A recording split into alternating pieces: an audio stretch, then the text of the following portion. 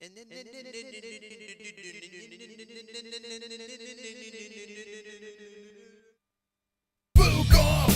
Friday, we gonna drink, smoke, food on a Friday. Fuka Friday, we gonna drink, smoke, food on a Friday. Fuka Friday, we gonna drink, smoke, food on a Friday.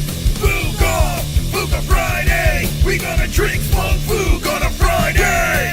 MMA on a Friday, boobies on a Friday. On a Friday, Fuka Friday. I can rub my nip, sexy little beat. Me reading the news, it makes your chode wanna skeet.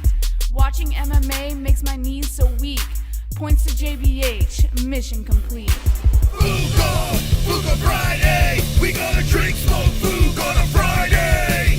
Fuka Friday, we gonna drink, smoke, food on a Friday. Stop the points game right now, it's time to spin the fucking wheel. Fuka Friday, we gonna drink, smoke, food on a Friday. Fuka Friday, we gonna drink, smoke, food on a Friday.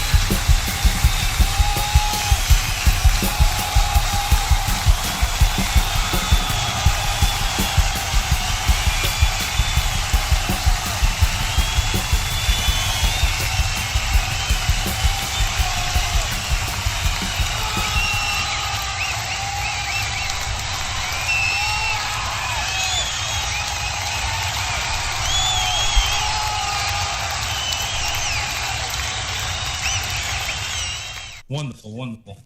Welcome to the MMA-Holes. How you doing, everybody? Hopefully you're wonderful. Tonight on Fuka Friday, we preview UFC number 297. How's everyone doing in the chat? Are you fired up for the big event tomorrow? The pay-per-view, kicking it off with 297. Du Plessis versus Sean Strickland. We're going to be doing our predictions. We're going to be telling you the bets. We're going to be telling you about what's going down in the world of the UFC, and I'm fired up. This event here may not be the best event ever, but it's interesting in certain ways, and we're going to discuss it as we navigate throughout this fight card, and we talk about the fascinating main event. I mean, the main event, I've been listening to some other people out there, and everyone's got their picks, and a lot of people are saying the same thing, or similar things about Du Plessis. He's got to finish it early, but if that doesn't happen, Sean Strickland could get it done later on in the fight or by decision. It seems like a lot of people are on the same page with that, but I think the fight is Dricus. Du Plessis is just one of the most unique individuals on the roster right now with his fighting style and how he handles himself outside of the cage. I think he's fascinating. So we're going to talk about him, and we're going to talk about Sean Strickland, who is, a bigger-than-life personality, very polarizing personality, and he's been creating headlines. He's been a lot of fun to watch through some of the embedded that I saw. I didn't see the whole thing, but his Nina Drama stuff, his press conferences and how he wants to stab people and all that crazy stuff. So we'll get into that. We got our MyBookie boosted bets in play. And if you missed the press conference stream that we did yesterday, well, let me refresh your memory over here. So first of all, let me just give a shout out to our sponsors. And one of them is MyBookie.ag. The promo code is MMA-HOLES for a 10% match in your first deposit. Now, we have a rollover, but it's not like the other rollovers. 50%, 100%, you're trapped. Money's trapped. I told my bookie, I was like, listen, I want a one-time rollover. So that's what they said they're going to do. 10% match, and you only have a one-time rollover at my bookie for the MMA-Holes. And then on top of that, my bookie hit us up and was like, well, is there anything else you'd like to do with your community? I'm like, yes, there is more. Oh, wait, there is more. So let me pull this up over here. And go on over to the Bet Boost section. So let me just show you how this works. The Bet Boost on MyBookie. Not only can you make your bets for the card, but there's a section called Bet Boost, okay? So it's right up top over there, okay? When you click on Bet Boost, you can see bets for all different sports, with NBA, NFL, all that fun stuff. And what they do is they take the plus money and they boost it a little extra, so they beat all the websites, right? That's their big thing. It's like their specialty menu at a restaurant. That's the best analogy I can get it. So I said to him, I was like, you know what would be cool? If the MMA-Holes could boost some bets. So the Wednesday show, towards the end of the show, go run it back so you can see how we came, about those, not predictions, bets. We got 3 bets that we all agreed on. Well, majority of us agreed on. We did polls and we did it that way. And I submitted it to MyBookie and they authorized all 3. So let me show you what the boosted bets that we did on MyBookie are. One of them is a very ambitious one where we said all the men, the Canadian men on the card tomorrow, they all win. Clean sweep of men Canadian fighters. It went from a plus 2,600 to a plus 2,879. So they boosted that up for the peeps over there. That's a pretty crazy bet. So throw like $1, $5 or something like that on it and see what you can get. We also have the bet of Chris Curtis and Sean Strickland, the best buds bet that we threw at them. And they said, sure. So if Chris Curtis and Sean Strickland win, it went from a 185 and now to a 205, a plus 205. So that actually, that went up. Oh, shit. Damn, I should have waited. That actually went up to a plus 205. It was down. It was like a plus, I think it was like a plus 190 something. Now it's a plus 205. Ugh, I should have waited. And then the last one, the Super Boost, a plus 325 went up to a plus 415. And all you need is Sean Strickland to win by a decision. So that is the boosted bet for that. So if you want to take advantage of the boosted bets on MyBookie, make sure you use the promo code MMA-HOLES so you get that extra 10%. But here's some big plus money stuff that we put together. I'm excited, man. This adds another dynamic to the card. We usually play some silly bets here and there. So I threw a couple of bucks on each of these bets, and if one lands, we're good to go. So let me know in the chat if you placed any bets or if you're thinking about it. Any questions, let me know. As MyBookie does a great job, and I appreciate them supporting us, and we support them. Also, ESPN Plus, if you're looking to watch the fights that are going down tomorrow night, 297. There's a link in the description. It's on ESPN Plus. If you're doing it legit, if you're buying the pay-per-view, click the link in the description. Now, if you're not, I get it. I totally understand. We'll be live, and we'll be telling you exactly what goes down throughout that card. So watch the show, hit the notification bell, subscribe, all that fun stuff. But if you're going to watch the fights along with us, I ask you kindly, click the link in the description, and we get a little kickback for that. Also, Clash TV, it looks like they've done some updates on their app, and we're going to be live Tuesday night on Clash TV. So Clash TV, we will be doing a show live on Tuesday night. Monday night shows, Tuesday night shows, Wednesday night shows, Friday night shows. We're always live. But now we're doing another show on Clash TV. So go follow us over there. We'll see you in the chat, okay? This is FOF Off Friday, and this is our circus show. I enjoy doing FOF Off Friday, and one of the big reasons why I enjoy doing it is because we play the points game. Points game is a lot of fun, helps us finance our program, and we appreciate you guys donating to the show. So on top of the donations, we made it into a game, okay? So it's $5 to get into the points game, and 2 joints is in from last week, so he's already in. And you have the most points, and how you accumulate those points is anytime someone donates, they say points to a specific player. The person who has the most points, well, spins the FOF Off Friday wheel. And we got that Conor McGregor pillow still on the wheel.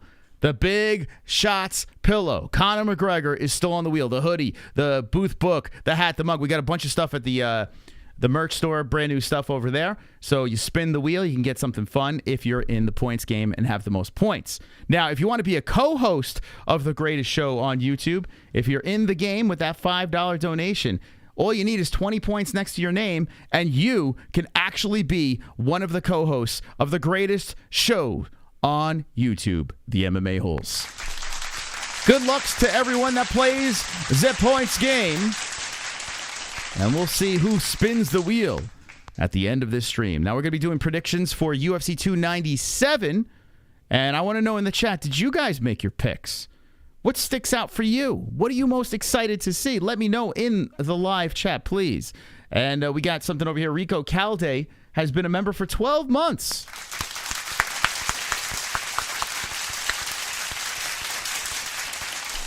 Very nice, Rico. By the way, Sonosi sent a picture of his second belt, so we'll show this. Every picture that is on here, so if you see a community member that is on the 1K Wall of Fame, the chat room over here, that means they dropped $1,000. Hearns, there's Hearns over there. He dropped $1,000. And there's the money champ with 2 belts, Sonosi.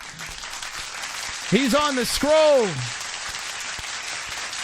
Sonosi's on the scroll with 2 belts. That's right. This guy over here is wild. So there's the Hearns, and there's Sonosi with his double championship status. I don't know if we'll ever see another double champ for Fuka Friday ever again. I don't know if that might be a once-in-a-lifetime thing. I don't know. Casey Jones just gifted a membership. Thank you, Casey Jones, for gifting a membership. I appreciate you. You're wonderful, wonderful. Wonderful. And let's see who got that. Who got that membership? It says Justin Station got the membership. So salute to you. Congrats from KC. KC, the member gifter. KC loves gifting the members. Members, please get on the knees. Get on the knees. Satisfy. KC, hit him with a.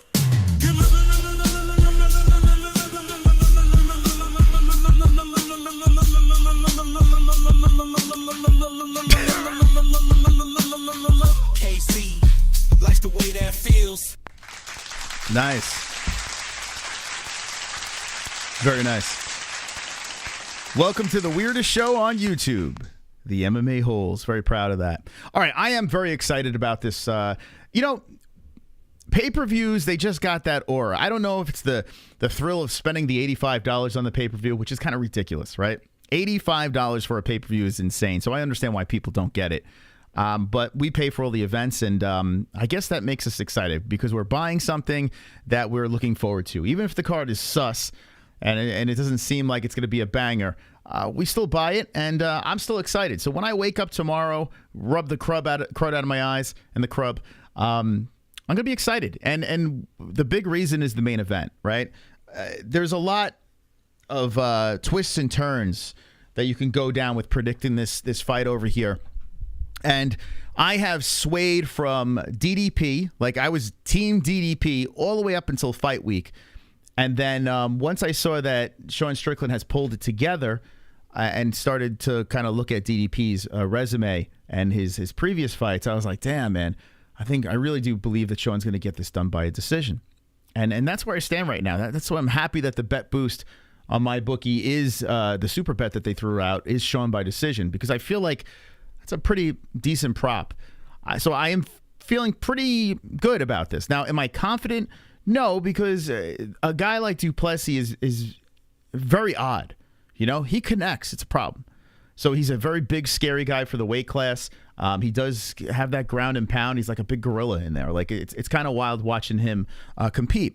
I like both of these guys for different reasons, but I like both of these guys a lot. So as a fan, without putting any money on it or predictions, I'll be happy either way.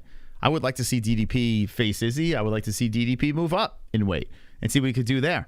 Sean Strickland, if he wins, well, who would have thought? Sean Strickland not only a champion, but defending the belt. Like, I don't, honestly, let me know in the chat. Did you ever think, not that Sean Strickland would ever be a champion, which is kind of crazy to think about, but Sean Strickland to actually defend the belt is mind-blowing.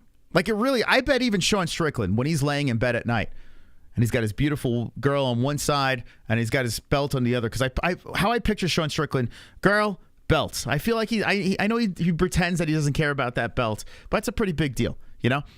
So Sean Strickland now laying in bed thinking, wow, not only am I the champion, but I have a chance to defend this thing in Canada, which is a weird place to do it, but I'm going to be doing it in Canada. Pretty nuts. Pretty fucking nuts. So let me know in the chat, what do you guys think about this? Did you ever think that Sean Strickland would be defending the middleweight title? And will he be successful? I mean, I never thought that. PC Strickland. Oh, I got to show that dude's Twitter, man. Some funny shit. Strickland doesn't sleep because all he hears is cries from bald eagles. Hey, there you go. Hold on, let me find. Hold on a second.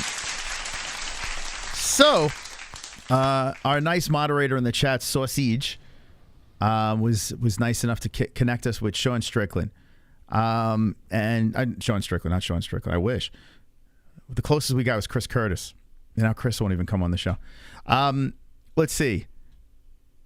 So here's Sean Strickland's page, but I think he retweeted. Did he retweet it? I thought he did. Okay, we'll go to PC Strickland. So he was nice enough to link us up with PC Strickland in the chat, who is very active on Twitter. And how he came about was basically Sean Strickland would say something and PC Strickland would say what he really meant, you know? And it was a great account. It still is a great account. He's got 3,844 followers. I'm pretty sure by the end of this trip, it's going to be through the roof, this guy's following, because, you know, he's mingling in Canada. And he's such a fan of Sean that I like that. I like that banner. He's such a fan of Sean Strickland that he flew to Canada to see him fight and defend his belt. Okay? So you scroll down over here, and the first thing that I noticed was Worlds Collide, Sean Strickland and PC Strickland. So here he is. And by the way, let me say this. We'll see a little better in the other picture. He actually kind of looks like Sean Strickland. I didn't picture that. Like, for some reason, I didn't think he was actually going to. He kind of looks like a little more of a fun-sized Sean. They are. Now, I could only imagine what PC Strickland was thinking. He had to go to Canada to meet the god that is Sean Strickland, but it happened, right? So they take a picture together, and then here, look at this, even better. Check this out. Hey, you guys, it's been one of the OGs since like day one, dude. PC Strickland. Let's fucking go. Tell the people your name, bro. Come on. Sean Samus, PC Strickland. We're getting this dub tomorrow. Let's fucking go, man. Let's go.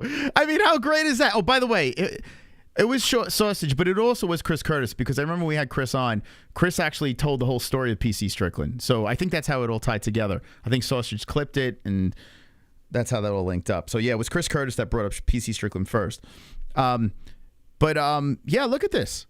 Worlds colliding out here. Kind of cool, man. Kind of fucking cool. It actually, and the best part about this, right, is the fact that Sean seemed genuinely happy and excited to say, oh, fucking hell yeah, man. You came to Canada to see me fight, and we're hanging out in the fucking lobby over here. Like, pretty fucking cool. So, congratulations to PC Strickland.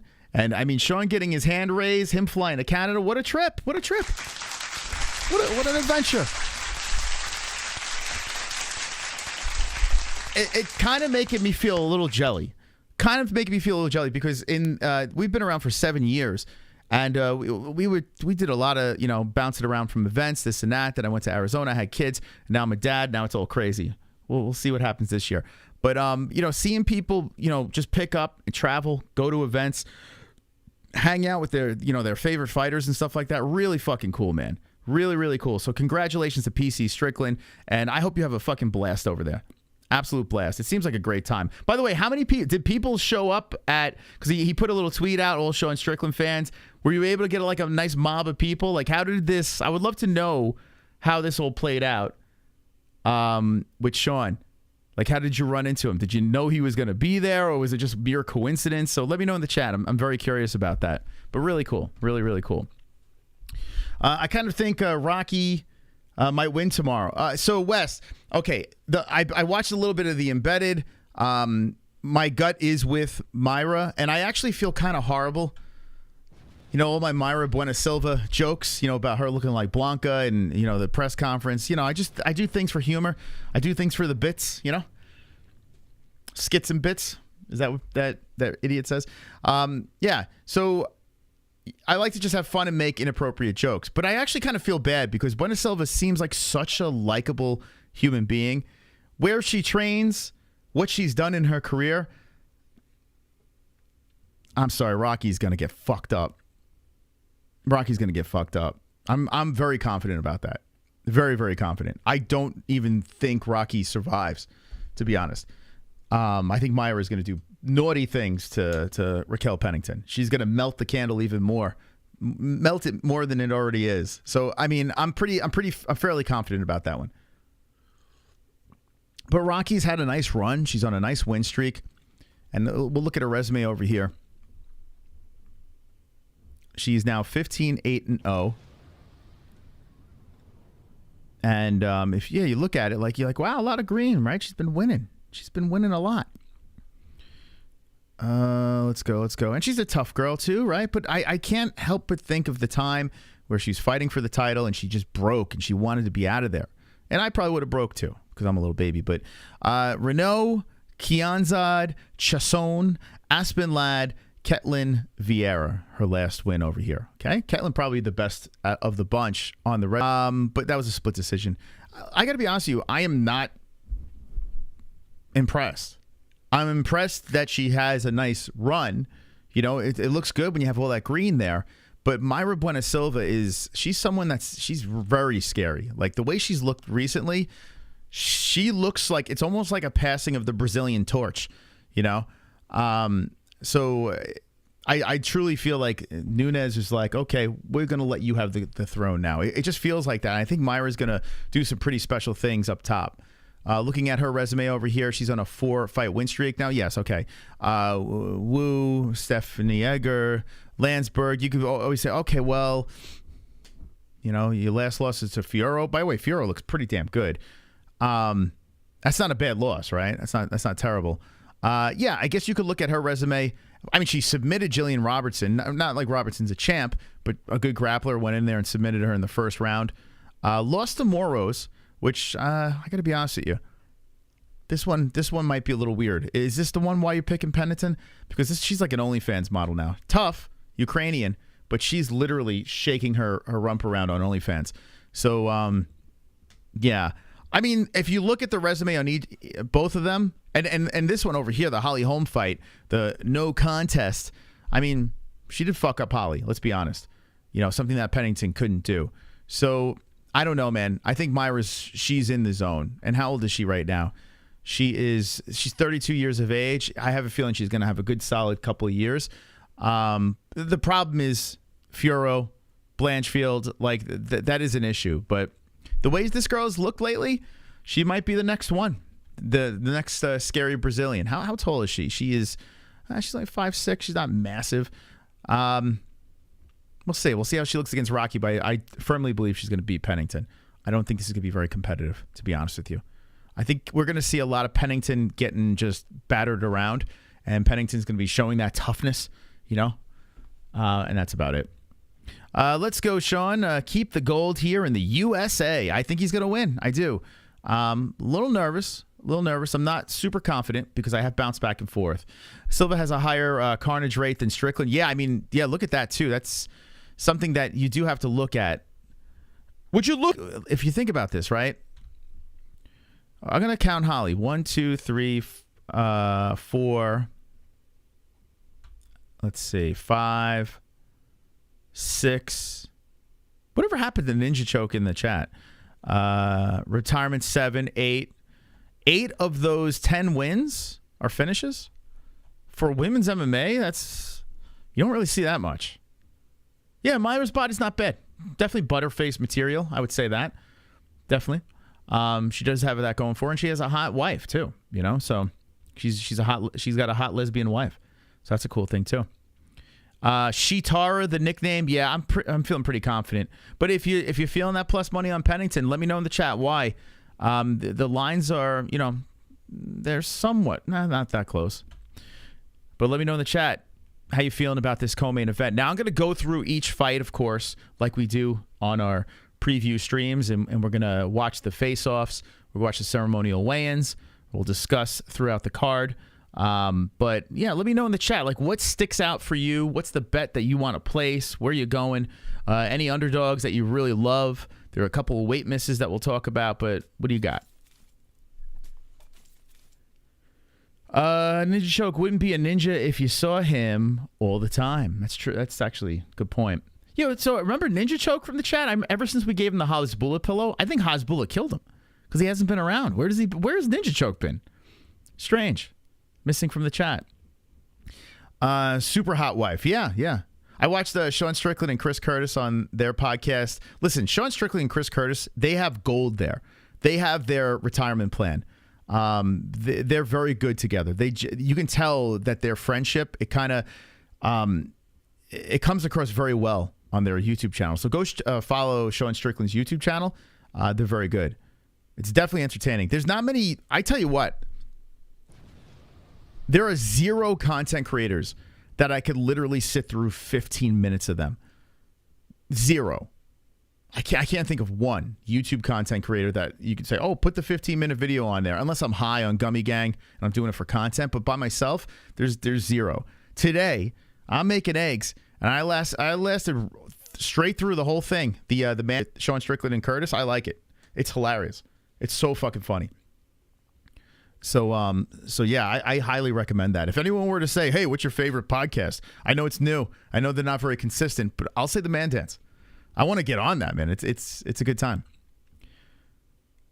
Pillow pegging, the great Yash. Hello, good to see you, says Lou Dog. What up, Lou Dog? How you doing, bud? How you doing? How you doing, friend? He ran off with the pillow doll. Oh, a ninja choke. Yeah, what happened, man? He ran off with Hasbulla. He won Hasbulla and just vanished. Hope he's okay. It was great. The Man Dance, correct? Like that was good, right? I was surprised. I was like, listen, it's just two dudes. It's like locker room talk, but they fight in the UFC, so it adds some, it's. I tell you what, even Sean Strickland, his insight, like listening to him talk about like people that he was trained with, like when you get past the crazy words, the things that he talks about these fighters, like I was dying laughing when he was saying like we were on the same page with this, which probably means I might be a little retarded as well. But when he was talking about Jasuda Vicious and says she has a little bit of the tism, I was dying in the morning making my eggs because she does. Like I said, the same thing.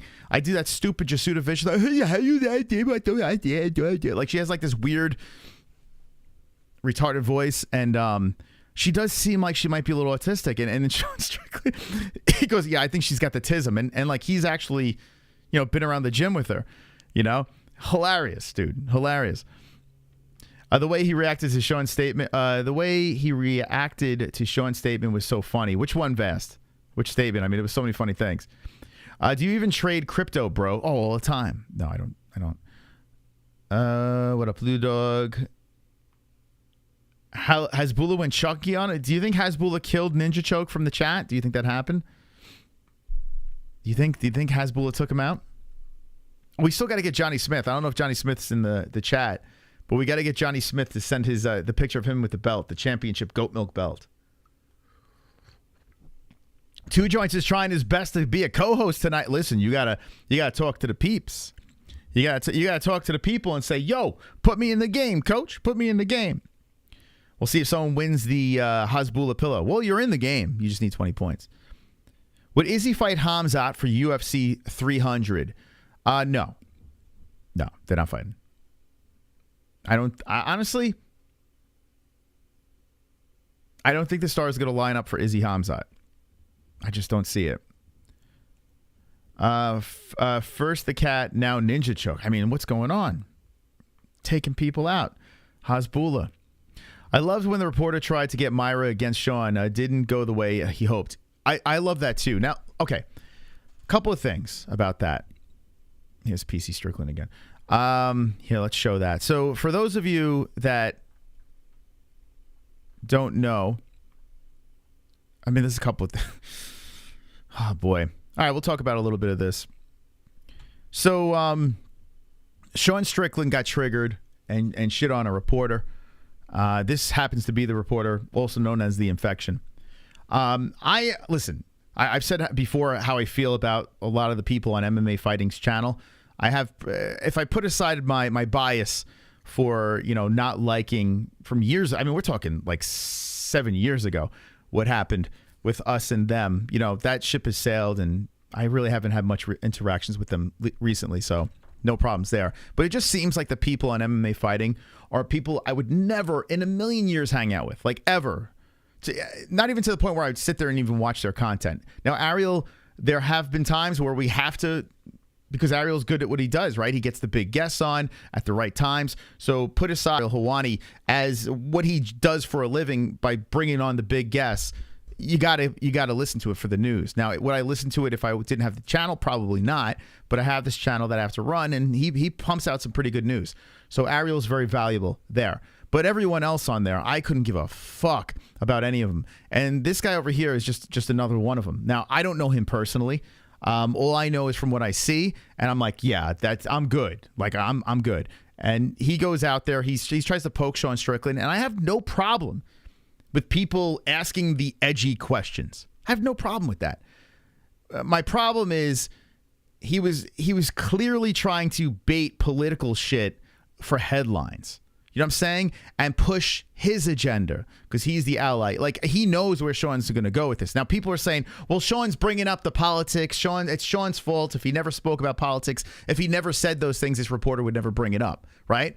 But this is who Sean is. And Sean's also the alpha at the dais. He's the fucking fighter. He's the guy getting in the cage in his underwear, not this fucking guy, right? And I understand this guy's job is to pull out the information so you can extract it and put it as a headline. I get that. But there's a consequence.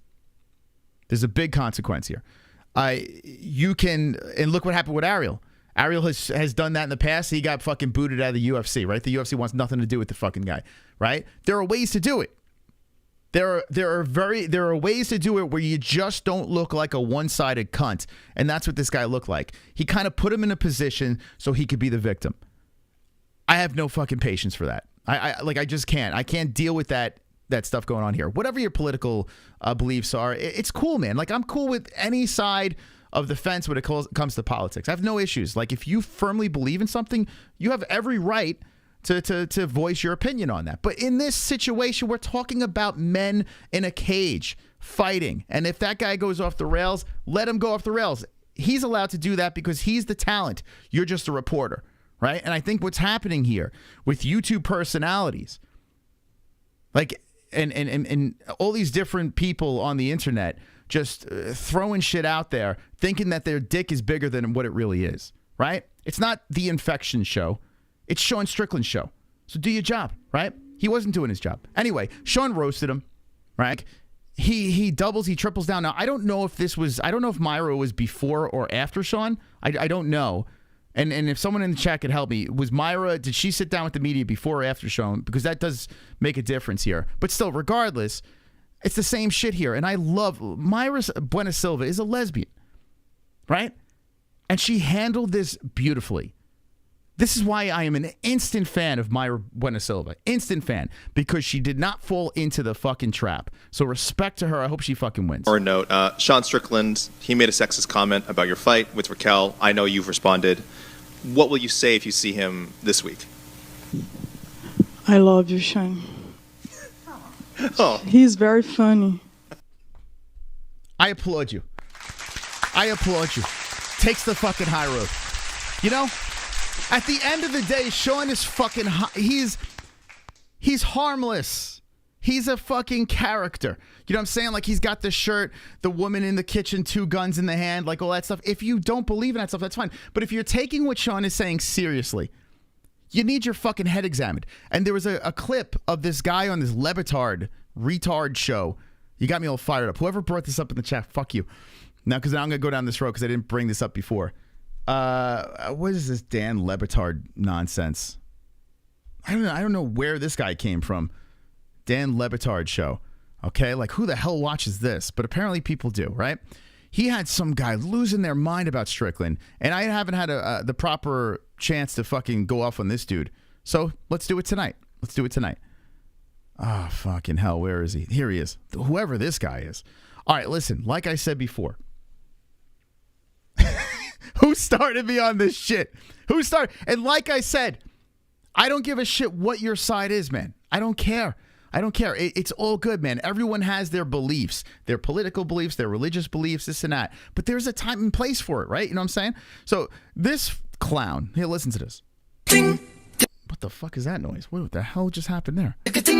What the fuck is that? What is that? All right, that's clearly, I don't know, that's clearly not the... Chicka-ching! That sounded like something very racist. I don't know. Does anyone have the clip? Can someone put it in Discord? I don't want to sift through this nonsense.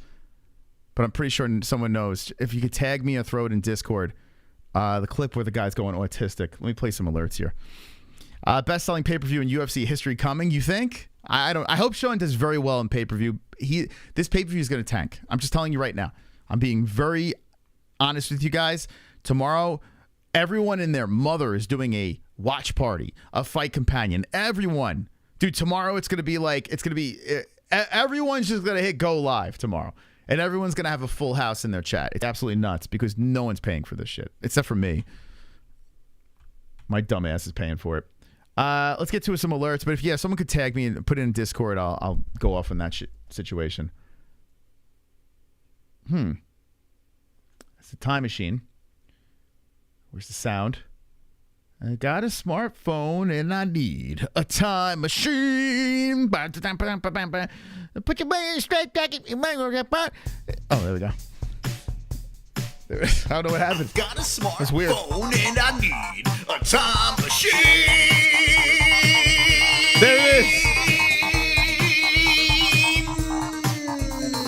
Yeah. Let's get some co-hosts, baby. Put your mother in a straight jacket, you punk ass white boy. Come here and tell me that if I fuck you in your ass, you punk white boy. You faggot. You can't touch me, you're not man enough. I eat your asshole alive, you bitch. Fuck you, you hoe. Come and say to my face, fuck you, ass for everybody. You bitch. Come on, you bitch. You scared coward. You're not man enough to fuck with me. You can't last 2 minutes in my Let's go, Pale. Look at you scared. Let's now, go. Hoe. Scared like a little white pussy. Scared of the real man.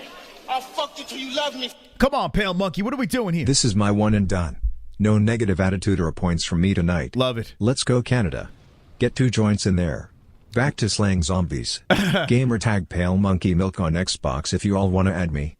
There you go. Pale Monkey Milk on X. Does anyone have an X? Does anyone use Xbox anymore? Get PlayStation. Thank you, Pale Monkey. Appreciate you. Look at that, a $20 donation. Coming in hot.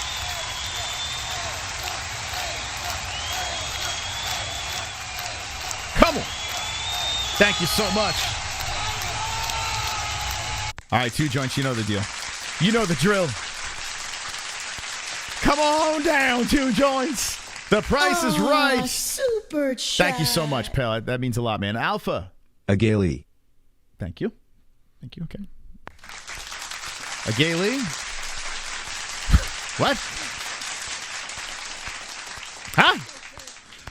And thank you, Spaceman. Did you just become a member? Hell yeah. Oh, Spaceman re-up. Now he's a blue belt. Spaceman V. Let's go. Thank you, Spaceman. You Spaceman fella. Thank you. All right, where's this Levitard thing, man? Does anyone have this thing? Let's see. Dan Levitard. We got to find this so I can rip him apart. Dan Levitard show. Let's see. Oh, I know how I can find this. I got to find that guy on Vox. What the hell is his name? Crying somewhere. Then I can find it. Dun, dun, dun, dun, dun, dun. Let's see if I can find this dude. What's this guy's name? The dude that Sean Strickland roasted. Does anyone know his handle so I can find this tweet? I would love to go off on this guy, but I just can't find it. Super chat. KC Jones, how you doing? Do you believe in gravity wave detection? Do I believe in By the way, guys, when you donate, please say points. Please say points so we can give it to players. Thank you so much, Casey. You the man, dog. Man, I don't remember this guy's name. Shit, where is it? Now I can't find it. Is it Alexander Lee? Is that his name? What's his name? Soy. I don't know his name. I don't follow him, so I don't fucking know. Crying Clam Boy. Ariel tagged him recently on. Yeah, but Ariel tweets a ton here. All right, we'll go through it. I'm sure Ariel has a bunch of useless tweets. Here, let's see. I'm just waiting for the day for Ariel to block us. It's inevitable. It's incoming. Oh, what's going on, Will? Oh, hey, what's going on? Hold on, we got a whole crew in here. Oh shit, what's going on? I got a whole crew in here. Hold on a second. We got a whole party. We got We got Lady C up here. Oh my God, what's going on? We got Big Will up in the house. How you doing? What's going? Holy shit! The whole crew is up over here. We got Hunter. We got Dylan. What's going on? What's going on? Hold on. How you been? How you been? Haven't seen you forever. What's going on? I know. Just since. Oh my God. You want to come? Hold on. We got Jesse's fam over here.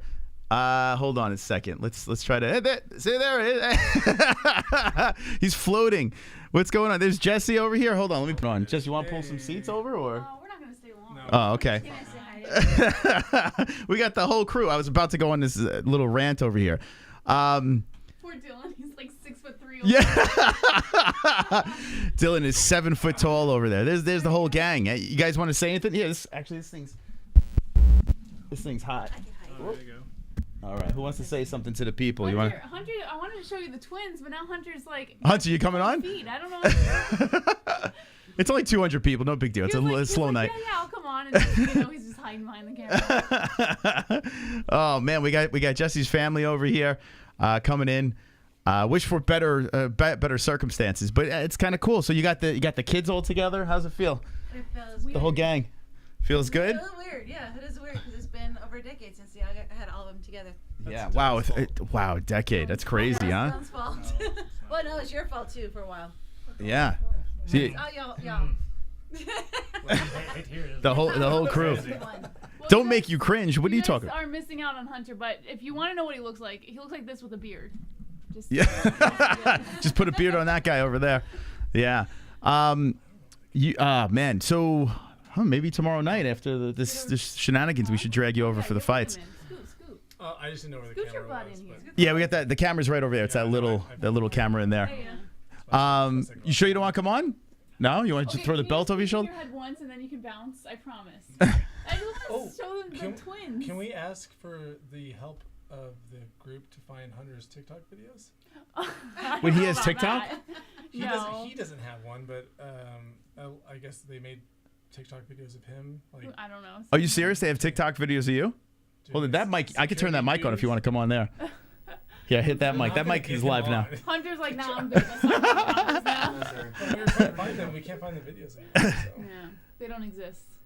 All right, we got to find this. We're not going to say the last name, but look for Hunter on TikTok. Okay, he looks like this guy would. His name. It would no? been, yeah, no, don't worry about it. All right, we got to figure it out. These guys are like the chat. They find everything. Oh, I got a guy from Canada on standby over here. Hold on a second. Well, we can't hear him. Yeah, you're not gonna. Well, we got this. No, actually, I could do this. Yeah. Okay, let's see. 2 joints. You there? Chris, can you hear me, brother? Yeah. What's going on, 2 joints? Well, I'm super nervous, bro. I've been in front of UFC fighters and other shows, and Jesse's family is just making me like I'm jumping out of my shorts here, bro. I'm super nervous. Wow. You super nervous? Can you hear it? But it's okay. I'm just kidding. It's just a family atmosphere, right? So I mean, it's kind of nice. Yeah. We got the whole gang over here. Hold on, let me pull you on the screen here. Yeah, let's do this. All right, there we go. There's like the. Let me get 2 joints on here. You know what, Chris? I thought this was an intervention. I thought somebody was having a drug or an alcohol problem, and we were all going to get together, and that's what it looked like when it first came on. Yeah. They all just kept coming into the room. I was like, wait, when is this stopping? They just kept more came in. It's crazy. Oh, wow. Yeah. So this guy's 2 joints. He's a community member, and he's from Canada, right? Nice. Absolutely, yeah. On the other side of Canada, like about 6 hours from Vancouver is where I live. So I'm in BC. That's nice. British Columbia. And 2 joints he's looking for love. So if you guys know any single women out there, 2 joints want to become part of the family. Maybe we could find you a cousin or something. Monica's a runner-up. Well, yeah. He's like, I'm not high enough for this I think shit. I'm pretty happy where we're at, Moss. A nice plutonic little, kind of a celebration every time we hang out. So, I'm good with the way things are. Yeah. Yeah, we should try to get everyone together for the fights tomorrow, like after everything's done. Is that even possible? I don't know. What time's the fight tomorrow? They start. Do you so even watch fights? Do you guys the main card starts. No. Once in a while. I think when is the main? It's long. Main card starts at 10 Eastern, so that'd be 8 our time. Right. Yeah, maybe. Started at 8. Yeah, 8 our time. Oh, that's right. Yeah, main, but the prelims, we'll be live the whole freaking time. Yeah, you'll be. Yeah, you'll be here. We gotta get Dylan and well, Hunter probably won't even want to come on camera. So I'll come on down. But we want to watch fights on Facebook. Conrad says I'll be back when it gets back to normal. What do you mean? This is how the new show is going to be. What are you talking about? Conrad. Line up. This is the new supporting cast. Yeah. What else? What else we got going on? Anything else? So flight was good? We just came to bombard you for a minute. we and don't then want to think we're, about you it. know. All right. All right. Alrighty. Bye, guys. Bye. There we go. All It's right, nice I'll be meeting back. you all. Hey, Lady C, how's it going? You look tremendous, by the way. There you go. 2 joints is hitting on mom over Bye. here. Oh, whoa. He says you look tremendous. Thank you. I appreciate Wait, that. 2 joints. How old are you? I'll be 50 in March. Oh, wow. Oh, not much younger. Oh, Mom. Oh, She likes him young. She likes him young. I might have a new stepdaddy. Oh, no. Lady All right. C's a good woman and Papa J's cool. We're all good. Bye, guys. All right. Have a great day. There they are. Look at that. Wow. Who would have thought? Fuck, Chris, what an intro, bro. Like, I mean, I can catch your breath now. That was really shocking, man. Like, in a good way. Like, Yeah. It was cool. I didn't expect. I knew my brother-in-law William was going to be over. He's sleeping over. Unfortunately, we have a situation because Jesse's grandmother passed. Right. That's Lady C's mom. So yeah, the whole gang flew in, and there could be a memorial tomorrow, and then after the memorial, we do some fights. That's how that's going to work. So yeah. Okay. Well, I mean, you know, all kidding aside, like, didn't she come over for a little get together, like, not long before she got ill, Chris? Like, I think she had a really good time with you guys at a gathering, and then a little bit after that, Grandma got sick. So I think she had one more good hangout with you guys, and kind of things. Yeah, that's pretty much the situation. Yeah, she had a last hurrah, and she was doing good, but yeah, she fell, and it was a whole thing. But yeah, may she rest in peace. Tomorrow we will. More than that, but today we'll talk fights. So 2 joints. Some good fights coming up, Chris. That crowd at the press conference and at the weigh-ins, Canada's ready for these fights, bro. I mean, we're ready. I'm telling you. I mean, I think the crowd has done a fantastic job. They've been riled up. The Strickland thing has been real fun with them. Were you surprised to see, or are you like, hey man, this is Canada, we roll deep? Were you not shocked by the Canadian audience? Well, I think Canadians are just ready for some regular activity from the UFC, Moss. And I mean, you got to admit, Strickland and Duplessis is way better than the women's main event in Vancouver that he had a couple of months ago. So, but yeah, Canadians are animals. Like we're quiet and friendly, but you put the right stuff in front of us and we get excited. You know, like hockey, UFC. You know, it is what it is. Yeah. So I'm like all over the fucking place right now. I didn't expect that. Catch your breath. We're good. So, I wanted to find that clip of this Le Batard guy. Did you hear that? Man, no one's tagged us on this thing. I guess no one watches Dan Le Batard because I don't watch it either. But I'm trying to find this clip. What did you think about the whole press conference and Sean going back and forth with that reporter? And it was all weird. What'd you think about it? Well, to be super honest with you, Moss, the shorter answer on that is, when those reporters ask those certain questions, they get what they want if the fighter comes back in a harsh and kind of mean way. You know, honestly, like, I mean, Sean really, really amazed me the other day because I think that's what freedom of speech is supposed to be about, Moss. Mm-hmm. No matter what you got to say, you say it and you let it out. And if you offend some people, that's fine because that's your belief. That's not theirs. But at the end of the day, you know, Sean just really proved like he's a solid guy. And I hope he wins because I think he'd be a fun champion to have around for a while, to be honest with you, because he says it like it is, Moss.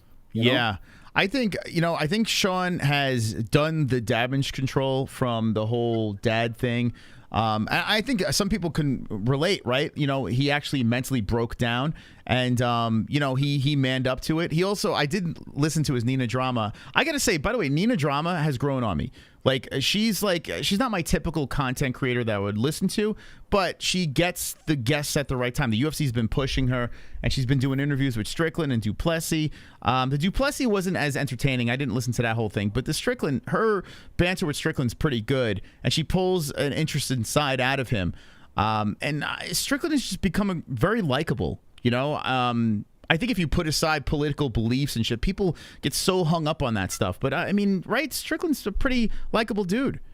Well, of course he is. And I mean, like what you're saying about Nina, I think she's kind of growing on me too, Moss. Like, I'm not copying what you're saying is what you were saying, but if you're a good interviewer and the fighters like you, male or female, they're going to want to come back and talk to you, and they're going to have a good thing to say about their future or say something nice about you. And I think that's what we want.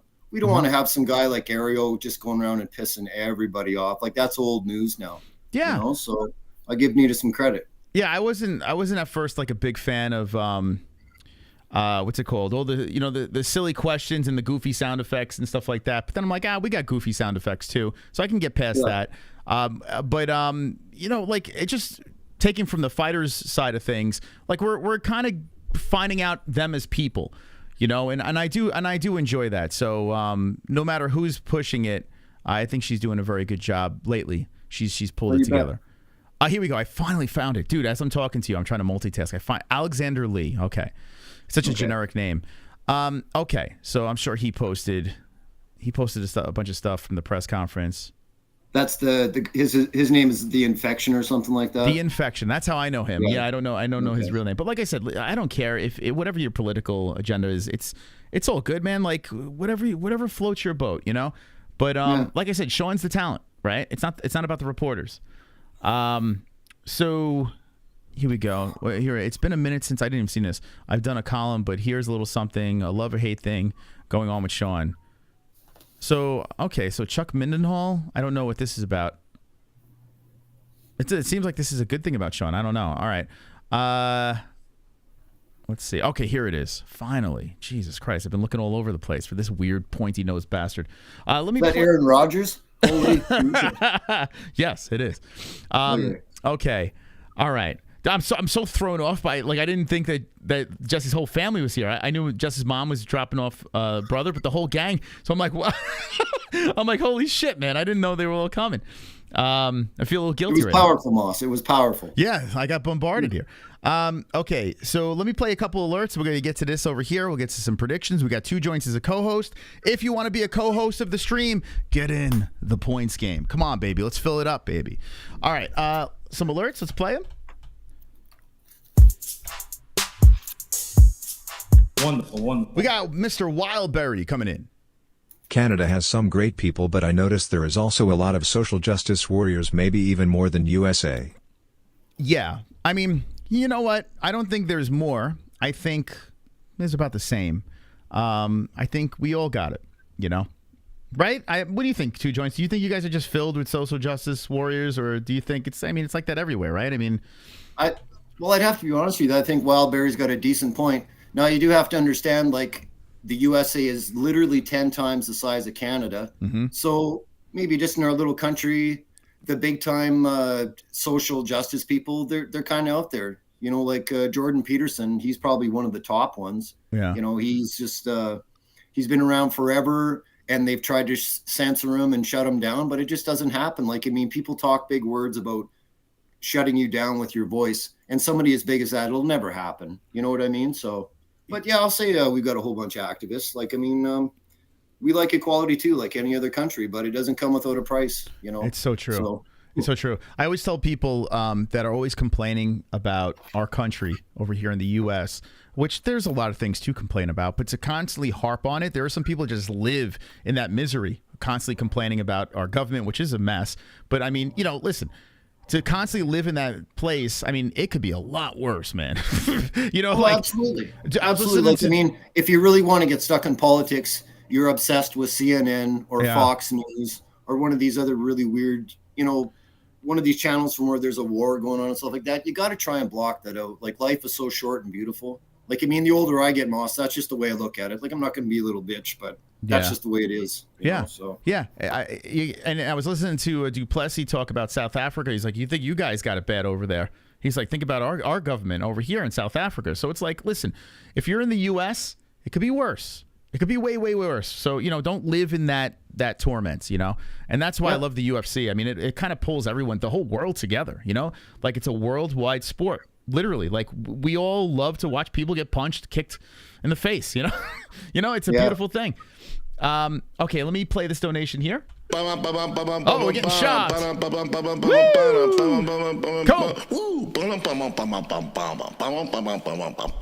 Let's go, Bird on Wire. Bro, I've watched Le Batard since I was in high school. He's always been super leftist and a huge virtue single guy. PPL in the own industry even got tired of his stick. Yeah. Points me. Oh man, thank you so much for the donation. Let's get Bird on wire. Did you know about this Le Batard guy, 2 Joints? Honestly, I haven't heard of him at all, Moss. Sorry if it's just kind of. Yeah, the only reason I've heard of him is because of this show, where just doing research, you just stumble upon clips, and I seen clips of this dude. So let me play this. So this is coming off Sean Strickland roasting a reporter, okay? Which I think Sean. Listen, was I like, oh damn, yeah, I was. When Sean was going off on the reporter, I was like, holy shit, Sean's going in. But I think he had every right to be honest. It's not the Alexander Lee show; it's the Sean Strickland show. So just do your job. That's right. Here we go. Dan Le Batard show. So this is a clip from that. If you like watching this nonsense, go follow him. That is bullshit that we allow that. And I apologize for the dirty language, okay? I don't stand by that. 2 Joints? Yeah, okay. Bullshit. And we can't ignore it. And we should. If there isn't going to be a punitive measure, let's move on. Move the fuck on. But there can't be a punitive measure, Mike, if the person in charge doesn't feel anything in the way of pressure. Like, there has to be the outrage and the reaction to it. Now, I understand that the reaction these days to the outrage is to simply say, you're too sensitive. You want to cancel me. This isn't freedom, you being outraged by every little thing. But this kind of speech is not a little thing. He's wearing a T-shirt that says, women go back in the kitchen. Well, like, what are we doing? You hear this guy? He's taking that shirt serious. What a fucking snowflake. What are we supposed to do? Rip the shirt off, burn it, and crucify Sean Strickland? Like, what is this? What does he think Sean's doing with this? Like, I don't understand. What harm is Sean doing there? Like, it's a joke, bro. Maybe. Well, I think he did it. He did it to affect other people, Moss, and this fucking sucker that's behind the mic right now. Hook, line, and sinker, bro. So Sean's a winner on that one. 100%. It worked, right? It fucking worked. This idiot doesn't even realize that he literally got fucking baited into it. By every little thing. But this kind of speech is not a little thing. He's wearing a T-shirt that says, women go back in the kitchen. Well, like, what are we doing? What are we doing, 2 Joints? Boy, he'd love our show, Moss. Yeah, I mean, Jesus. How dare you? I had a shirt. Hey, ladies, I drink pineapple juice. That was the shirt, right? And what does that mean? It means that my jizz tastes good. I mean, is this guy going to cancel me because I had that fucking shirt? Like, that's not. Well, we haven't even touched on that. That's hatred of 40 years ago. We kind of got past that. Oh my God, we're going backwards, 2 Joints. Like, what is Sean Strickland? Sean Strickland's making us cavemen again. Could you believe this? He's ruined the whole world, Moss. That shirt and Sean have ruined the whole fucking world. Yeah. Fucking Sean he's the devil. Now, that one girl, okay? That one girl. You're a fine lady of the chat. Aunt Ann, a fine lady of the chat. You're hanging with a bunch of fucking Neanderthals. I want to know from the ladies in the chat. Seriously, now, if you do find what Sean Strickland does and says insulting, let us know in the chat because, listen, we're a bunch of monkeys with penises, right? What do you guys think? Maybe we're off on this. Maybe you agree with this fucking clown. But let me know. I want to hear the other side as well. And now we're just rehashing it because there has been a change.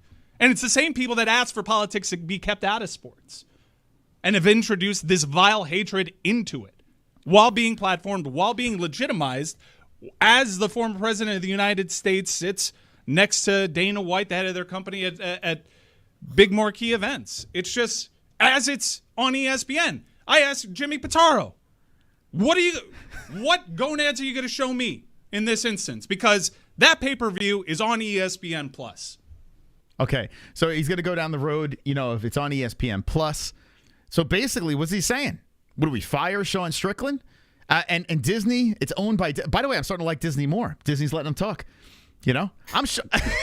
Let's go Mickey. Let's go Mickey Mouse. I mean, listen, at the end of the day, this is an adult thing, right? We're adults here, are we not? Like, we're watching men. Like this clown is talking about this. We're literally watching men in a cage beat the life out of each other, and this is what he's worried about.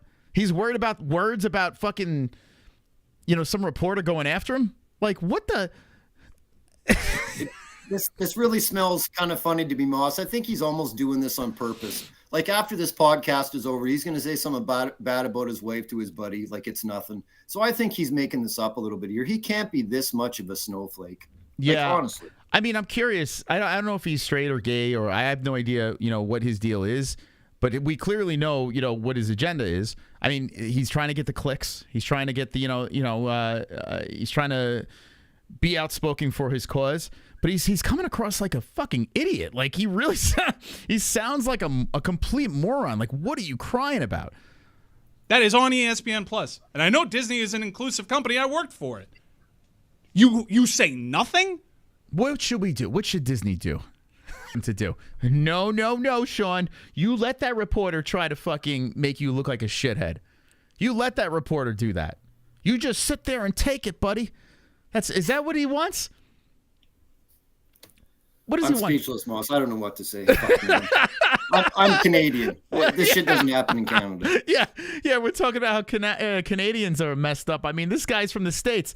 Like, I want to ship him off, put him on a boat, and just, I don't know, tie him up, and just put him on a boat and just let the boat go. You just no engine, nothing. Just kick the boat and let it just fucking go. Like, we need to do something about this because, like, what is wrong with you, bro? How is this getting you so fucking fired up? It's not that big of a deal. It's okay. Everything's going to be fine. Sean's a fucking Neanderthal. He says things to get, a rile out of people. A reporter tries to challenge him. What does the reporter think? What does he think Sean's going to say? Oh, you're right. Was Sean going to sit there and be like, yeah, you know what? You're right, buddy. You're right, buddy. Shit on me. Put me in a... No, fuck you. That's what he's going to say. You know what? Exactly. You were right, Dan. I'll walk it back. End of the segment. I have to change my mind on something. I'm glad you made us play that. It sounds like he's going to cry. It literally sounds like he's going to start tearing up, and looking for the nearest cock to put in his mouth. Like, I don't know, like, what's going on with this guy? What's wrong with this dude? Oh, he's definitely a season ticket holder for a WNBA team. Grown men crying over words on a radio show. Man face pumping.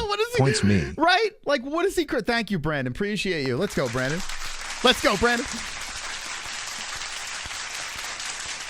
I mean, what is going on? It's so weird, right? Yeah, he's almost on the verge of tears. All right, let's put a little Bougie Brandon in here. Thank you so much for the $5 donation, Bougie Brandon.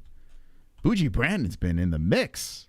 Oh, I wonder, did Brandon go to BYB? I know Kendall went. I'm curious. That's a great segue, Moss.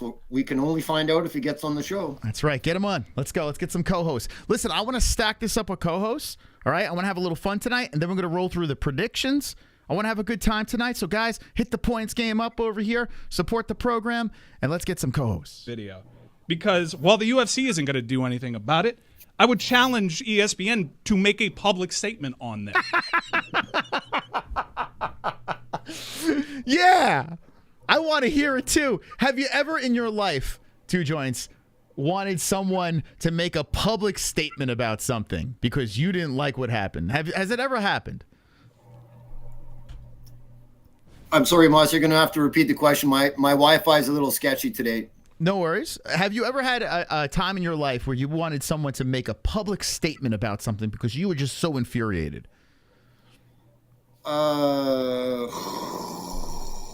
Well, it's pretty intense. Should I find something a little more family friendly? I mean, we got the... fuck, you got me there again, Moss. This has been a shocking show already. You need more weed in you, man, to handle this nonsense, man. You need to be intoxicated to listen to this craziness. Yeah. Because that's what's happening here pretty soon, bro. UFC isn't going to do anything about it. UFC's not going to do anything about it. Like, literally, they say, I mean, they're cage fighting. They're men and women trapped in a cage, like, killing each other in the cage. This is a sport. What do you expect, man? This is going to be some shit talk. Challenge ESPN to make a public statement on this. I challenge ESPN to make this is a challenge. I've never challenged anyone to make a public statement. Never. It's never happened. This is a challenge. Because I'm not going to lose sleep if you don't say something. Because that kind of hate is going over their airwaves. The Walt Disney Company. What? Don't you love people that just try to get people fired? Don't you love that? They're so miserable in their own life that all they care about is getting other people fired. Yeah. That's pathetic, Moss. And then they, at the end of their shift, they walk to their car and somebody beats the shit out of them. And who's the winner then, right?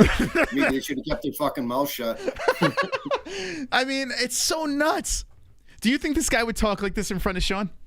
Do you think that this guy would be running his mouth in front of Sean like this? No. Sean would fucking, oh my God. I can only imagine what Sean would say to this guy. Sean would probably just laugh at him. I mean, because he literally, I mean, all I hear is this. That's all I hear. Yep. A grown man just fucking crying. Crying. What? Are you a chicken shit? That you staring at the camera. This has got to be a bit, right? Look at this fucking idiot.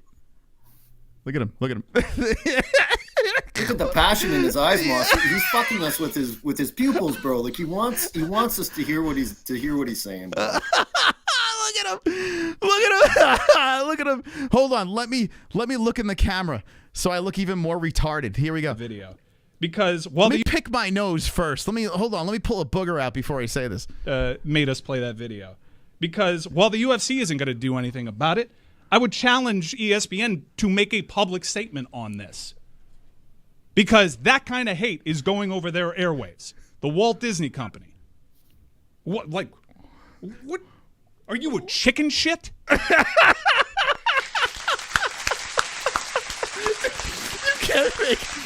Oh, what a performance. This dude, how is this Lebitard, whoever the host, how is he not just crying from laughter? Like listening to, if you just went on an autistic rant about something like this, I would literally be in tears. Like I wouldn't be able to let you talk. I'd be crying laughing. How is he not? Well, some people really lose their shit, but this guy's he's just weird and shitty about it. He doesn't even do this right, Moss. It's a sham. He's a sham. You know what I feel bad for? I feel bad for people that actually are on his side of the fence, right? Because there are normal people that are liberals. There are normal people that, are they got their beliefs, but they're just not him.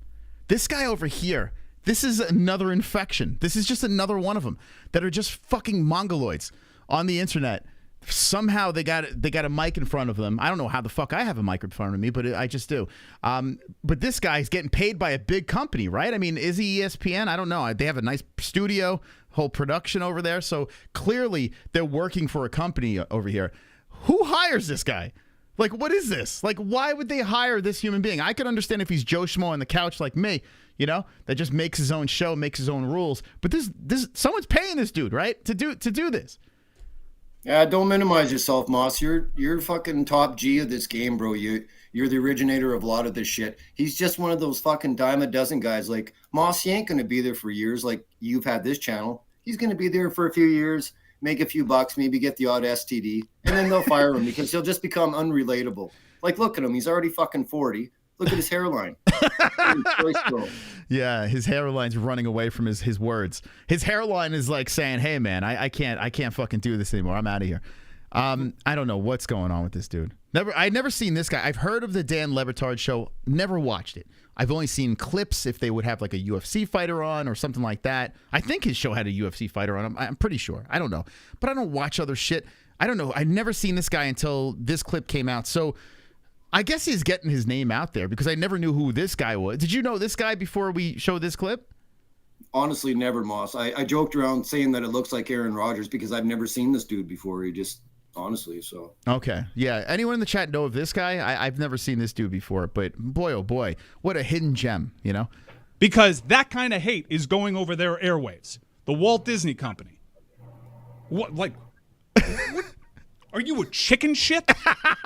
That you allow this with impunity regularly, but it's never been this vile. The guy's wearing a t-shirt that says women belong in the kitchen, a gun in every hand. Disney's a family company.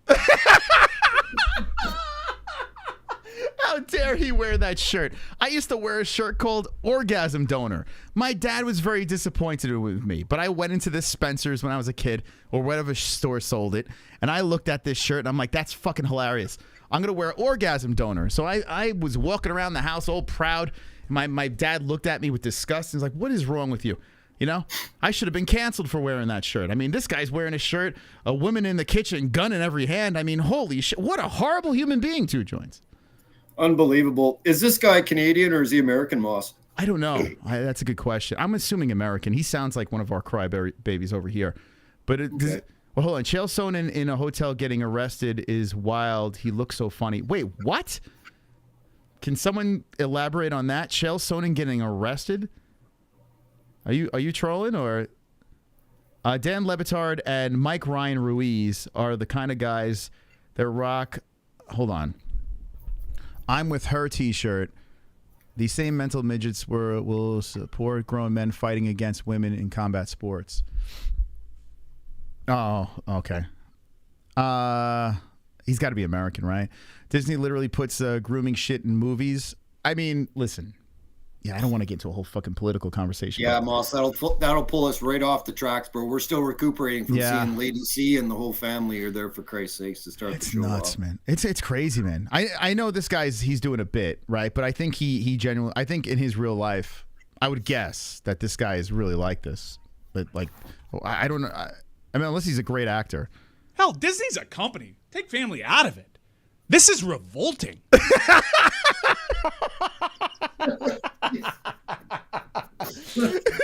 This is a man. This is a fucking man. That's not a man, Moss. Who talks like? Who in the real world talks like this? There's no one. I've never met a human being that literally talks like this guy. There's no way. There's no way this is real. This shit sounds like it's like it's scripted or something. A gun in every hand. Disney's a family company. Hell, Disney's a company. Take family out of it. This is revolting. You have that guy's last name on a pay-per-view. At the very least, condemn it. So what? Wow. I mean, this just makes me love Sean even more. I didn't think I could love Sean even more, but if he's getting this kind of response, holy shit, Sean's the best. Oh my God. Sean is the best. People gummy time, Moss. All right, well, enjoy. What kind of gummy we got going on there? 250 milligram gummy. Whoa. All right. Fruit punch. A fruit punch. Oh, that's going to be good, man. You could be flying. I like it. Well, it takes a lot. Big Daddy's got a hell of a tolerance, but I mean. Now this ain't on to Chael story. What's the Chael thing? Like I said, we got a Discord, man. Drop it in the Discord if it's something worth talking about. Okay. So that guy exists on this earth. He walks this earth. We got a bunch of alerts. Let's play him. Oh, boy, I can't. I honestly can't wrap my head around that. Wonderful, wonderful. I haven't laughed that hard in a while. Outrage culture is pathetic. This guy reeks of estrogen. I don't know what's wrong with that guy. I feel really bad if it's not a shtick and he's genuinely seriously that upset about that. He really needs help, man. That dude needs to see a shrink. Hold that thought, Two Joints.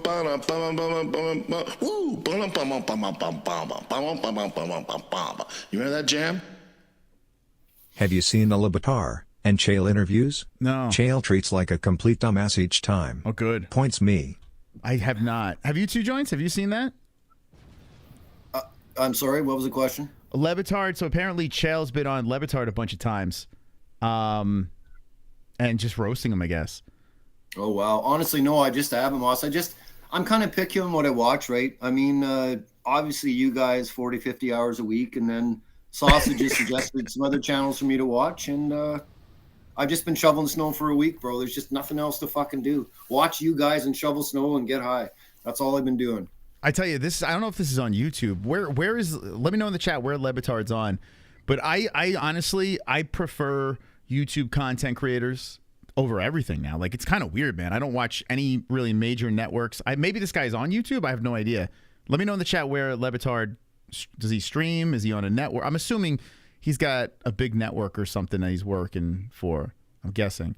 Chael did rip this dude. Yeah, I guess so. Chael, he goes on the show and just, that's so weird, man. I don't understand. Like, so this guy, this is the host, right? I guess this is the Le Batard guy.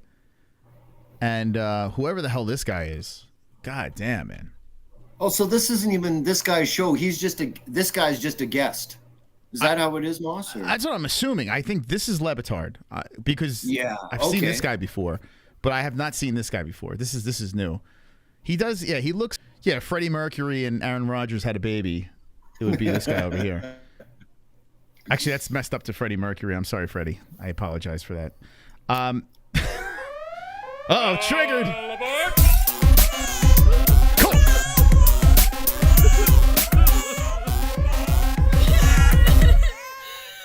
Let's go, Pale. Come on.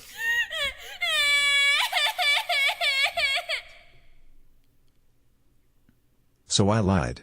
Shit, piss, fuck, cunt, cocksucker, motherfucker, tits, fart, turd, and twat. Le Bastard is a bottom bitch. Points Brandon. Thank you. Wow, what a donation. Be careful. This guy might try to cancel us.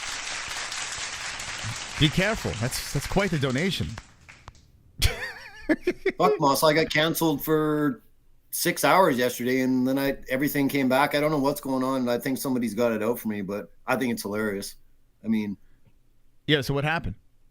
Well, just honestly, I couldn't leave any messages for like half a day again, and it's just like really weird. And I know people say, talk to YouTube and stuff, but what I think is happening is somebody gets pissed off and then they report you, and then it takes a little time for the other end, the people on YouTube, to go, well, this isn't worth a report, and then everything just goes back to normal. I think. I don't know, but yeah, it's weird, man. I don't understand what's. It's all good. There's so many things you can do on YouTube where if you don't like someone, you just block them, right? And then that's it. They're out of the community. Or if you're in the chat and if someone's saying something you don't like, block them. If you're that sensitive, and they're ruining your day, they're ruining your experience, you just hit the block button, you move on. But to banish someone from a community, I don't know. That's Moss, weird. I learned from you, and I learned from the best, not to rage on the keyboard. Take a deep breath and 10 steps back, because you can't, type all this shit in if you're not aware on the computer, right? So, yeah. So thank you. Well, listen, we get messages from people complaining about other community members. And I guess, listen, I'm down to help out. I want everyone's experience to be as fun as possible on the chat, because it's about an escape, right? You're in the live chat. You want to have a good time. But I tell you, some of the messages we get, it's like, bro, just block them. What are you doing? Just fucking block them. That's it. You just move on. If you don't like it, you block them. Enjoy the experience. But I don't know. I don't understand how to do that. Or they just love to wallow in misery. Just that's it. Ignore it, move forward, walk away. And that's that. Now, if you don't like the content or the host or where that's going, then I get it. Leave. I totally get why stick around if you don't like what's going on. It's all about having fun. But yeah, some people just wallow in misery. We don't got time for misery tonight, Moss. We got a lot of fights to get through, and it's going to be an awesome card tomorrow. That's right. Yeah, let's get some fucking co-hosts over here. Bird on Wire's 15 away. Boogie's 15 away. We got spots open. Let's go, baby. Hit the $5 donos. Get in the game so you could spin the wheel if you want to be a co-host. Put 20 on. Yeah, I didn't block that one girl yet, and she noised the hell out of me, Dustin Diamond.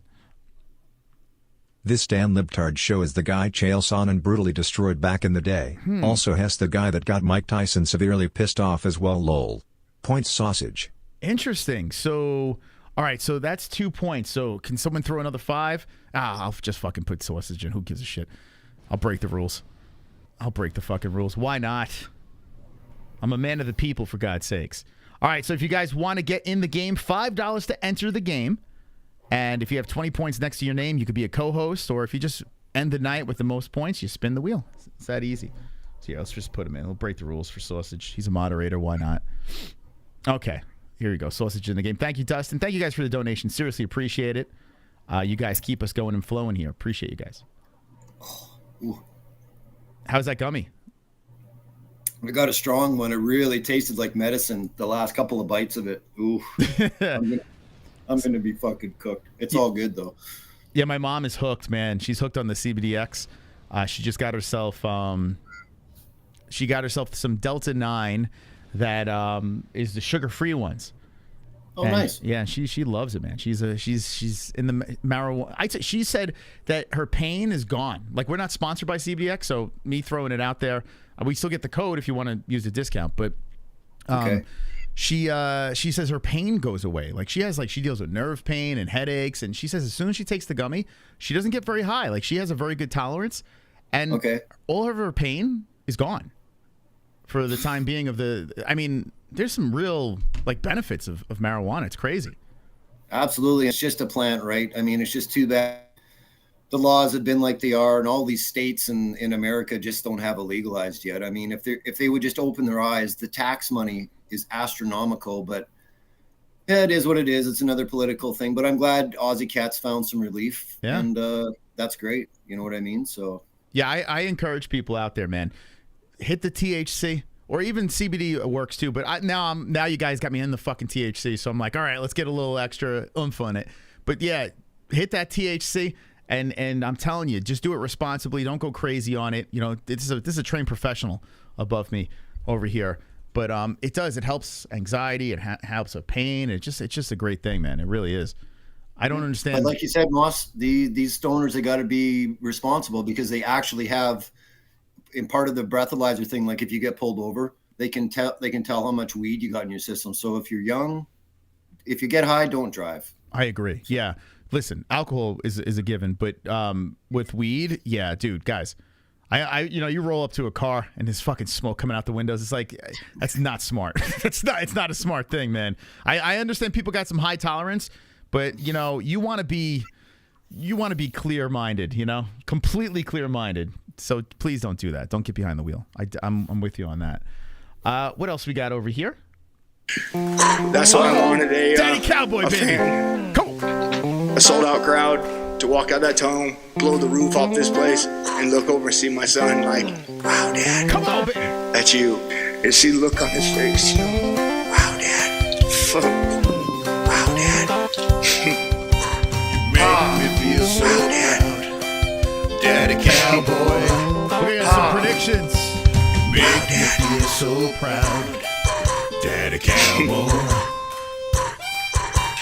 Don't cry, Daddy Cowboy. Don't cry.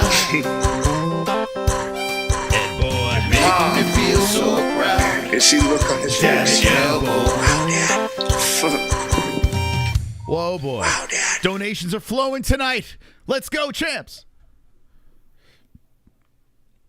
This guy's theme song. Thank you, Ed Boy. Appreciate you. Remember, anyone that donates, listen, you guys keep us going and flowing here, and I really do appreciate it. And we play the points game every Friday, right? So if you donate, say points to a specific player. So we got Sausage, we got myself, we got Bougie Brandon, we got Bird on Wire, we got 2 joints, okay? The person with the most points at the end of the night will be spinning the FOF Friday wheel. Let me show you guys what's on this thing. One of the biggies on this wheel, the Conor McGregor pillow. That's right. People thought I was going to wait until Conor returns. No. This thing over here from Big Shots, Conor McGregor pillow could be yours. If you spin the wheel tonight and it lands on it, Big McGregor will be in your grasp. You can beat off to it. You can burn it. You can do whatever you'd like. So that's on the wheel. We got some big merch on the wheel, too. New stuff dropped into the shop. And if you are in first place, you spin the wheel before 297? Where are we at now? 297. My God, I can't believe we're almost at 300. It's crazy. So that's that. Thank you guys for the donations. Really appreciate it. CBD. Got CBD. CBD. CBD. CBD. CBD. THC. CBD. The Hearns. CBD. What up, Hearns? CBD. It helps with healing process and inflammation and stuff like that. So you want to get these for before or after the fight training and make your life a better place. Let's go, Hearns. Mose, imagine going to a rainbow event and in front of cameras, you tell the main infection it's Adam and Eve, not Adam and Adam. No offense to anyone. That was a setup. Thank you. You talk about the reporter, and yeah, listen, like I said, whatever your political beliefs are, it's all good, man. You're allowed to believe and push whatever agenda you want as long as you do it within boundaries. You know what I'm saying? Like, keep it out of certain things. And I know Sean Strickland opens the door to political talk. I get it. But it's about the fighters. You know what I'm saying? And reporters going out there trying to pull for headlines and make it about politics. And I don't know. I don't like it. One more over here. What do we got? Ah, super chat. Bougie. I'll hop in. Let's go. All Fire. right. Bougie says, let's go, champs. Thank you so much. From the bottom of my MMA hole, I appreciate that very much. And Bougie Brandon drops the $20 donation. That puts him at 25 points and in first place. Holy smokes. Woo! Whoa, 2 joints bumping down to second. And Bougie Brandon up top. All right, Brandon, you know what to do.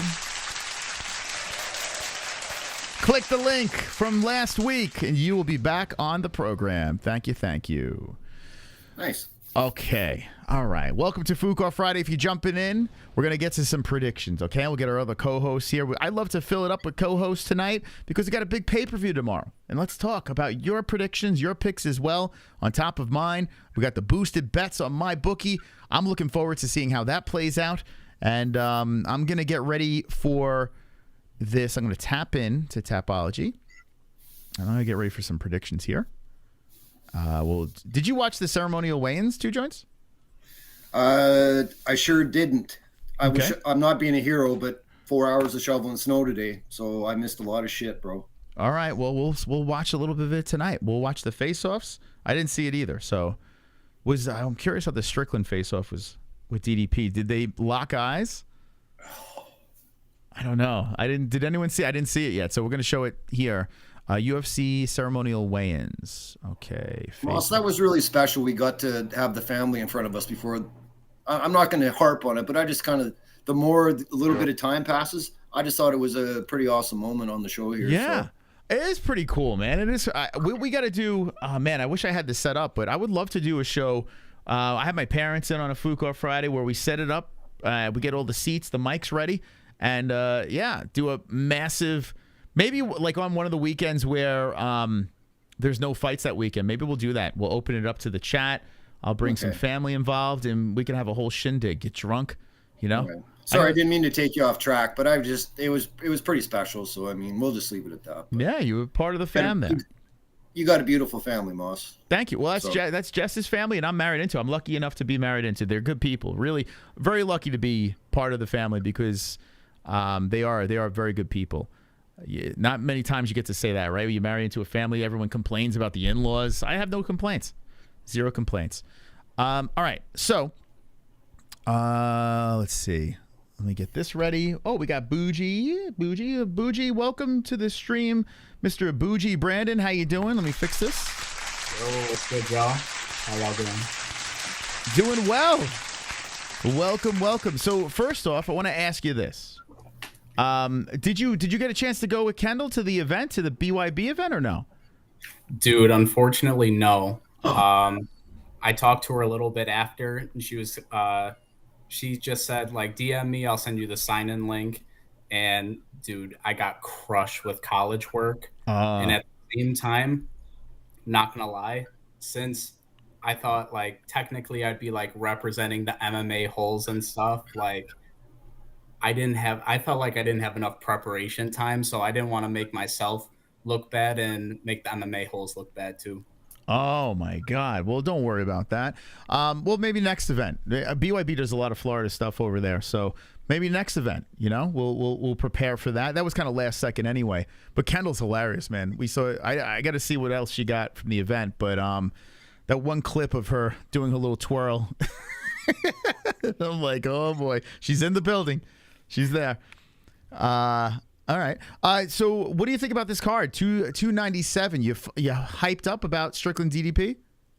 I am. It's not the most exciting card, but I'm looking at all the positives of it. Like you said earlier, like there's some intriguing things about this card. I do love the main event, obviously. I loved how the women's fight, they brought it at the press conference. I'm actually looking forward to that fight as well. I'm going to see if Mike Mallot's a hype train or is he the real deal breaking into the top 15? So I'm very excited. Okay. Well, we're going to be doing a breakdown for the entire card. Okay, I'm going to get into that real quick. I got to take a leak. So I'm going to leave it to the boys over here for a second. Okay. We got two joints. We got Bougie Brandon in the building. Okay, so I'm going to put this screen up over here as I take a squirt. And chat over there, let us know what you think about the events. We got the takeover, the MMA-Holes takeover going down right now. Hold on a second. What the fuck kind of setup do I got? What kind of setup do I got going on over here? Here we go. Boom. Okay, I'm going to put you guys in the hot seat, all right? I'm going to stream. This is like, you know what this looks like, Moss? This looks like a before and after drugs ad. Look at this fine, clean cut guy with a fucking cool shirt on and suntan, and here's some dried out 50-year-old fucking pothead. Kids don't end up with. You know what? Fuck it. I was gonna put this thing up here. This doesn't work. All right. Yeah, we'll just have you on like that. All right. What the fuck? Where did I go? Oh, there I go over here. All right. I'll be right back. You're in good hands. Okay, chat. Chat. Say your thing. We got Bougie Brandon. We got 2 joints. I gotta take a piss. I'll be right back. I'm old. Bougie, how's your day going, brother? It's not bad, actually. Nice. Just honestly, homework and stuff. Like, I'm excited for the big weekend. How about you? Man, I've just been doing the usual, just work around the property, shoveling snow for some people, and that's pretty much about it. I'm looking forward to the fights tomorrow. I'm sure hope they're going to live up to the hype. I mean, the weigh-ins and the press conference, everything was A1, so I think we're in for a good card. Yeah, for sure, man. What you smoking on tonight? Oh, geez. I just went for my monthly run, and I got 4 different kinds, but Wild Runts is the flavor tonight. It's really mellow, and plus I just ate a medium-sized gummy, so, I mean, in about 10 minutes, I should be pretty good, so, I mean. Yeah, for sure. We got to see if Moss is going to take one tonight. I tried getting him last week. He didn't bite on it, though. Nice. So do you ever dabble in edibles and stuff like that, or you just like to stick to the drinks and know your limit? And unfortunately, in Florida, it's illegal. So I'm staying. I'm in college right now. Like, you know, I'm having fun, but at the same time, I'm locked into my studies, to be honest with you. So, but well, that's cool. You're focused, man. You seem really mature. Like, I'm not hitting on you, but I think you got some drive. And you know, and a lot of us were younger when we were your age, Brandon. Maybe we weren't like that. You know, I think it takes people. They either have it when they're young, or they find their way down the road in 5 or 10 years, and then they get really focused. But I wish you the best, man. Sky's the limit. I appreciate it, man. When I lived back in Chicago, it was legal. And to be honest, when I was going through my tough times last year, it did help with like just my anxiety and stuff. So, well, it's a Band-Aid fix, you know, unless if you've got something more psychologically difficult to deal with. Like I've kind of got something like that, but like for somebody like you, and you can leave it, hats off to you, man, because some people can really get caught up in it. And I mean, you know, so. Okay, now that you guys got to know each other. You're a cool kid here, Moss. We're in good hands. Yeah, that's right. Okay, so they want to know what's your major in the chat. Marketing. So my dream job is a marketing manager, but like a specific job. Like I want to work for the UFC. Like I would love that opportunity. Like as a kid, you know, like I love the sport so much. I wanted to be an MMA fighter. Like that was my dream. What they asked me what I wanted to do in school, I wanted to be an MMA fighter. Now that I'm a little bit older, you know, I didn't have the discipline as a fighter. Now I'm just like, all right, I still want to go to the UFC. I'd love to work for them. So that'd be awesome. I wish that when I was a kid, it was this big, because I didn't know much about anything that was going on in martial arts when I was a kid. Like I was forced into judo and I was like, I don't want to do this.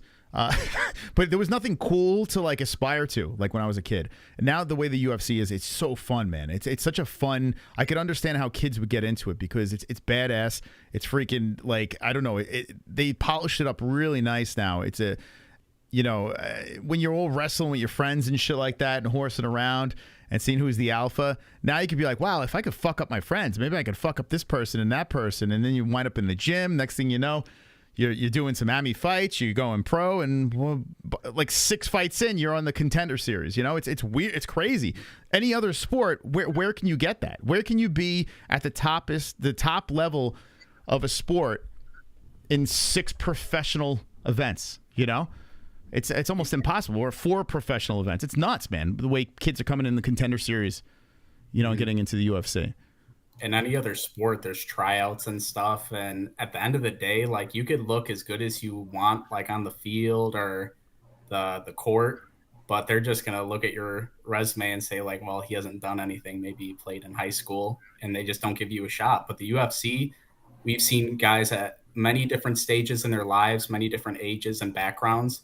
And if they're good enough, they could pull it. They just have to be special. And you don't even have to be the most athletic, too, which is crazy. You know, some of the least athletic guys are some of the best fighters in the UFC. It's nuts.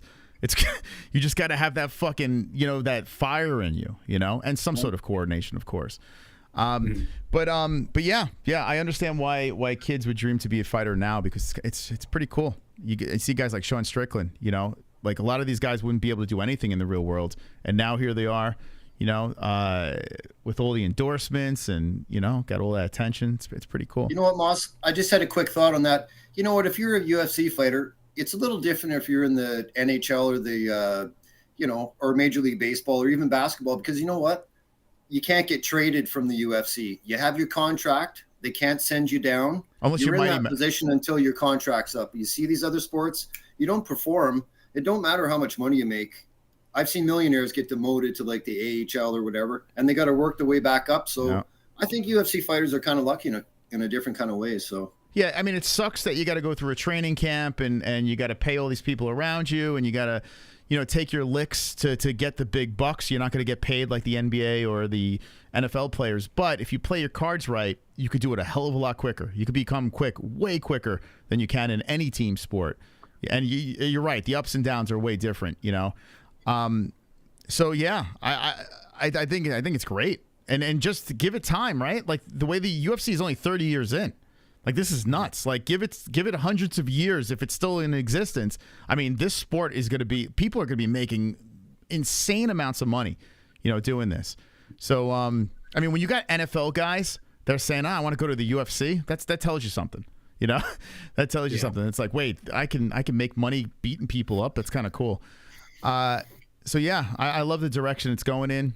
Or even in boxing. Well, boxing's different though. Like, I feel like you can't have 6 professional fights and be at the highest level, like in boxing, you know, like you really got to take your licks and fight a bunch of cans and pad the stats, you know, get a little more all CT. These, like, main event boxers are all like undefeated records in like the 30s and reaching up to the 40s before they have like the big money fight or career defining fights. Like, boxing's way too slow paced for me.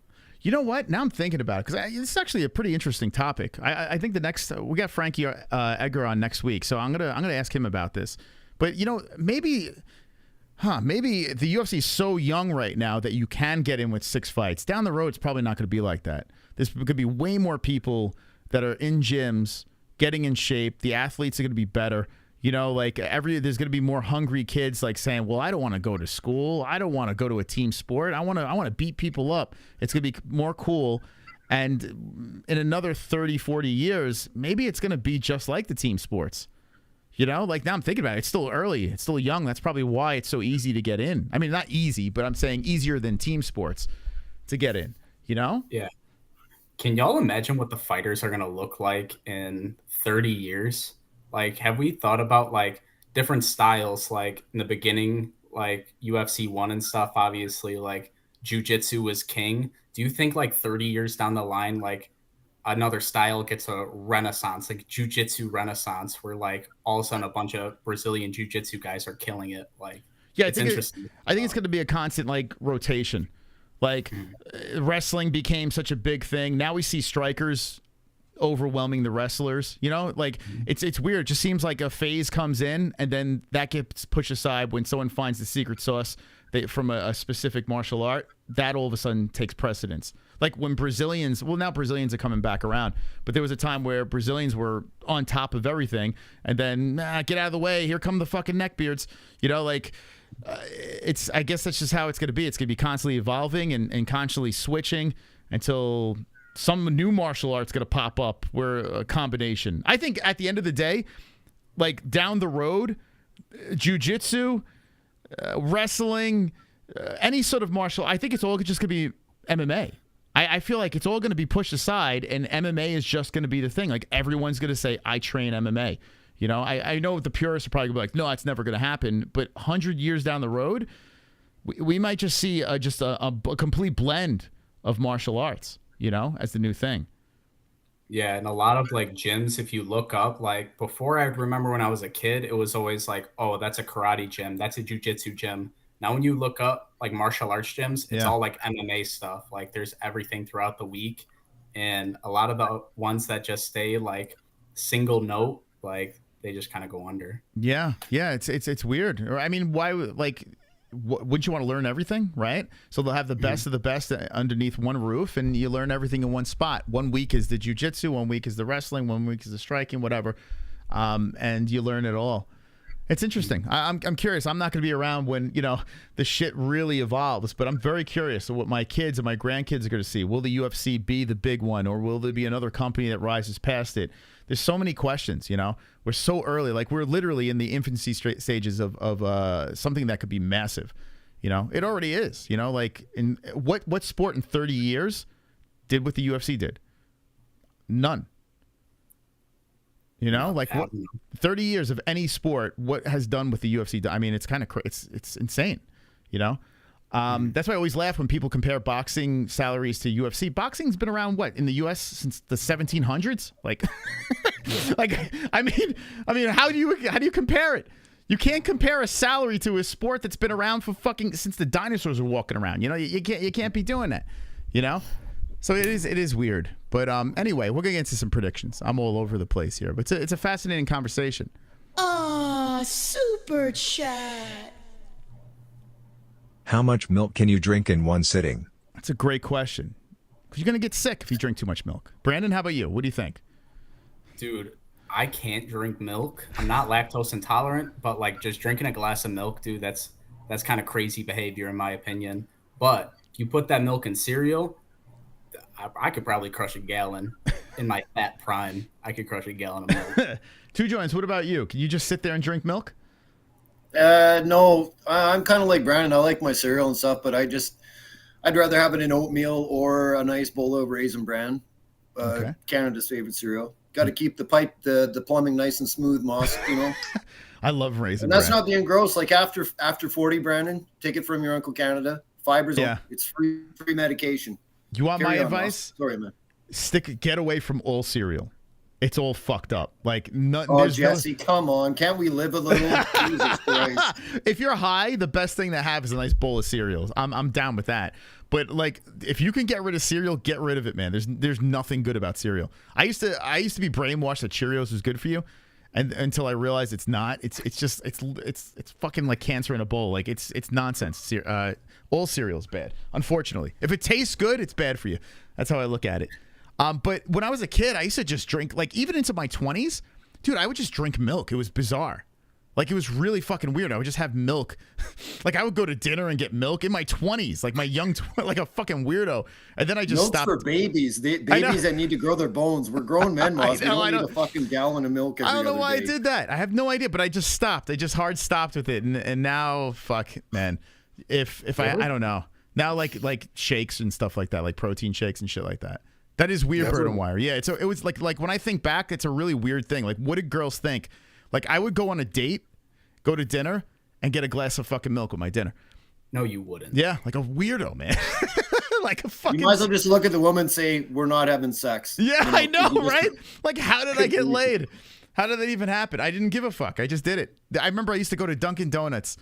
And I would get, donuts and milk, not so bad. But I can't do that now. When I was a kid and when I was in my 20s, I could do that. So strange, man. I see fuck you, milk is awesome. So people, I guess, still do that. It's a really strange thing, like when I look back. All right, what else we got over here? Learn something. Galactus. Wait, I thought you were subscribed. What happened, Galactus? You came back? Let's go, champ. Wasn't it? He's been around for a while, Moss. Yeah, I've seen that name before. Interesting. What else we got here? Shidoshi. I like that name. Double champ gifted. Come on. Who got it? Let's go. Thank you for the gifts. Yeah, right? That Galactus name looks familiar. Anyway. Let's roll one. You gonna roll? What are you rolling there, Two Joints? I think Wild Runts tonight, so. Wild Runts, it's called? Yep. Nice. Wild Runts. Sounds sexy. All right. Fresh organic milk. That's all I drink. What do you drink, Legacy? Repeat it. Have to drink with food. All I drink is water now. That's all I drink. And, occasionally I'll have alcohol here and there, but not much. I occasionally... All right, so some people still drink milk. I don't know. I don't know. I don't know if milk is that great for you. I don't know. Like I hear that, but I hear that about every food and drink, that it's either really good for you or really bad for you, depending on who you ask. Yeah, it's like you don't know what the fuck. All I know is this. Eggs is like a superfood. That used to be bad at one time. Like, could you believe that they said eggs was bad for you? Like, it's nuts. It's literally packed with nutrients, a bunch of protein. It's clean. Like, I don't know what the fuck. People are afraid of yolks. They were pulling their yolks. It's like, bro, what the fuck you doing? Eggs. Yeah, but Chris, when you make your own eggs, do you have to put spinach in it just because Jesse likes it, or do you just make your eggs the way you want them? Oh, I make them. My new thing now is olives. I love olives in my eggs and my omelets. Oh, really? Hot sauce. Olives. Holy shit, bro. I love it. Yeah. Some people don't like olives. I like it. There's a lot of health benefits of olives too. Did you know that? Yeah. I do now. Let's hear it, Moss. Well, I'm telling you, put those olives. I mean, some people don't like the taste of olives. I like them. But that and carrots I've incorporated in my diet. Dude, my stomach is fantastic right now. Great digestive system. Carrots. You like guys like carrots? Dude, I hate carrots. I hate vegetables, to be honest. Oh, no. Yeah, I get it. Some people say carrots. My ex used to say carrots just tastes like dirt. That's what they couldn't stand carrots. But carrots, dude, they're fantastic. If you like hummus, you eat hummus or no? Oh, yeah, dude. I love hummus. I don't eat it anymore because of the carbs, but I'm lying about the vegetable thing. I love broccoli. I love asparagus. I like stuff like that, broccolini. But like veggies, like a veggie platter, dude, you'll never catch me buy one of those things. A veggie? Oh, okay. I got you. Yeah, I mean, it's not like if you see a fucking box of cookies and that, you got to go for the cookies. I don't blame you. Or a bag of chips. But I've been doing now when I get high, I told Jess, I'm like, listen, she got me dates again. I'm back on dates. I don't know if you guys have had that. Big fan of dates. I never even knew about them until I was in my 40s. But Jess got pregnant. She started eating dates. And, dude, I'm hooked, man. Like, that's my sugar now. Like, dates are the way to go, man. I don't eat dessert anymore. I just have a fucking date. I chew on this thing. It's loaded with sugar already, but at least it's natural, And carrots and hummus. I fucking dip those carrots in hummus, and that cures my hunger for deep in the evening where I'm fucking stoned. I'm like, I got to eat something. That's the cleanest way I can go with that stuff. What's the healthiest munchy snack? I'm telling you, for the people out there, like, I used to be crazy on chips. Give me a big bag of chips. Give me a purple bag of Doritos. Crushing it. So the crunching, I love crunching. I would take pickles and lettuce wrap them. So I'm just getting like major crunches, and it's like 0 calories. You're getting salt. But that's how it helped me a lot when I was fasting. Okay. Well, yeah. I mean, listen, pickles they have a lot of health benefits too. I know this is like people are like, yo, where's the MMA talk? But listen, at the end of the day, you got to eat healthy. You got to treat your body right. I wish I would have done this shit when I was younger. I mean, you're still a young man, so I mean, you can make a couple of life adjustments, and then next thing you know, you're on a clean path where you can still have fun. You don't have to go crazy. Yeah, when I was in my 20s, too much damage. Dude, I lived in fast food places in my 20s. Like, I would get drunk every night. I would fucking get McDonald's. I mean, left and right. You know what I'm saying? But yeah, now people are, we're more knowledgeable now with the internet and everything like that. We kind of understand our bodies a little bit better, and maybe that's why we'll live a little bit longer. We'll live until we're 200, right? 2 joints? Oh, hell no. All right. Okay, let me get to... I know, Roberto, I'm sorry. Let's get back to the alerts here. Let's see. A black man can drink. Let's go! $40! Come on! The man, the legend, he's back! He's back! The Hearn's hitting hard! $40 holler! Come on!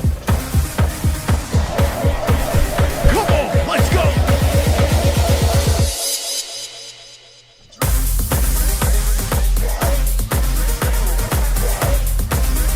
Let's get that workout in, baby. Come on.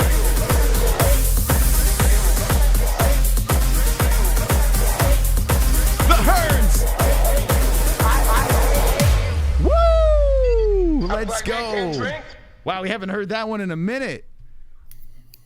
Most people identify with fighters, A lot of people love Sean Strickland, and hate boxing. Demographics, boxing it's brutal. For me it's easy to love boxing. I'm winning the pillow. Whoa, let's go. So, wait, hold on a second. Are you in the game, or are we talking, is the Hearns, are you saying the Hearns is in the fucking game? Moss, he wants the pillow. Let's go. Roberto's an OG. He definitely gets the pass. Yo, I was saying this to Jesse.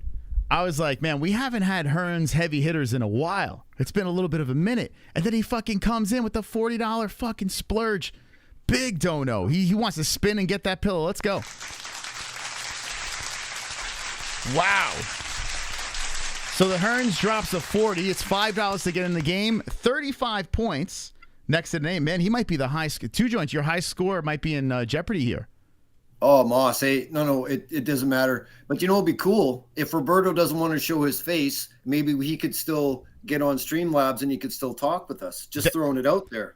Not a bad idea. Hearns, listen, you could be a co-host. Just put your avatar on. If you want to talk, if not, you can stay in the chat. But let me know, Hearns. You have the ability to be a co-host. Let's go, man. Holy smokes. Fucking hitting us over the head with the $40 holler.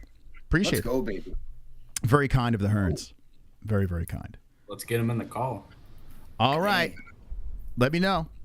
What the fuck is a date? You know, Justin Station, I thought the same thing. I had no idea what a date was. Zero clue. It looks like a giant raisin. Very sweet. It doesn't taste like a raisin. To me, at least, it doesn't taste like a raisin. I don't like raisins.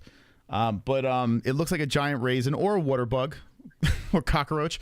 But I tell you what, Jessie was eating them when she was pregnant. And I'm like, what is that? And my kid was like, oh, this is delicious. Like, she would just eat it. I'm like, how is she eating this? Like, it doesn't look good. It's weird.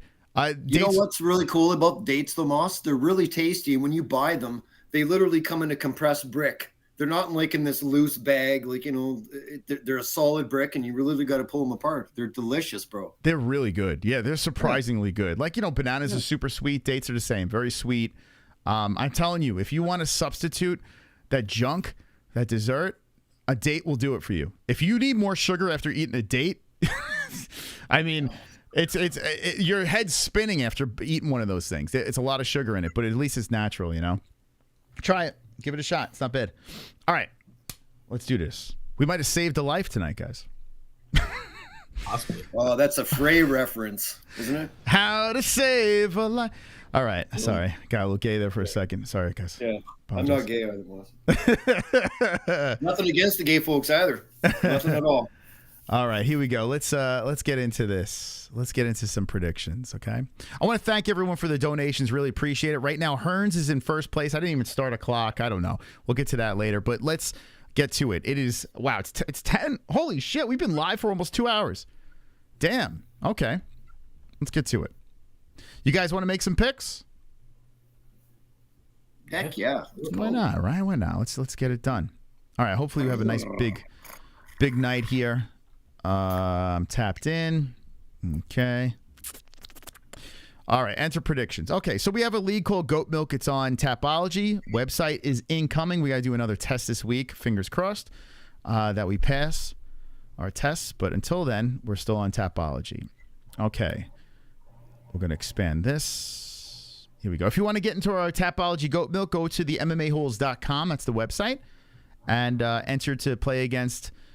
play in the biggest MMA Pick'em league in the world. Moss, we only need another 100 more members to make that Tapology get to 1,000. You know that, Burla?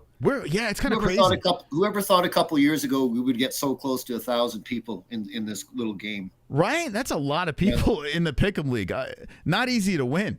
That's why a lot of people are afraid to go into the Pick'em league because, you know, there's so many people competing. Johnny Smith beat them all, which is kind of crazy, you know, to do that. Congratulations again, Johnny. Yeah, it's tough, man. It's not easy. So I understand people are scared. They stay in little Pick'em leagues because they're like the alpha of like 10 people, but 900 people is a lot of people to play against. Not easy. Yeah. Okay, let's get into this over here. Predictione. Uh-oh. Oh, here he comes with the Sanosi. Sanosi, king said no say. Said no say, no say. High score king said no say. Said no say, no say. High score king said no say. Said no say, no say. Slithering in. No say. Dodo said no say. Studio name said no say. Sunglasses said no say. Speech impediment. The Hearns dropping. The snake. Said no say, no say. High score king said no say. Said no say, no say. High score king said no say. Said no say, no say. High score king said no say. Said no say, no say. High score king said no say. Damn, Hearns making it rain. It's like OG Hearns. Mose, 2 years ago in January 2K something all year, December hits boom? I lose. Last year same I need to use dirty tactics like Sonosi. Sonosi, man, I still can't believe Sonosi has 2 belts. Hearns, is that points? You got to say points. You got to say points, but I'm going to give it to you because you're the fucking Hearns, for God's sakes.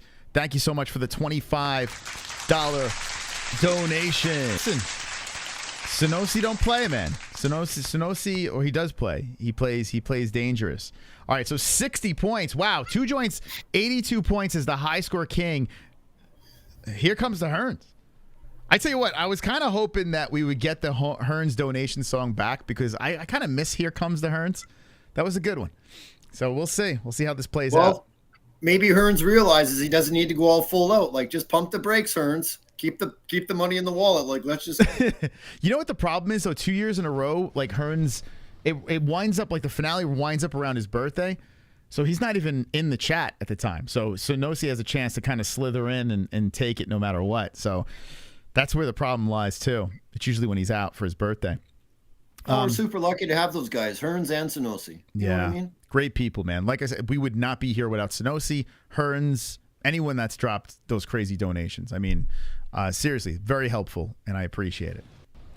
All They're right. Hall of Famers, man. They're super generous, dude. I try and be generous when I can, but dude, they're like next level, man. They're crazy. Yeah, I'm telling you, we would never be able to do this at all if it wasn't for the donations. That's why, like, you know, like we had someone in the chat earlier, like shitting on our sponsor, and it's like, do you think I'm gonna fucking screw the community that literally pays my bills, like that lets me do this for a living? Why in the world would I send people to a place where they lose money?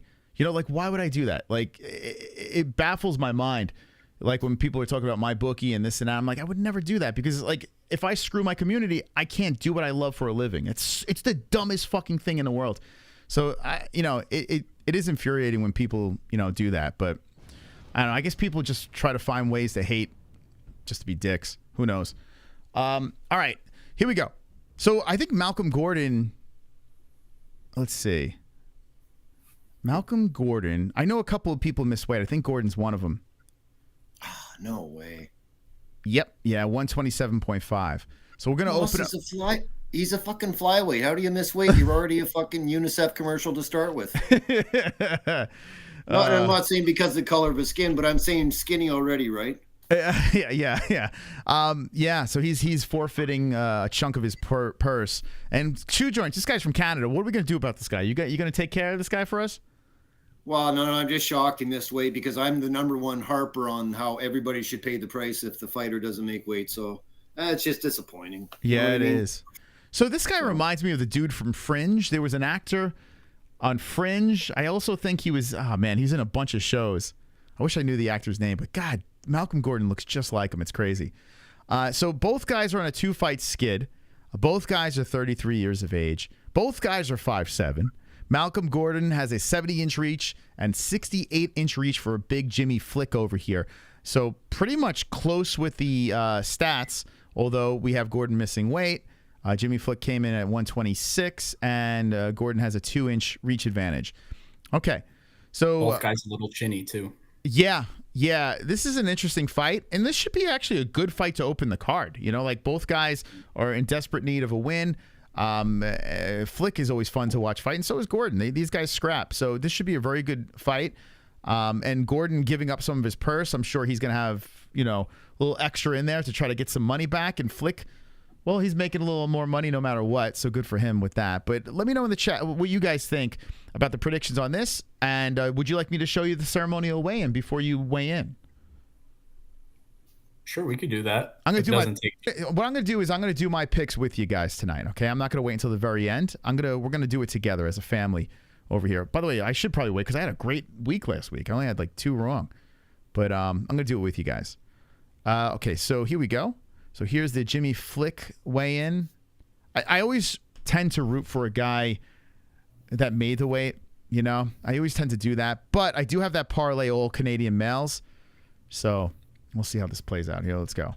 Good face-off. I gotta be like, you bastard. It's so fucked because like you clearly have. I know people are like, well, it's just a pound and a half. You know, that's a big deal. Because when you hydrate up, I mean, a pound and a half could turn into 10 extra pounds. You know what I'm saying? Like, every pound counts in this game. So, you know, there is going to be an advantage. Unless Gordon was killing himself, you know, to try to hit this weight, which who knows. But, man, good face-off, huh, between these two? Should be a banger. Good way to start the card off. Definitely heated. I definitely got Malcolm, though. Yeah, sure. Yeah, I'm with you on that. So... I always wonder when these guys are nose to nose with each other. I mean, you're just breathing in each other's breath. It's kind of disgusting, right? Like you know, these guys' breath is probably not that great, right? You know. Well, you're gonna know what he had about 3 hours before he came to the fights if he didn't brush his teeth. Like, you know, they're stinking. No matter how much you brush your teeth and shit, you're breathing each other's disgusting air. You know, I don't know. It's always weird when they go face to face like this, but I guess they're not thinking about that, right? They're thinking about taking each other's heads off. Remember Banaka? 2 joints. You're old like me. Do you remember Banaka? Isn't that like something you spray in your mouth and it's supposed to get this? Like, isn't that what it is? Yeah. When I was a kid, I don't know. That just jumped into my head. When I was a kid, they had that. It was a spray. It was a fucking it was a mouth spray that you go right in your mouth. And it freshened your breath. I don't think it exists anymore. Brandon, does that... Absolutely. Moss, it was in your defense, because I've always got your back, bro. It was in I think it was in a Seinfeld episode or 2. What the fuck happened to Banaka? What happened to it? Where'd it go? We got to move on, Moss. That was a long time ago. We got a lot of fights to get through. What a dumb thing, Banaka. Like, what was that? I remember, like when I first started like getting into girls, I'm like, oh fuck, I gotta get some Banaka, and it's basically like an air freshener for your fucking mouth, right in your mouth. It's disgusting to think about. Like, just chew Moss, gum. You want to do a gummy together right now? I might tomorrow. I might dabble into some gummy action tomorrow. One's in the chat if you remember. If you take one. Brandon's like, what the fuck is that? Have you ever heard of that, Brandon? Dude, I've seen breath spray like in the 90s and stuff on like TV. Like, dude, there's no way that you have to taste it. Yeah. There's no way. There's a reason why it's not around today. Yeah, you would shoot it into the back of your throat and you gag a little bit. It was a weird thing. Bro, Banaka. just brush your teeth. You think these guys spray Banaka before they weighed in? What do you think? I think the prostitutes like to use that kind of stuff. They'd spray Banaka in their I would coochie. purposefully have bad breath at the weigh-ins, like just to piss my opponent off. Just like breathe in their face. Like, you might get slapped by one of these guys, though. I'll never forget when John Jones weighed in or did the face-off with Dominic Reyes. And he looked at him, and Dominic Reyes was mean mugging him right in his face. He's like, bro, Jones goes, bro, your breath smells like shit. He just flat out told him his breath smelled like shit, dog shit, you know? So fucking funny, man. I told you guys a story where we were covering this event in Triton fights, and we were cage side, and this fucking guy walked in, and literally you can see the people in the crowd like, what the fuck is that? And the judges were looking at us, and we're looking at them like, could you believe how this guy stinks? Like, I don't know if he did it on purpose, but he went in the cage. He smelled like a dead human being, like that's been rotting for weeks. It was crazy, man. It was so fucking crazy. But it's a good tactic, right? Like, if you're gonna get into a fight with someone in a cage, stink. They're not gonna want to fight. It's illegal.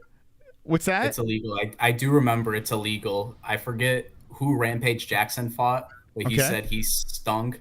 And now apparently it's in a lot of the commissions where you have to be like well groomed before you get to the octagon. But how do you police that? Because some people, like, in their country or their type of food just stinks as is, right? So say, for instance, let's throw curry out there. Not saying this guy smelled like curry. Yes, he did.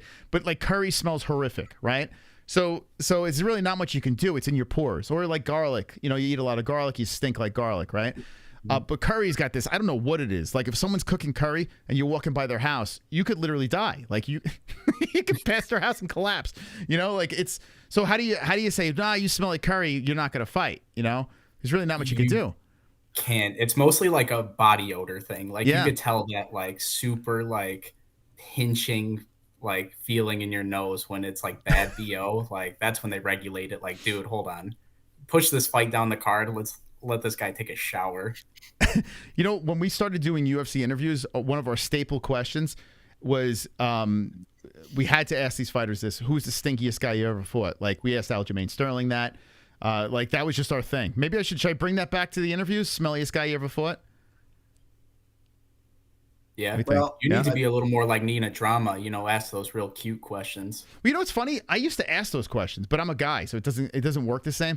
But I can't. It's weird listening to Nina Drama, and I'm loosening up with her, right? But I still, in my head, I'm saying, is she flirting with him? Like it's get that vibe when she's asking questions. Yeah, for sure. She's definitely got like that charm about her, like that flirty charm. Oh, sorry if my connection cut out, but she's got like that flirty charm. Like I actually really like her personality. She does get a lot of heat, but she does bring the best interviews out. Like I'm certainly not sitting through a whole interview with ARIEL or the Schmo, Helen Yee, but a Nina Drama interview, I do tend to watch to the end. Yeah. I'm sorry. The chat is as I'm listening to you, and I listen to Strickland's interviews with Nina Drama. I for some reason I can get through those. I don't know why. I was never into the Nina Drama thing, but for some reason she's got a good connection. I honestly, when people ask her, are they fucking? Like I kind of understand it because there's some serious flirting going on there. Like I mean, I'm not stupid. Like I could hear it. The boyfriend or husband, whatever, has got either a cuck or he's fucking blind to this. Like it's clear flirting going on. But anyway, they keep wanting to know if you're gay. Are you gay, Brandon? I mean, we've asked you this before, but I hear like they say you like body odor when you're sucking cock, and I see all these comments in there. I'm trying to ignore them, but there's a lot coming in there. Do you want to squash this now, or are we going to come out of the closet? You know, Moss, like, I'm not going to lie. I've been seeing it in the corner of my eye, too, and I just let it go by. I don't know where this gay thing came in. I don't know if it's, like, my demeanor, my voice, the way I dress. I look like a fat DDP, so maybe, like, that's getting people riled up. But I don't know, dude. I'm straight. I could promise y'all. I'm my deceased mother. Okay. All right. So you just sworn your dead mother. All right. That's a pretty, I mean, all right, guys. If you don't believe him after that, I don't know what the fuck this guy's got to say to you. But there you go. Two joints. You're not gay, right? Absolutely not. Okay. Gotcha. You know what? Right. But let's just throw this out there. Even if he was, like, so what? Yeah, I know. Like, I'm not who cares? being Mr. Bud Light about this, but you know what? He isn't. He answered the question last week because some people must have forgot. And I've got his back because he's new, and so we'll just keep moving on. Now they're saying I'm grooming you, Brandon. Do you feel groomed by me in any way? I might be double your age. Am I grooming you? I'm in Moss's basement right now. I am grooming Brandon. That's right. No, okay. You're not, Chris. Fuck that shit. I cannot deny it. I got groomed from 1980 to 1984. Real talk, bro. What? Wait, what happened? Oh yeah. Yeah, my childhood just sucked. From 6 to 10, I was like a pincushion for the fucking perv neighbor. But that happens to a lot of people, Moss. It's not a big deal. Wait a second. What do you mean by pincushion? What was going on? Oh, I got groomed from 6 to 10. 6 years old to 10 years old. It happens all the time. Wait. Are you mean molested? Oh, yeah. Wait, oh, yeah. What the fuck? Yep. All right. Hold on a second here. I'm not being weird, Moss, and I'm not stopping the show. Like, well, that's way different than grooms. But that's groped. It came into the conversation. It happens all the time to people, man. All right, so this is actually we've had fighters come on the show that admitted this stuff. I mean, this happens to a lot of people, and it's disgusting. So do you care to share the story, or I mean, you brought it up? Well, I'm not going to I'm not going to be a bitch about it, but I mean, I'll just be straight up, and it won't be a long, big story. But yeah, that's just the way it was. I mean, it happened, and wow. So you were between six. The reason why I want to hear shit like this is because I got 2 young kids, and we're already like, stay the fuck away from our kids. We don't even show them on air, right? My kid's so young right now, my boy. But when he gets to a certain age, Jesse's gonna cut that, and we're gonna be like Michael Jackson, putting bags over their heads. But what age are you? You said 6 to 10? Yeah, absolutely. But you know what? I don't want to get into too much now because I don't want to explain it, but I don't want to get roasted in the chat. No, or they're have not a bunch gonna of people watch us later. It's like, weird. that's part of that happens. It happens to a lot of kids, though, Chris. Believe it or not. So I mean, was it like you can't forget it? Was it a babysitter or something? Was it a family member? No, it was a neighbor. What the fuck? Yeah.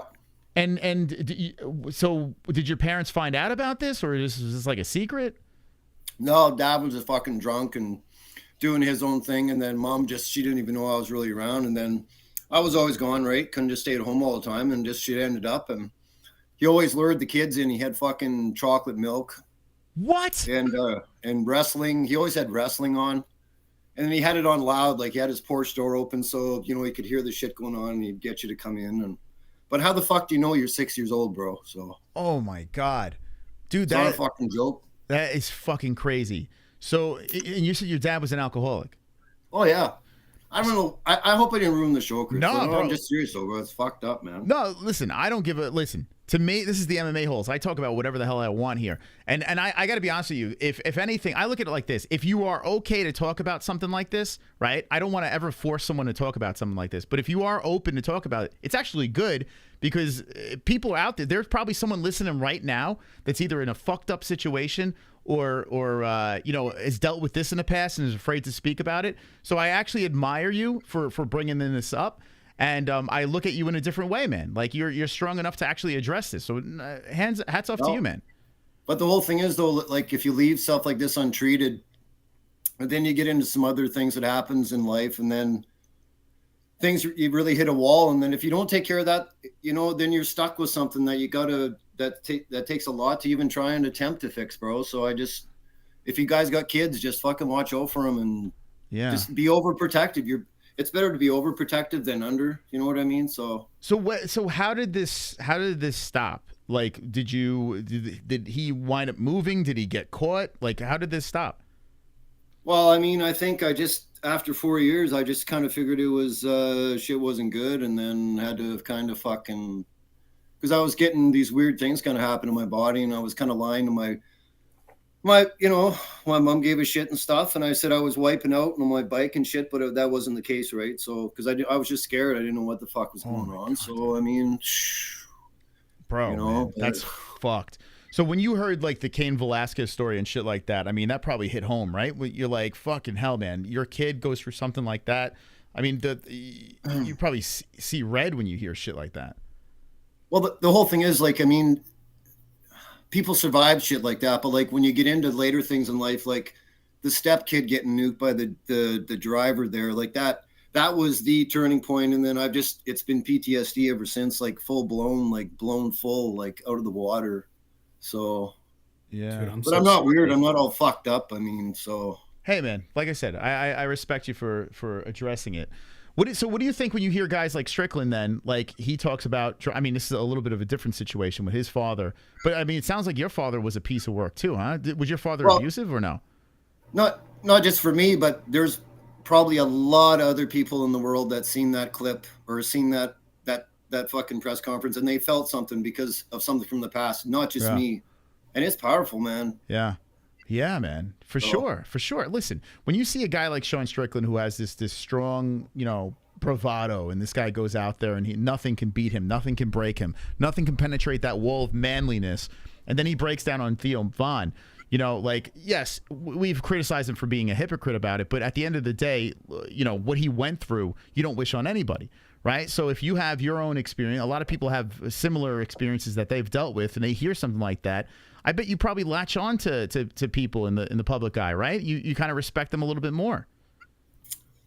Well, I mean, yeah, it doesn't turn into some fucking PBS service for abused child. You know, I'm just saying, like, I mean, we're all just so different, but somebody's always got it worse, man. Yeah. You turn on the TV now and you see all this war and all this other fucking bullshit and homeless people and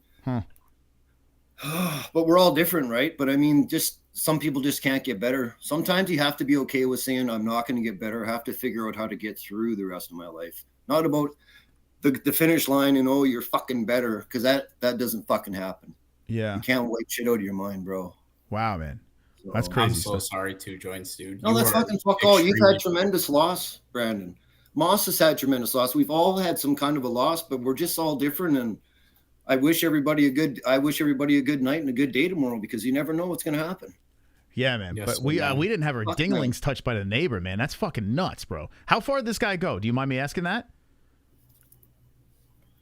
Well, I'm already all in. I mean, I've ruined the fucking show. So. No, you didn't, bro. You did not. I've got a fucking fissure. It's called, you know what a fissure is? Like when you're 60 years old, it's from working. It's from working your whole life. Well, a fissure is a tear inside your fucking asshole, and this fucking whatever, 4 years of that, I've had a really bad situation, and that's what it's fucking from. What? From 6 to 10. You know, it is what it is, though, Chris. I don't know why I'm fucking... That's the truth, bro. You wanted the truth, you fucking got it. Wow. Holy fuck. So that is like from fucking 10, it really, really got bad. And then I went to the doctor and then like, well, what the fuck's going on? And oh my God, dude. Dude, that is, bro, man. That is insane. That is absolutely, I am very sorry. I know that doesn't. It means fuck all, Chris. We'll survive that. Like, I'm a 50-year-old man. Yeah. I wish I could help everybody I come across that has a shittier story than I am. I can't help anybody. So I can barely help my mom, man. And that's the only person I care about is my mom. After she goes, I'm going to be a fucking problem in this world, bro. Well, how old is your mom? You said you were taking care of your mom? Like, what was... Yeah, she works 4 fucking days a week. Okay. And I can't work because I got fucking PTSD. Fucking bad. Well, listen, man. Listen. I tell you what. Smash somebody. Let me say this, 2 joints. Let me say this. You are a very valuable part of this community. Okay? And by you sharing that fucking story, and listen, I know we went down this weird rabbit hole of I just ruined the stream, bro. No, dude, you did not. No, you did not. You did not ruin the stream. In fact, like I said, because you went through this trauma, for some reason you were put here to fucking speak up and spread awareness, man. Like that's very, you're a fucking strong dude. You know, that's a fucking man right there. Yeah. We'll just carry on, bro. Dude, this is wild, man. All right, I'm gonna move on. That's man, this hit me harder than yo, bro, man. That's gonna go out quick smoke, Moss. Yeah, quick smoke, bro. Yeah, to get a smoke, and when you come back, I'm gonna fucking, I was gonna say I was gonna suck your dick, but that'd be wrong, right, Brandon? I can't say that right now. Dude, I can't do that. I'm not making it. No, I can't. Joke, dude. No, that's fucking genuinely bad. Yeah, it's terrible. It's absolutely terrible. Wow, holy shit. A guy like 2 joints, not to say like anybody would ever deserve that, but like seeing how 2 joints is and how nice of a guy he is, like that breaks my heart to know like he went through that, dude. It is. It's fucking heartbreaking. It is, dude. I'm like fucking getting choked up right now just thinking about that. I got a cold fucking soul. I'm gonna go cry in the corner. Sweaty, I'm not gonna lie. Right? Is that not nuts? Well, listen, I'm gonna put this members only anyway, so. This shit is gonna go. How am I ruthless, dude? I'm fucking doing it. Like, these people are retarded. Like, oh, you're ruthless. I'm fucking like, this is something that this is like, man, he brought us into this like crazy place, and he's strong enough to fucking get through it. That's a fucking man right there. That's how I look at it, at least. Anyway, let me get to some donations and see what they got to say. Let's lighten the mood. Holy fuck. Brandon was not laughing. Wonderful. I was not laughing. What the fuck are they saying? Nina getting piped by a tortilla. Sean from Los Angeles. I'm surprised you don't know how tortillas move around. Lol. $25 million rewards. 15. 10. Oh my God. Thank you, Roberto. I'm sorry for the delay on that. We got a little caught up. We're going to get to predictions and picks and... Woo! Damn. That was some heavy shit, man. Kainoto. Brandon's body language gave him away as soon as you asked him. About Nina, she won me over when she got punched in the face by Sean, but more so when she shit on Biden. JK Brandon, you exude pussy juice. JQ Kainoto, dude. Someone on my team. Oh my God. Dude, Johnny, I could do whatever I want. I've been doing this for 7 years. I had William Knight on the show, okay? I had William. See, this is the problem. There's critics that think I know what I'm doing here. You know what I'm saying? Like, Two Joints is a fucking man. He did not have to share that stuff, okay? If he's willing to talk about a horrible situation, spread awareness, then he's a fucking man. Don't be a fucking pussy. Don't be a fucking someone in the chat that's just like criticizing and this. It's not about that. It's not about you. It's about a fucking man sharing a story. You know what I'm saying? Be a man in the chat. Don't be a pussy. What are you doing? I had William Knight crying on our show about being molested by like his uncle and shit. Like, he went down that rabbit hole, and I fucking felt for that man. And because he went down that rabbit hole and shared that story in front of the people watching, I had nothing but respect from that guy, because real men talk about shit. You know what I'm saying? Real men. Not fucking pussies in the chat that just like, oh, just, you know what I'm saying? Don't bust my balls, motherfucker. This guy got his ass spread by a fucking neighbor, bro. Don't bust my balls. Come in there. I'll spank you. All right, anyway. Anyway, all right, when Two Joints gets back, we're going to do some predictions over here. Poor guy, man. All right, here we go. He's got a penis down there, and I like what I see. Bro, the donation's so wrong. He's got a penis down That's so wrong. and I like what I see. Here we go. He's got a penis down there, and I like what I see. What are you doing? Pee-pee. Oh, boy. He's got a penis down there, and I like what I see. Woo-hoo. Pee-pee. This guy was screaming in the chat to play his donation. I saw him. Ariel watching. Thank you. This community's horrific. Horrific bunch of human. We're all going to hell. Thank you, B-Man. Appreciate the 750. You going to say points to someone, or are you just going to just throw that donation in there? Thank you. We're going to get to predictions soon, but we're learning about our community, okay? Kainoto. Wonderful. This show is 99% fun and games, but sometimes life hits us really hard and we learn about our community members. Absolutely. Joints is one outstanding dude. It's almost eerie how things like that happen to outstanding people. Yeah. Thank you, Joints, for sharing. Kill the stigma. Yeah, man. So, listen, I have a feeling. Actually, I don't have a feeling. I know for a fact. There is no community tighter than this one. I could promise you that. There might be bigger communities. There might be smaller communities. But I can promise you this. If you look at our, the shit show that we run in the crazy jokes and the ups and downs of the 7 years we've been on here, we've have like one of the tightest cores out there. There's no tighter core than this. Two Joints sharing that crazy story just goes to show you that it's become a family.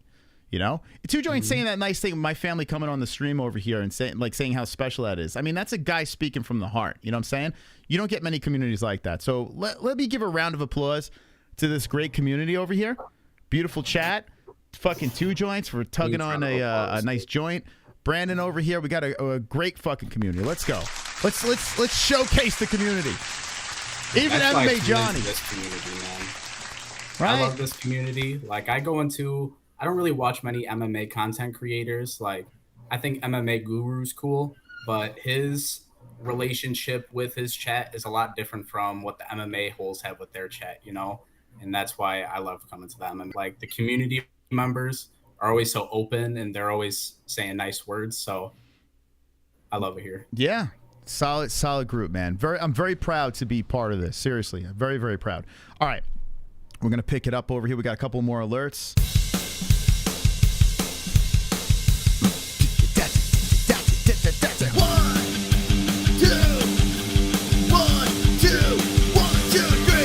John Jones, crash the show. John Jones, crash the show. John Jones, crash the show. John Jones, crash the show. John Jones, crash the show. John Jones, crash the show. John Jones, crash the show. show. Let's go. John will never come on the show. That should be the new song. He'll never come back on the show. Thank you. Pale Monkey. So many donos become inappropriate during a segment like this. Y'all need to lay off Brandon. He's a good dude. Back to the points game. 1 point Brandon. 7 points to a true OG. 2 joints. Let's go. Thank you, Pale Monkey. Yes, sir, man. Thank you, Pale Monkey. You're a legend, bro. All right. All right. Back to the points game. Thank you so much. Appreciate that. Brandon, 26. And 2 joints will get 7 points. So 27. That was my hockey number. Where are you? 2 joints. Here you are. Let's do this. 27. Boom. Like that. Okay. And what else we got over here?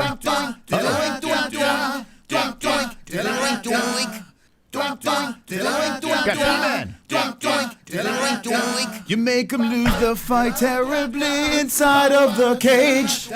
You make him spread his ass cheeks. Now you enter his backstage, and you fill it with your rage. Come on, Style Bender, one fight. Izzy is inside COSTA.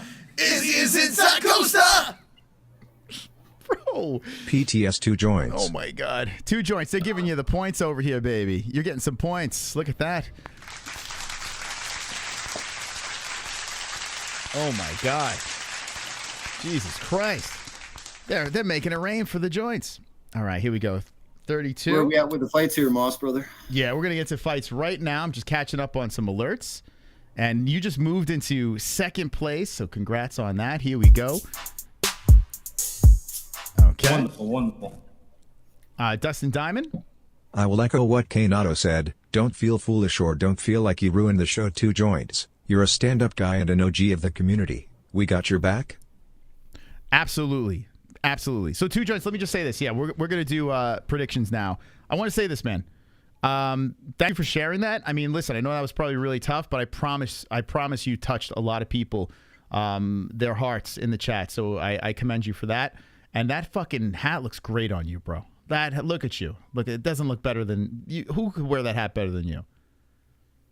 Well, that was the wifey poo that you married there. She's an awfully kind girl. She doesn't get on as much as she used to, but everybody misses her, and because she's an awesome mom and doing her thing, and you're lucky. So, I mean, thanks to all the kind words from the people, and yeah, it is what it is. So, I mean, right on. We'll start fresh here. So there you go. We got another alert over here coming in from the Hearns. Wonderful, wonderful. This is from the Hearns coming in $2. 2 years ago I sent 2 joints a new Alp top, touch to Canada. Canada rejected my mail. 2 joints? You shared your personal information. You trusted me? Wow, what's that about? 2 joints, you know? Oh, custom screwed that up. Hearn sent me basically a brand new laptop, and there's something wrong with it on the paperwork, and it wasn't declared to be the actual price of it, so they sent it right back to Hearns. They made it all the way to Vancouver, and then they sent it all the way back to California. What the fuck? Are you kidding me? No, he wasted $100 of Robo's money because it was $100 to send it. Like the weight on a laptop is a fair bit to send across the country, right? So, oh my God, yo, that's insane. Hearns is the best, man. He's such a fucking nice dude. He's a good guy. Wonderful, wonderful. Kainoto dropping a deuce. I don't know about anyone else here, but when I step out on the town for a fancy expensive dinner, the first thing I ask the maitre d' is bougie Brandon currently enjoying a succulent meal?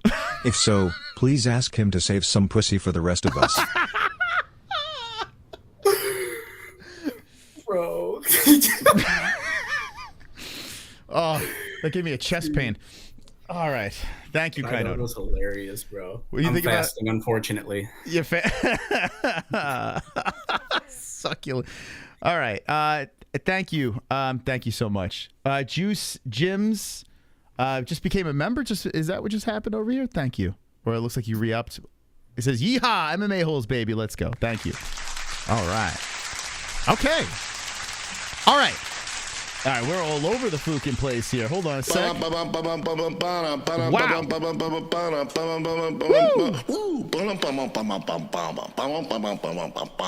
You hear that jam? Okay, here we go. Pale and I are at odds about Brandon. Pale like Brandon, and well, I'm not a big fan. LM for points to the joints. Damn, Nicole, what'd I do? Please tell me what I did, honestly. Thanks, Nicole. Oh my God.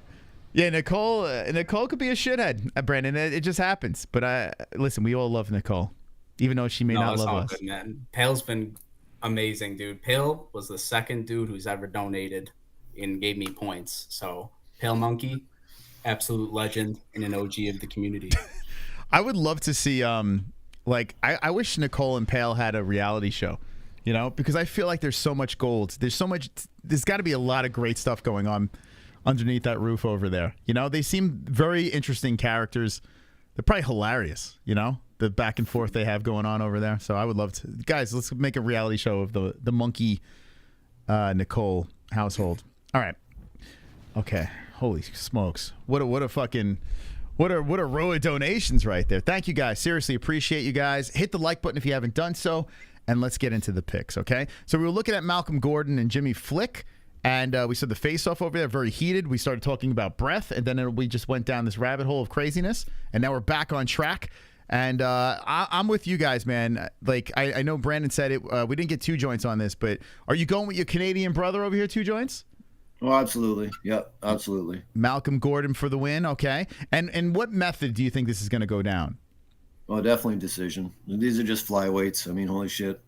Yeah. So if you look, okay, so Jimmy Flick's either been finished the last two, and the three before that, he's been finishing fools with the submissions. Then you got Gordon over here, got knocked out, submission loss, and then, man, I don't know, man. So what do you think, Brandon? What do you think on this? I look at their resume. Malcolm Gordon has fought much tougher competition. Like, his record ain't all that, but both guys on 2-fight losing streaks. I'm liking Malcolm Gordon, man. I feel like he's more game. Although I don't think he finishes Jimmy Flick, I feel like he'll get it done by a good 30-27 decision. Okay. So there we go. I think I'm seeing a finish here. Let's see. He's been knocked out 6 months ago, 11 months ago. He's been knocked out. Fucking hell. It seems like someone's going to sleep. He has been submitted, not that it was a year and 2 months ago. Damn. Yo, damn, this just finishes. It's weird because like Two Joint says they're 125ers. So like, I mean, are these guys going to really do anything to each other? But I mean, you're looking at their resumes. I mean, it's either finish or be finished. Fucking, this is not easy. But all right, I'm going to go Gordon. I'm going to say second round. We're going to see a TKO. I'm going to go finish in the second. Okay. We finally got one in here. We're in the second fight on the card. How many fights are on this thing? What is it? Let me see. 11, I think. It's 11 fights? Okay. 11. So, did anything fall out on this card? Am I missing something? Did something fall off? I don't remember. Let's see. Okay. Oh, it says 0 okay, so 12. All right, so close to joints. Oh, 12? Okay. Yeah, okay. But that's close enough. All right, so 12 fights on the card. Okay, so we're going to go with Jasuda Vicious. Now, Two Joints, I got to ask you this. Is Jasuda Vicious, do you think she's on the spectrum?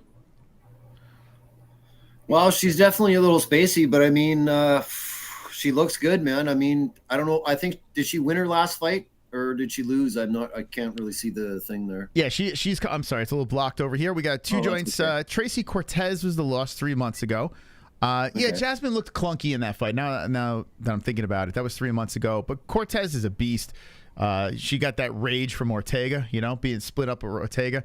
So she was in a little trouble, had her hands full there. But I do want to say this. Cochera, I think this is catch weight now, right? This is 133. So I think Cochera could not make the weight, if I'm not mistaken. I think she was having some issues. So now this is at 133. Catch weight fight. It was supposed to actually, no, wait, hold on. I'm sorry, not catch weight. Jesus Christ. I'm fucking all over the place.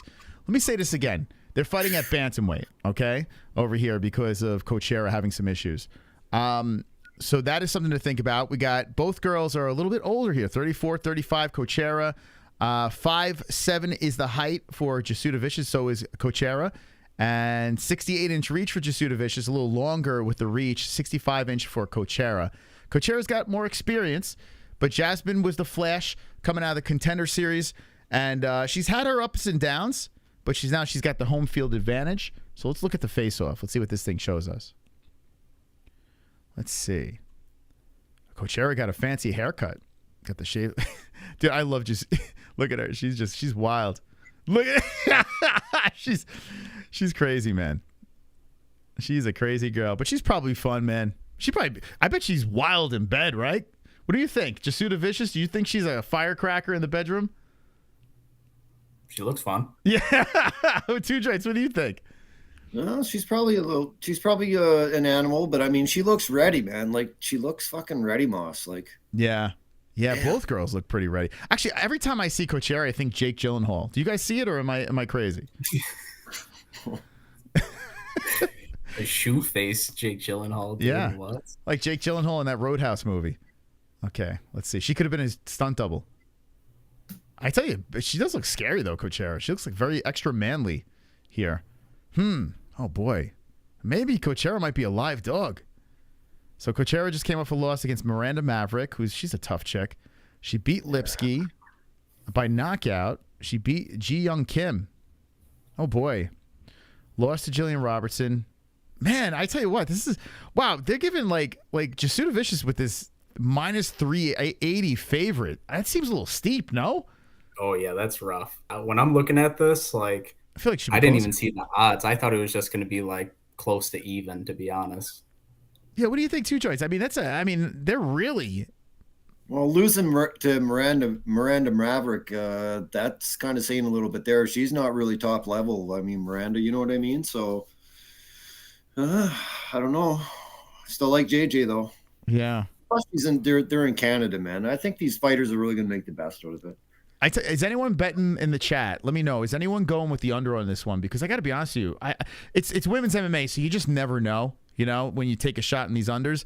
But I think Coachera might have a shot. I'm gonna stick with Jasuda Vicious. I'll say decision on this one. But that's where I'm leaning. We'll go with Two Joints. You going with Jazz? Absolutely. Yeah. Okay. And I agree with you, Moss. Let's see. Tim called her a punching bag in Pulse's stream. Who? Jasmine or Priscilla? Which Jasmine. one? Jasmine's a punching bag. I tell you what, she is clunky.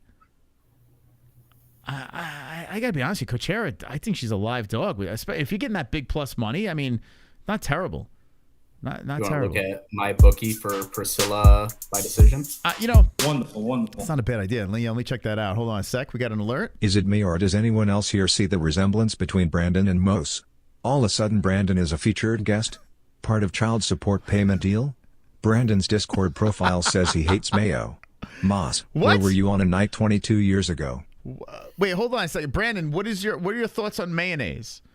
Bro, I don't have Discord. I don't know. I like mayo. Oh, okay. It's good in sandwiches. All right, so he's not my son. Okay. There you go. Kind of, how dare you spread fake news? I was going to say, if he hated mayonnaise, I'm going to have to get a paternity test. I don't know. Okay. Thank you, Kanoto. Appreciate you. By the way, say points. We got a points game going on over here. You guys are being very generous with the donations, but guys, Hearns is by himself in first place. So let's go. Let's throw the points in a direction, please. All right, my bookie. Remember promo code MMA-HOLES for a 10% match on your first deposit. One-time rollover, not like 400 rollovers. Let's see. So Jazz, we said Coachera by decision. Is that what you said? What's the my bookie on that?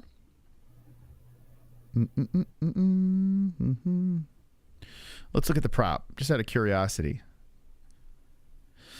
Let's see. Coachera. Okay, they got her at like a plus 300. Wow. Priscilla Coachera by decision is a plus 925.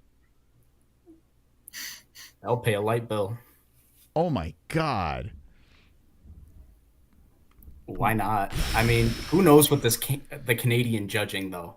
Like, yeah, it's true. Yeah, Jasmine's got. I mean, wow.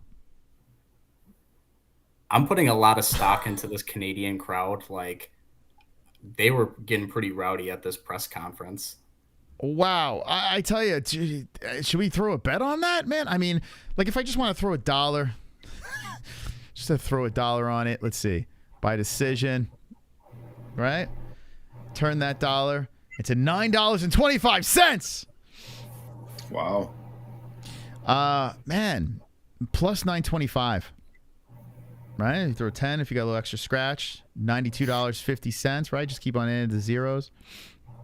Anyone rolling the dice on that? Do it on KO. So Coachera by KO is a plus 450.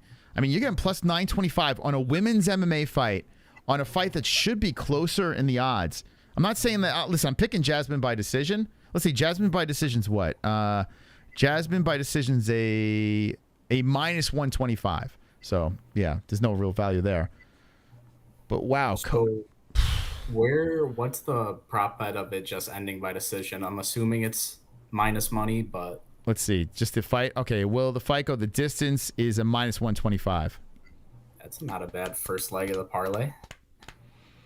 Yeah, that's right. That's true. Yeah. Yeah, if you're parlaying that isn't bad, right? Women's MMA. You're getting a minus 125 on a women's MMA decision. Yeah. I see what you're saying there. Yeah, it's not a bad idea. Wow, there's a lot you could do with this. But I hate relying on women's MMA. You know, I can't fucking stand it. That's why when the chat said, hey, we're going to put together that parlay on the bet boost, but it's just going to be the men, I kind of get why. I've been fucked so many times with women in my parlays and shit. So let me know in the chat. I'll throw a Twinkie on it. Yeah, Stack says he would throw something on it. All right. Well, yeah, let me know if you do. Good luck. It's interesting. I'm not going to do it because I got the 3 bets on the bet boost, but I could see why people would do that. Yeah, right. If anyone's betting Jasmine by decision, just do the regular prop. It's the same odds. Yeah. Yeah, exactly, right? That makes no sense, right? Yeah, you might as well go both. That's crazy, right? Like, all right, I'm going to do Jasmine by decision, but you can go both girls by decision, get the same. Like, I don't know how that works. Like, how do they pull that off? My bookie kind of made that. Yeah, they made a boo-boo there. So, yeah, good catch, Brandon. Good catch. Mars, thank you for becoming a member. I seriously appreciate it. It looks like you re-up your membership. Thank you so much. Appreciate all the members in the chat. Let's go. Round of applause for you. Thank you.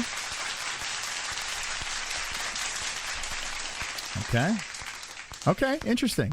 There's a lot of ways you can go with bets on this card, man. There's so many. I mean, when you see cards like this that aren't the best, there's still a lot of fun bets that you can throw in there that makes it interesting. Okay, so we got Johan Lainez versus Patterson. Patterson is a very strange-looking individual. Patterson, a slight under over here. So you got UK versus Canada. Lainez is, let's see, 6'1", 6'3", Patterson. 78-inch reach for Patterson. Lainez, 76. Both guys coming off a loss. A lot of guys coming off loss. He lost to Mike Mallot, so you can kind of give him a pass, right? The submissione. And then you got Ashmoose. What a name. Ashmoose. Yanal Ashmoose. Got knocked out by him 9 months ago. He got a Contender Series win, so no real official win in the UFC for him. Lainez a little more experience. Okay, let's look at the face-off. Let's check this out here. I got to stop drinking coffee. I'm at the age right now where I just keep drinking coffee and I got to piss every 5 seconds. It's getting bad, Brendan. It's getting bad. Okay, good face-off again. Solid. Yo, this kid doesn't look phased, though. Dude, man, I might like the under there. Shit.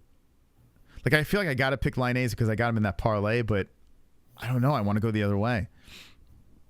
Got a bunch of finishes and Brave and the Contender Series. This dude, I mean, he's winning. Contender Series. I'm loving the Sam Patterson underdog. Brave's a good organization for an organization beneath the UFC. Like, you got some good guys coming out of there. Like Brad Katona was in Brave, and he's a stud. And this Johan, he's lost to Mallot, and he got knocked out by Gabe Green. What's Gabe Green famous for besides fighting Ian Gary? Like, I think Sam Patterson's a decent underdog. Yeah, I'm kind of with you. Man. We're not able to work with much here, right? Especially with Patterson. Patterson made his debut. He got knocked out. Whereas Lainez, we have a little more to work with. But like you said, like he's been finished twice in the octagon and got a split decision win on Darian Weeks. I think the only reason why he's the favorite here is just because he's in Canada. He's got the home field advantage. Other than that, I mean, I think Patterson's going to get it done. Fuck. All right. Two Joints, where are you going to go with this?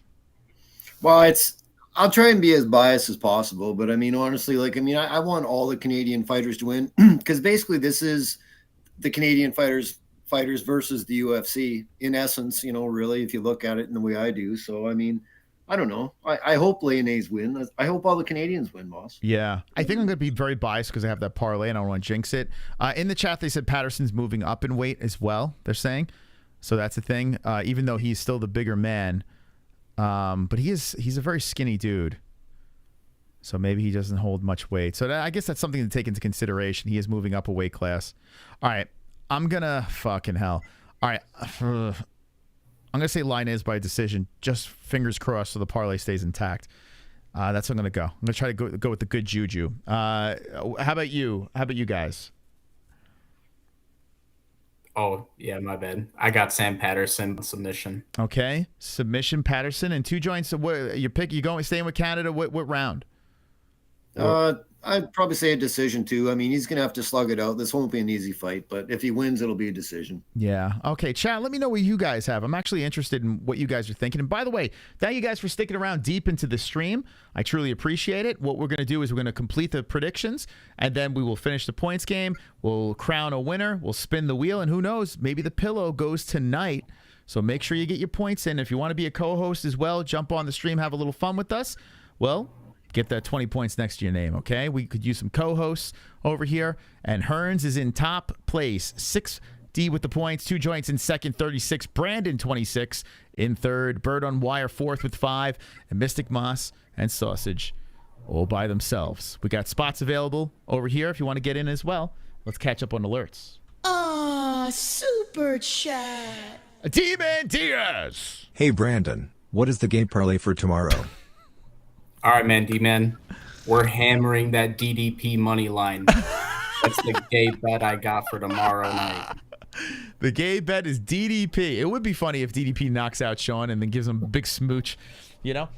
I tell you what. Let me say this. I'm a pretty heterosexual man. But DDP is a very handsome human being. I mean, we got to admit, this guy's uncomfortably good looking. It kind of bothers me a little bit. I get mad when I see DDP. He never not looks like a handsome man. Two Joints. I mean, like, what's going on with this guy? He's got a great physique. He speaks well on the mic. He's a good fighter. Like, what's up with this dude? Well, only a fool would kind of go against anything you're saying about him. And plus, his wife is pretty fucking sexy. So I think, again, I'm on your side here about this one, Moss. I mean, it takes a man to be humble. And whether you like him or not, this is true. He's good on the mic. He's a decent-looking fella. Smoke show wife. And I'm a straight guy too, man. But, yeah, so... Yeah, his wife is a smoke show, man. I saw her on, what's it called? On Embedded. I'm like, damn, look at you. You got everything going for you. Everything. Sorry, Sean's going to win, but anyway. What do you think, Brandon? I don't want to ask you because people already think you're gay, but I'll ask you anyway. What do you think about DDP's looks? Yeah, I mean, oh, man, I'm going to get it. I'm actually a really big DDP fan. I love DDP. Like, okay. He's awesome, dude. Like, his personality, you can tell he's super humble. Like, his trash talk with Strickland, like, that was obviously to build up the fight and stuff, just kind of slow Sean's roll. But I like DDP, dude. He's, like, honestly the full package, bro. I think you'd be a good middleweight champion. He's very exciting. Yeah, someone in the chat called him a Chad. I think that's a good terminology for him. He does seem like a Chad. He doesn't really get rattled. Yeah, so we'll see what happens. Here we go. We got Mars Roman. Thank you so much, Mars, for becoming a double champ. Or you gifted him. Wow, you gifted it. Let's go, champ. Whoever got that in the chat, thank you. To Mars Roman. What a kind gift of a membership over there. Thank you so much for that. We have another alert. Kainoto. Wonderful, wonderful. Dropping a deuce. Don't fret, Brandon. When you become the center of the chat's gay fantasies, you've made it. Admiral Bratwurst approves of you. When you make it to shore and survive the gate, you get a shirt that says I survived AIDS. Wear it like a badge. There you go. Brandon, sure, man. I need an XL. There's like a theme to tonight's show. They love Brandon, man. You're a hit, Brandon. You're a hit. Yes, sir, man. Thank you, Kainoto. Okay, now we go into the beautiful Pollyanna Viana, Jillian Robertson. I was laughing my ass off. I don't know if you guys listened to Sean Strickland and Chris Curtis in there. Man Dance. They were talking about Jillian. Well, Sean was, and was saying how his husband is like a Navy SEAL. And Sean had a funny story about that. Did you guys hear that? No. You got to check it out, man. It's so funny, man. Like the way Sean talks about these fighters, the way he breaks down a fight, no person could really match, his experiences and his stories. But anyway, Jillian is coming off a loss along with Pollyanna. I tell you what, man, now that I'm like looking through this card and seeing all these fighters coming off losses, like, bro, like, is this what we're doing here? Like, it's weird. You can't stack a Canadian card without all these fucking people coming off losses. Like, that's kind of messed up, no? For a pay-per-view? Well, the Canadian talent's really thin. Yeah. Yeah. Well, I mean, it's kind of ironic in a way, but I mean, Jillian's a dog. Like, I mean, her opponent got really lucky last time. She almost subbed her way into a win there a few times. Like, she lost, but at the same time, she's got heart, and I think she's going to pull it out this one. Yeah. And in the chat, it was Jillian Robertson. Apparently, her husband's like a former Navy SEAL. I think once you're a Navy SEAL, you're always a Navy SEAL, even if you're out of it. That's pretty badass. But we have Lasman, Lucindo, submission loss. Pollyanna got. How long was that? That was 4 months ago. I was going to say, didn't she just get in there? And then we have Tabitha Ricci, who's got the great ass, got the unanimous decision off of on Jillian Robertson. So here we go. Canada versus Brazil. Let's look at the face-off here. I know where I'm going with this, but let's just look at it anyway. Jillian, do you think the carpet matches the drapes on Jillian? What do you think? There's no way. And if it does, she needs to see a doctor. Yeah, right. I mean, holy shit. Could you imagine? I assume when they're weight cutting, they shave everything. Yeah, too giant. You like what you see? That's a good one, right? Look at this. Hopefully you just start making out. I tell you what, Pollyanna, she's a piece, huh? She's not bad. She's really pretty. Pollyanna looks like she probably has really long nose hairs, though. I'm seeing. Do you guys see that, or am I seeing things here? I feel like she's got to really trim those nose hairs. What do you guys think? I'm 2 gummies deep, and I know like that's going to be an awesome fight. These girls are fucking worked up, Moss. Look at how calm they are, and they're about that far away from each other, bro. That's right. They're fucking ready, bro.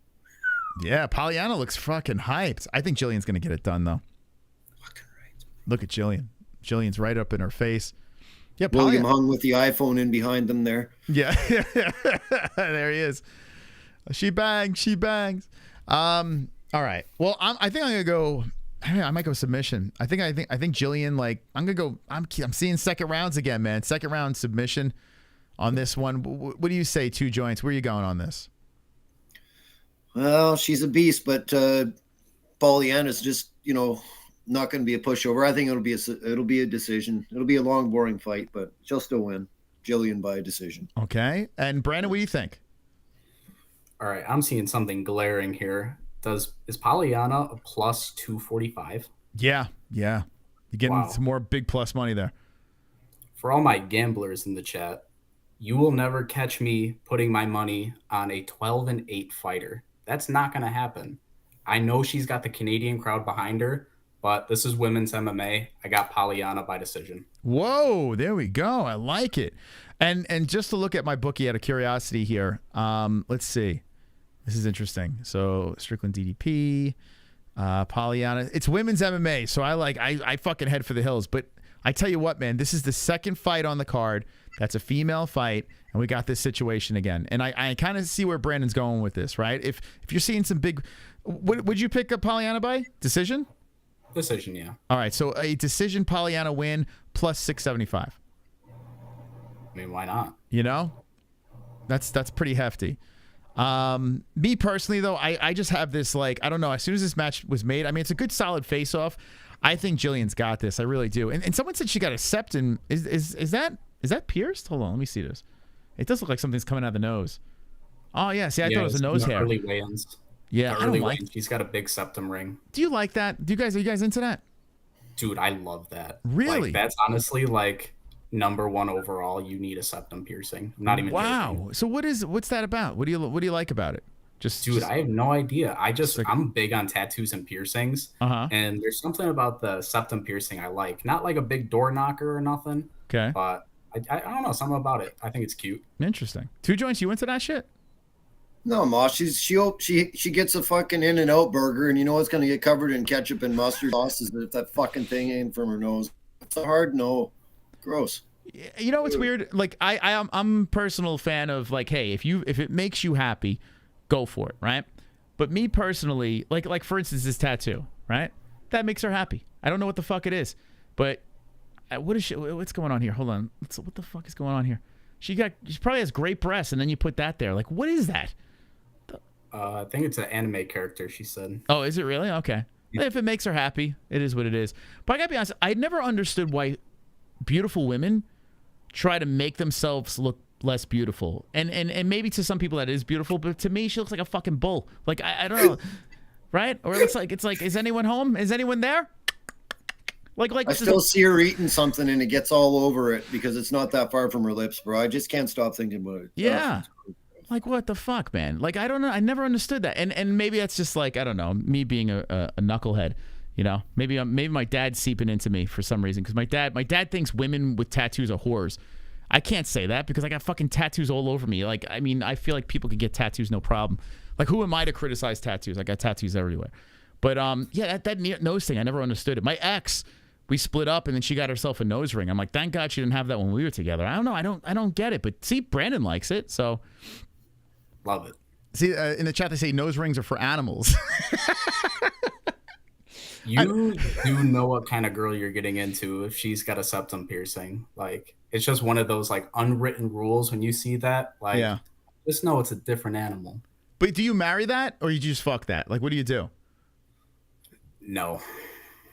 You got to take it out. So when you marry her, then it's like, okay, enough's enough. The game's over. Oh, I don't know, honestly. Like, there is that stigma of like the piercings and stuff, like not being good women. But like, I don't know. I find it attractive, to be honest. I don't know. Listen, if people didn't find it attractive, people wouldn't do it, right? And you know, it makes her happy. It's all good. But yeah, just being like a weird guy, I don't know. It's weird. It would drive me nuts.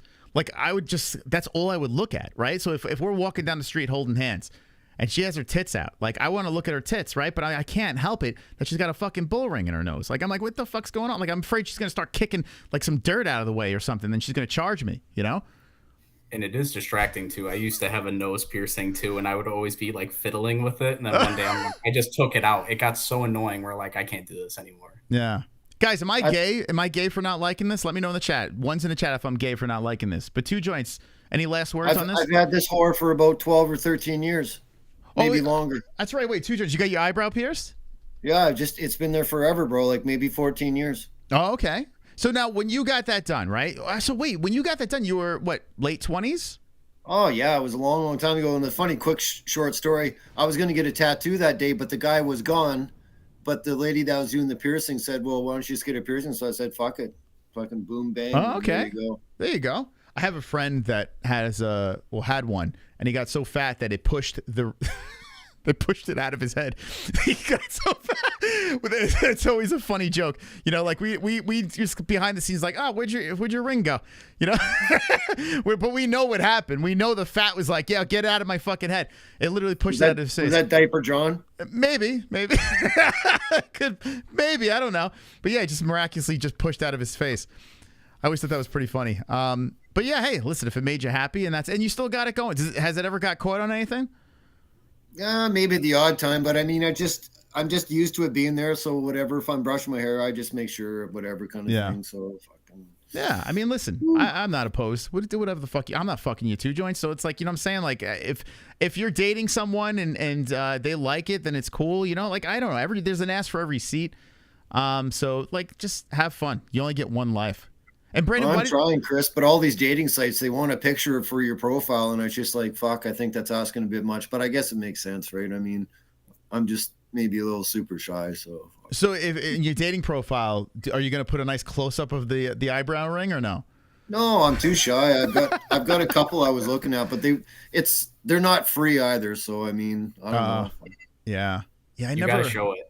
You got to show it, because the same way I am about piercings, girls also like piercings. Like, yeah, they probably think you're a badass. They do like the piercings and tattoos. Yeah. Yeah, I used to, listen, when I got tattoos, I don't even know the reason why I got them, to be honest. I just thought they were fucking cool at the time. So I just was like, all right, let's, you know, and I started late too. Like, I got my first one at 18, and then my dad was he hated tattoos, couldn't stand them. So I waited a bunch of years. I'm like, I don't want to piss this guy off. And when I was 30, I went fucking nuts. Like James Hetfield. James Hetfield went late in life to get tattoos. You would think the singer of Metallica would be born with tattoos, but he waited until he was late. And I did the same. Like in my 30s, I went crazy. But Two Joints, you said you have a tattoo or no? No, I don't have any tattoos at all. Would you ever do it? What's that? Would you ever do it? I don't know. I mean, I don't think it's too late in life. I mean, I'd want a nice one, though. I just don't want something that's just small and shitty. I'd want a nice big piece. So, okay. Yeah, we'll have to see. So. Yeah, tattoos are so different now. Like when people get tattoos, it's like I want to get a masterpiece. Like when I was in my 30s, like I was just like, man, I want this. This means something. I don't give a shit what I used to have my friend draw on me. I was like, yeah, put that there. Like this means something to me. I don't care how shitty it looks. Just put it on there, you know? But now it's like everything is like beautiful now, the tattoos. It's crazy. Mm-hmm. Brandon, you have a tattoo? Yeah, I have a few. Okay. I got my mom's birthday on my heart, and I got a Mandela and Evil Eye on my kneecap. Oh, fuck, on your knee? Yeah, my kneecap. Oh, that must have been fun. Let me see that thing. Hold on a second. Damn, that must have been brutal. My tattoo artist was just talking about knee tattoos. He's covered, and he says, oh, my God, bro. Dude, that is fucking nuts. How? Yeah, so it wraps around. The pain on that thing must have been just fucking out of control. Easily the most painful thing I've ever experienced in my life. It was 7.5 hours, one sitting. I fasted 2 days beforehand. I didn't know you weren't supposed to fast before my tattoo. And it was like, I was biting my shirt, like verge of tears. Like dude. I was like holding it in the screams, dude. Oh my God. My elbow was horrific. And my rib was just like, I wanted to die. And then just thinking of the knee, and my tattoo artist said the knee is probably the worst. Like that's got to be one of the most painful places. And I couldn't imagine more painful than my rib. My rib was like, I want to kill somebody. Holy shit, man. What's that? I said I heard knees. I mean, they are bad. Like, do not get your cap done. I heard ribs are bad too. I used to love the feeling of the tattoo gun. Yeah, like it's just a therapeutic feeling. But after the knee one, it kind of scared me a little bit. I was like, man, that was kind of torture. You know, it was easy. My neck. When I just got this done over here, like, dude, that was like a piece of cake. That was crazy. Really? I was like, I thought this was gonna suck. It wasn't bad at all, man. But you know what? Now they got these tattoo guns that don't make noise. You know, like they don't have the hum anymore. Like it's just like silent. It's kind of like when you get a tattoo, it's not as cool anymore. They got fucking gel now where they're fucking putting cream on you and shit and like numbing cream. It's like, it's become kind of gay. Like whatever happened to the pain and that, like the fucking hours of the sound in your ear, you know? It's weird. Yeah, anyway. I haven't had the soundless machines, but I want more tattoos, but I'm kind of like settling down a little bit. I got my knee and my chest done 2 weeks apart from each other. Now that like scratched the itch, I'm good for now. Yeah, man, I would go every week. I would go every 4. It's just so fucking expensive, you know. I got to go for 2 on my back for, you know, the milestones. When we hit 90K, I'm gonna go 2 in a row, and then 100K, I'm gonna fucking blasted the tramp stamp on there. And anyway, I don't know what the fuck am I doing. I'm not even high, and I'm having these conversations. All right, anyway, 2 joints. I'm sorry. What am I doing? What the fuck's wrong with me? It's all good, man. It's your show. It's 11 o'clock over. God, oh my God. We got to get through this. Uncle Chrome. When is one of these fucking Canadians gonna step up a Phil GSP's shoes? Rory Trident was supposed to be even better than GSP was the way they had hyped him up when he first got to the UFC. But Lawyer shut that shit down. Thank you, Chrome. Thank you. It is true, though. To fill GSP's shoes, it's going to be a little... You think Mallot's the guy? 2 joints. What do you think, Mallot? Is he the guy? Yeah, GSP's a GOAT. I mean, he always will be, and it would take a whole lot for him to... It would take him a long time to get to that status. Yeah, I remember when everyone was saying Rory was the guy. Everyone was like, oh, he's it with the Red King or whatever the fuck they called him. And that didn't work out. Okay. Sidey, 10-1-0, coming off the Contender Series, beat Ramon Tavares, making his debut, Canadian-born, I think. Well, he's from Canada, versus Jacksonville, Florida. Another contender. Dude, yo, going through this card. So when I do these streams, I should do research. I don't. I just fucking look at Tapology, make the picks, go for whatever's in my brain. This card sucks. It's really fucking bad. How far are we in? Like, what kind of preliminaries? We're 5 fights in, and it's either people coming off of losses or 2 contender series guys fighting each other. What is going on? We really got to get this. Is this a rematch? Fuck, I didn't even know that either. Did you guys know that? Okay, let's see. No, I had no idea. Oh yeah, he lost to Sidey in the contender series. I remember this. I do remember now. Yeah. Oh my God. And they said that Tavares, they want to give him another shot. I do remember this. Okay, I remember this Tavares kid. They gave him another shot. He got the finish. This is actually kind of cool then. All right. I'm going to take it back, guys. Thank you. Whoever said that in the chat, thank you. You're doing my job for me. I appreciate you. Okay, so this actually does make sense. This is, listen, for a pay-per-view, it's stupid, but it does have a little bit of juice here. Tavares trying to get his revenge. Don't hate that. Okay. All right. What do you guys think? You think Sidey is going to go 2 for 2 against this fella? Let's look at the face-off. I have a hunch, but I'd like to see the stare down. I tell you what, man. Interesting story does not belong on a pay-per-view. Sorry. Or at least look at the size difference. Wow, yeah. Yeah, I remember these guys now. I do. I remember from the contender series. Okay. This dude's nodding his head like, yeah, I'm going to get you back. I don't know. I don't know, man. Man, this guy either finish or be finished. And almost the same goes for Sidey. I'm going to say he knocks him out again. I'm just going to throw it in there. Sidey knockout. Yeah. I'm going to say 1. What do you guys think? Second round knockout. Sidey. 2? Okay. Brandon. I want to pick Ramon so bad, but with this crowd, I think Ramon's going to be in his head too much. I got City round 1. Round 1? Okay, and I'm sorry. I just saw in the chat, and they're right. So apparently Tavares missed weight, and missed weight by a decent amount. Almost 140 coming in. 139.8 to 135 on Sidey. So Tavares, you know what he did. You know this shit's on purpose. This shit's on purpose. He's going into Canada, missed weight by a massive amount, trying to get some revenge. And he still looks small, like he's short, but he doesn't, like, I tell you what, the other dude filled out nicely again. This guy missed weight on purpose. I would fucking bet my left nut. So he doesn't care about the bag, Moss. He just wants the revenge against the guy that kicked his ass not so long ago. Yeah, because what are you going to do? Pull this guy off the card? He's in Canada. You know what I'm saying? Like, take the hit. No one's going to remember he missed weight. I don't think it's going to matter. He's going to get fucking... You know, I'm going to still stick with my pick, but I kind of want to go later in the fight now. Actually, I kind of want to go decision. All right, I'm gonna stick with the same pick. I'll say knockout 1. Go with the hunch. But that's an interesting... whoever hit that in the chat, thank you. Appreciate that. That is something to take into consideration. You miss weight, especially that much, most likely... He's trying to get an advantage. That's my guess. You see it a lot. Yeah, with that big of a miss for. I mean, what's the excuse? I'm on my period. Like, what's the excuse over here? All right, Jourdain versus Sean Woodson. Okay, I am very interested in this fight for a lot of reasons, but now it starts to get interesting. Nicole.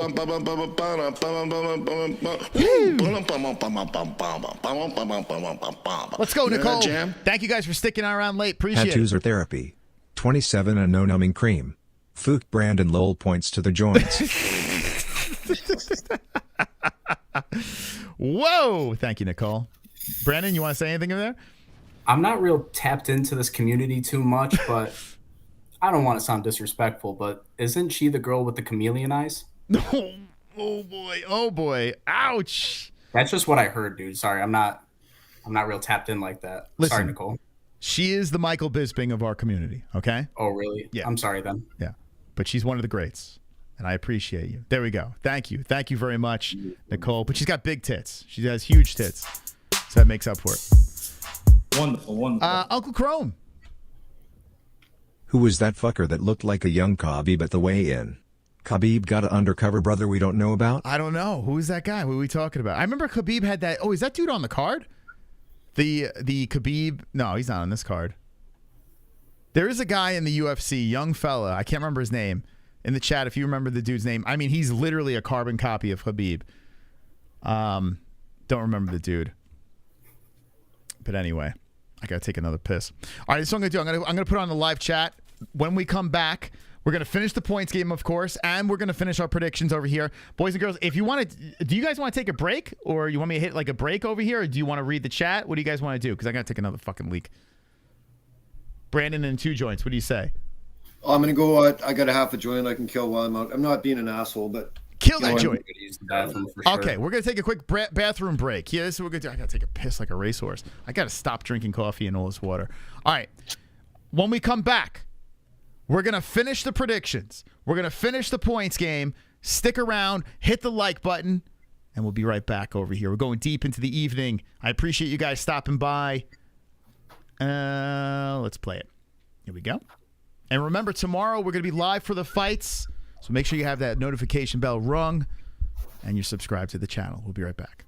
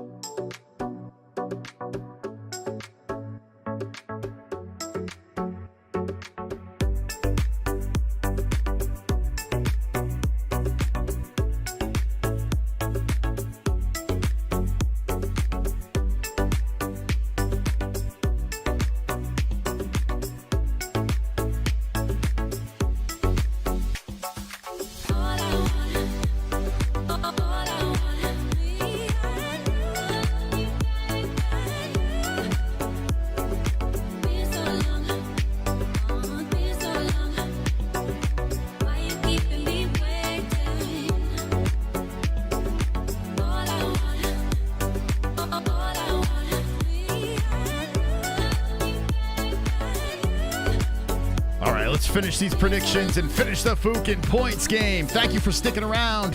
UFC 297 is what we're predicting. We're trying to win some money. We're trying to get the bets in, the predictions in. So let's finish up this program. I appreciate you guys stopping by. We got Bougie Brandon. We got 2 joints in the mix, and we're going to be talking about Charles Jourdain, Air Jourdain versus Sean the Sniper Woodson, partying on a FOF Off Friday. Make sure you hit the like button, and let's get back into the mix here.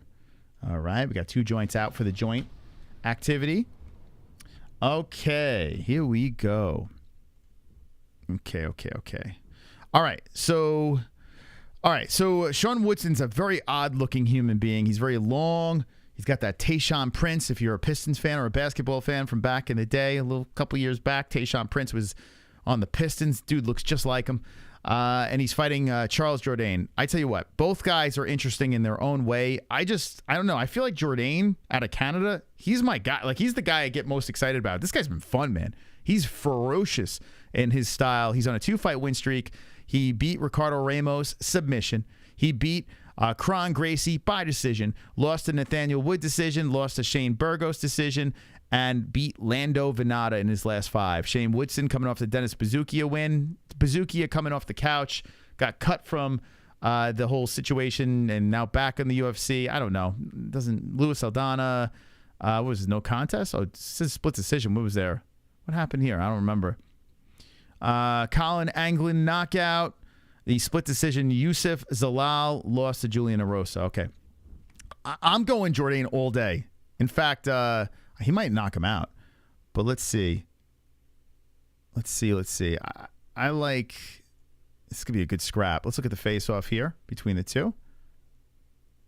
I'm looking forward to seeing Strickland DDP. I didn't see that face-off yet. All right, here we go. Okay. All right, so here they are. Very stoic. Whitson's a very, he's got a lot of potential with his dynamic striking. You know, he throws some weird curveballs with his style. But I think Jourdain's going to clip him.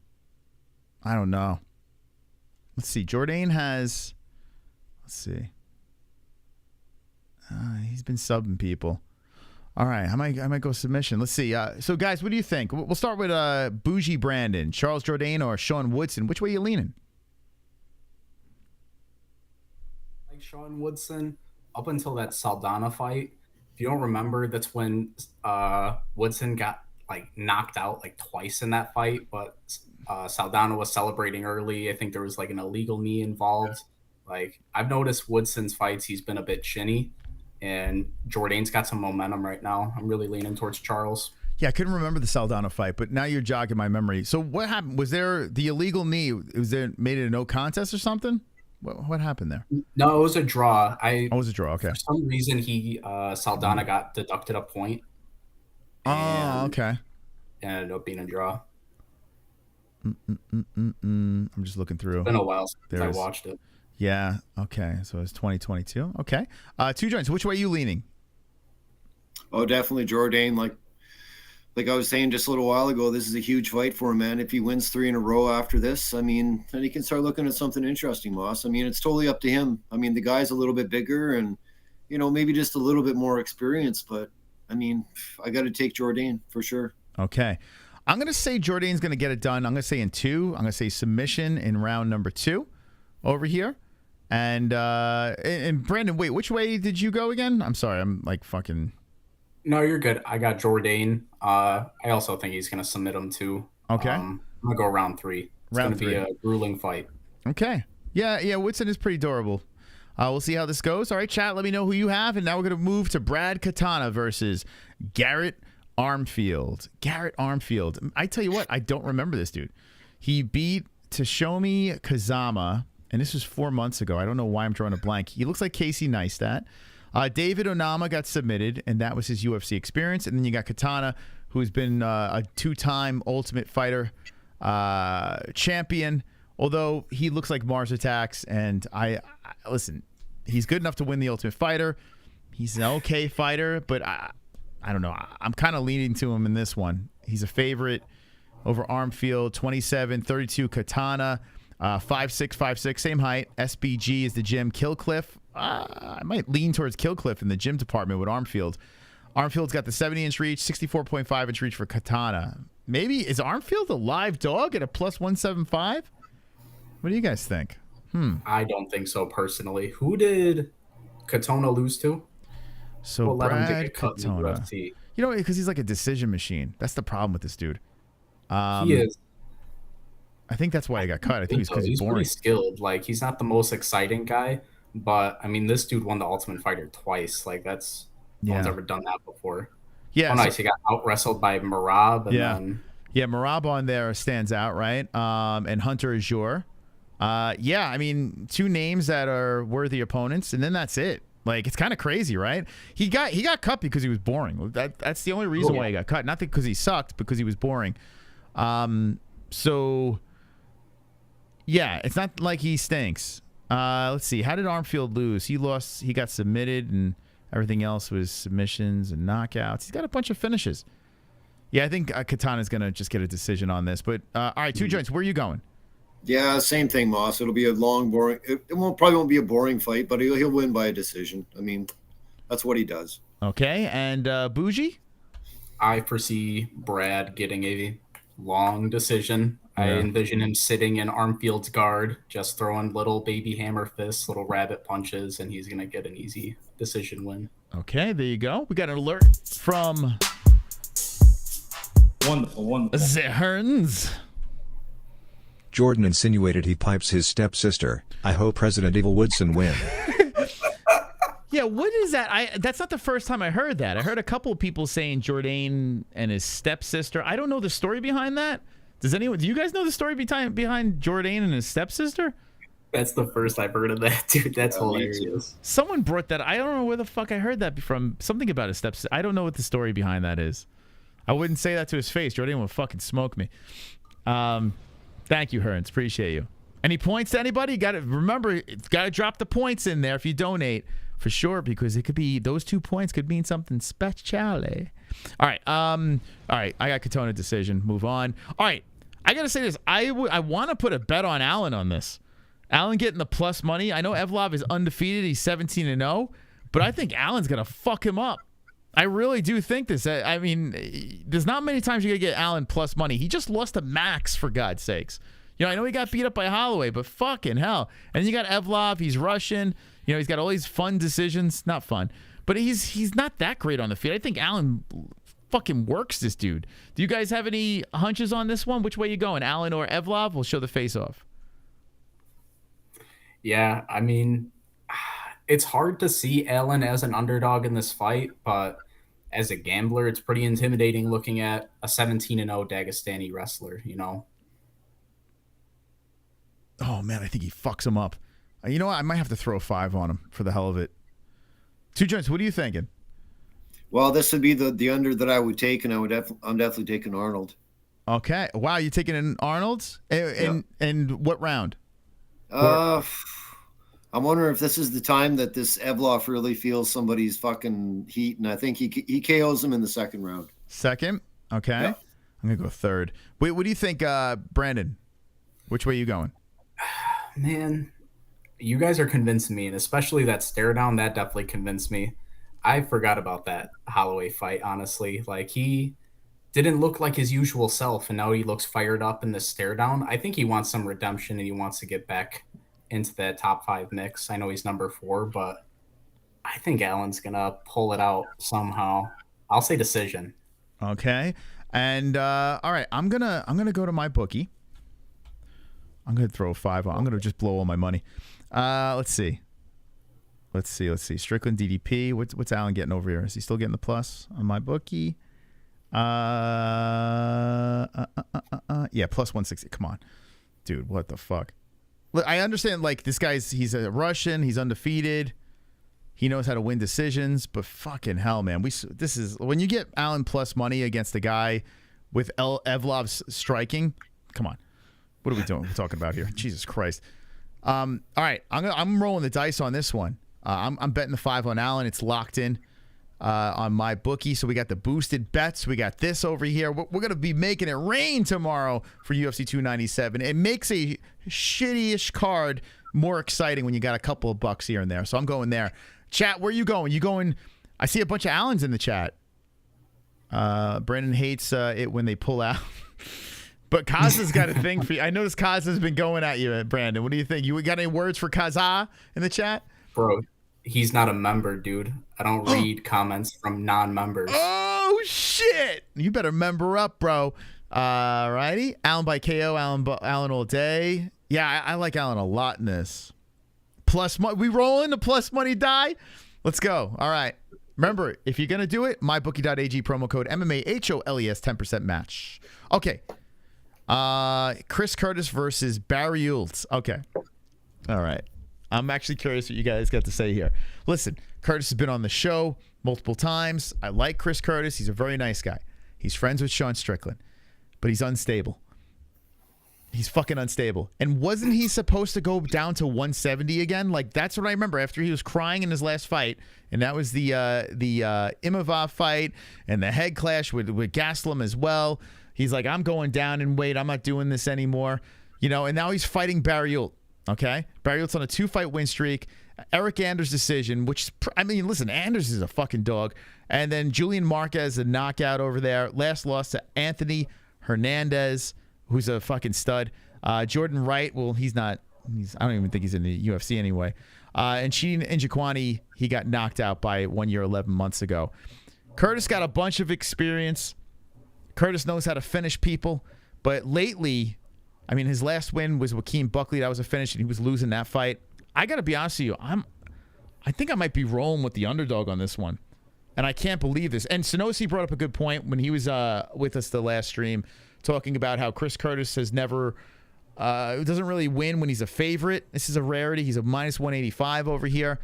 So I think I'm going Barriault. I got to see the face-off. Where are you guys leaning on this one?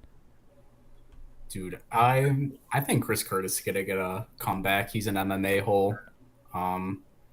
Man, his boxing's underrated. You know, I don't think he's a top 10 middleweight, but dude's got some skill. He's Sean Strickland's sparring partner. I think he's going to put out Barriault. Okay, so Chris Curtis with a knockout, I think that's the path. I don't know if Chris is going to get the decision on him. These guys are friends, too. They've trained together, so they kind of know what they're dealing with. Chris Curtis said in the Man Dance that he wanted to he hopes that Barriault comes to fight and not to just play the game that drives him nuts. If you're Barriault, you play that game, you know? You don't fucking stand and bang with him, but we'll see how that goes. Two Joints, where you going? Well, I definitely like Barriault. I don't know. Curtis just seems like a little soft soy boy to me. I know like he's had some success in the past, but hasn't he ghosted us? Like, has he ever got back to you, Chris? I've spoken to him in the DMs, but it's I don't chase him anymore. So the last I spoke to him, it was about a press conference, and he responded, but he's he deleted his Twitter, and I haven't spoke to him on Instagram in a little bit because I kind of like. We used to be able to just call him up. We had a question. Me and Jesse have a debate. We call up Chris Curtis. He would solve the debate. Like, he was cool like that. And then, I don't know, it just got a little weird. And I just stopped reaching out to him because I don't like to I don't know. I don't want to kiss anyone's ass to come on the show. So I just want to let him do his thing. Nothing against him. He never did anything really wrong to us. So I just kind of pumped the brakes on having him back. So, I don't know. Yeah, it's not like he's ghosted us. It's just I haven't really reached out. Okay. It just got a little weird. So, but with that being said, I would love to see Chris get the win. I would love to see him get the win, but I'm going to go with Barriault decision. Yeah, I'm going to go decision on this. What makes you come to that conclusion? I think he's a fucking head case. And he's not getting any younger, right? What is he, 36 years of age? He looks like he's in great shape. He's got Eric Nixick. If Eric can pull him together...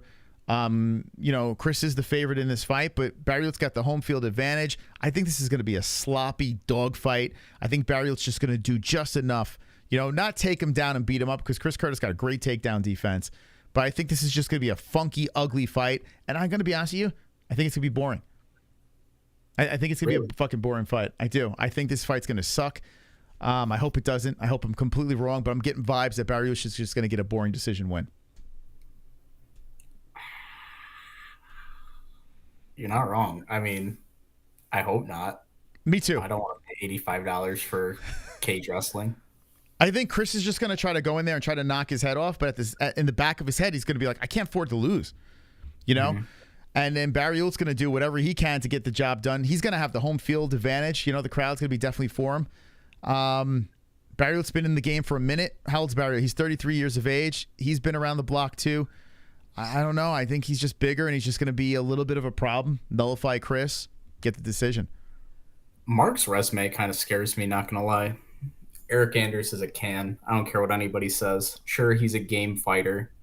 He's not a world champion. Never in his career was he looked at that way. No, what was his other one?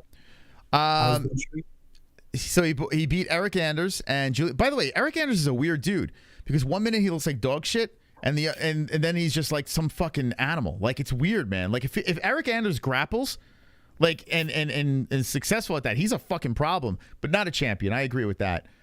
Julian Marquez is, he is what he is. He wants to fuck Miley Cyrus, but he's a big scary dude.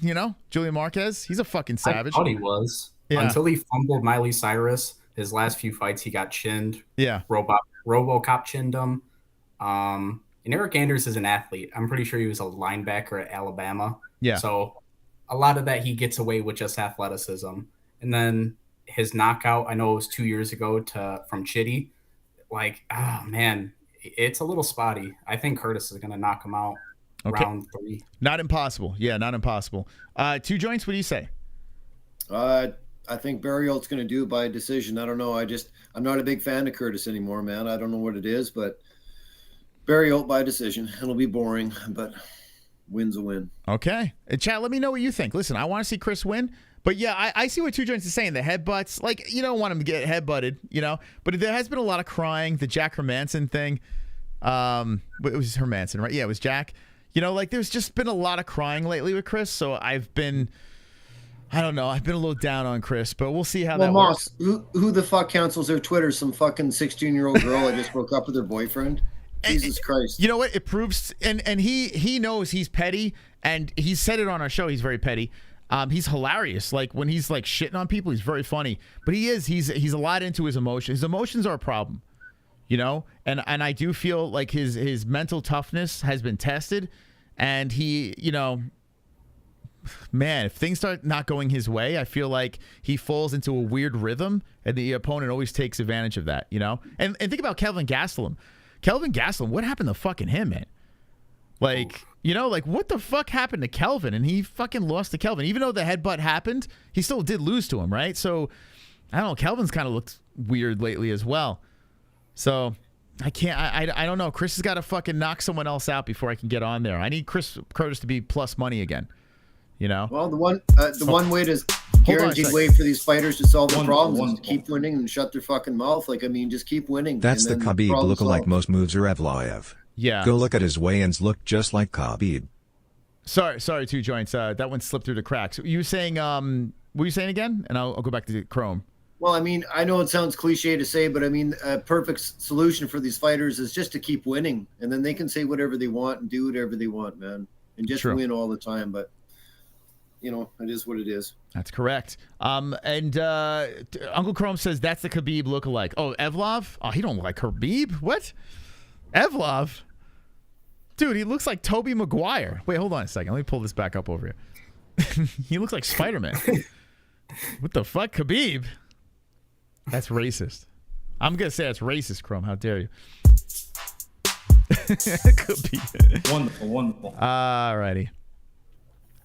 Most you missed it. They asked Curtis' opponent a question. He was about to answer. Dana skipped him. Lol. Ballot took all the time.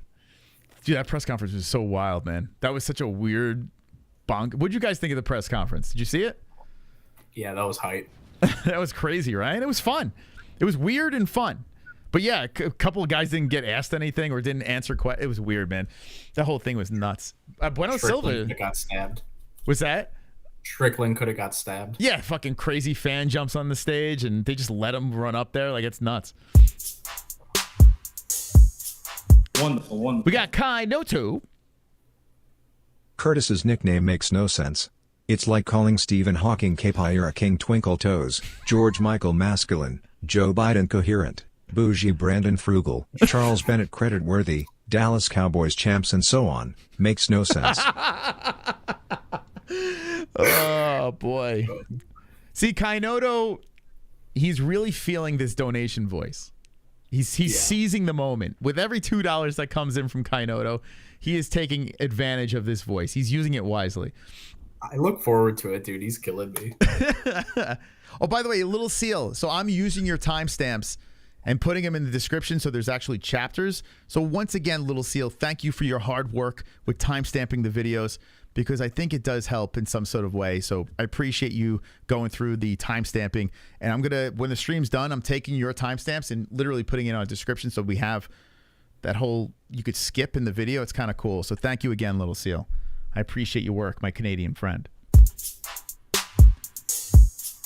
Wonderful. Here comes Uncle Chrome. Go pull up the still shot photo of him from this morning's weigh-ins. He looked just like Khabib. Did he? Was he rocking a Khabib beard? I don't know, man. I don't know. Did you guys see that similarity?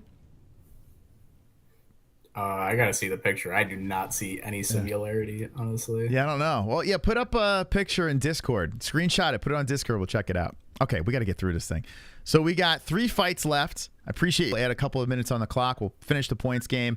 big thank you to everyone jumping in on tonight's stream. Had a blast once again, and we're not done. 3 more fights of predictions.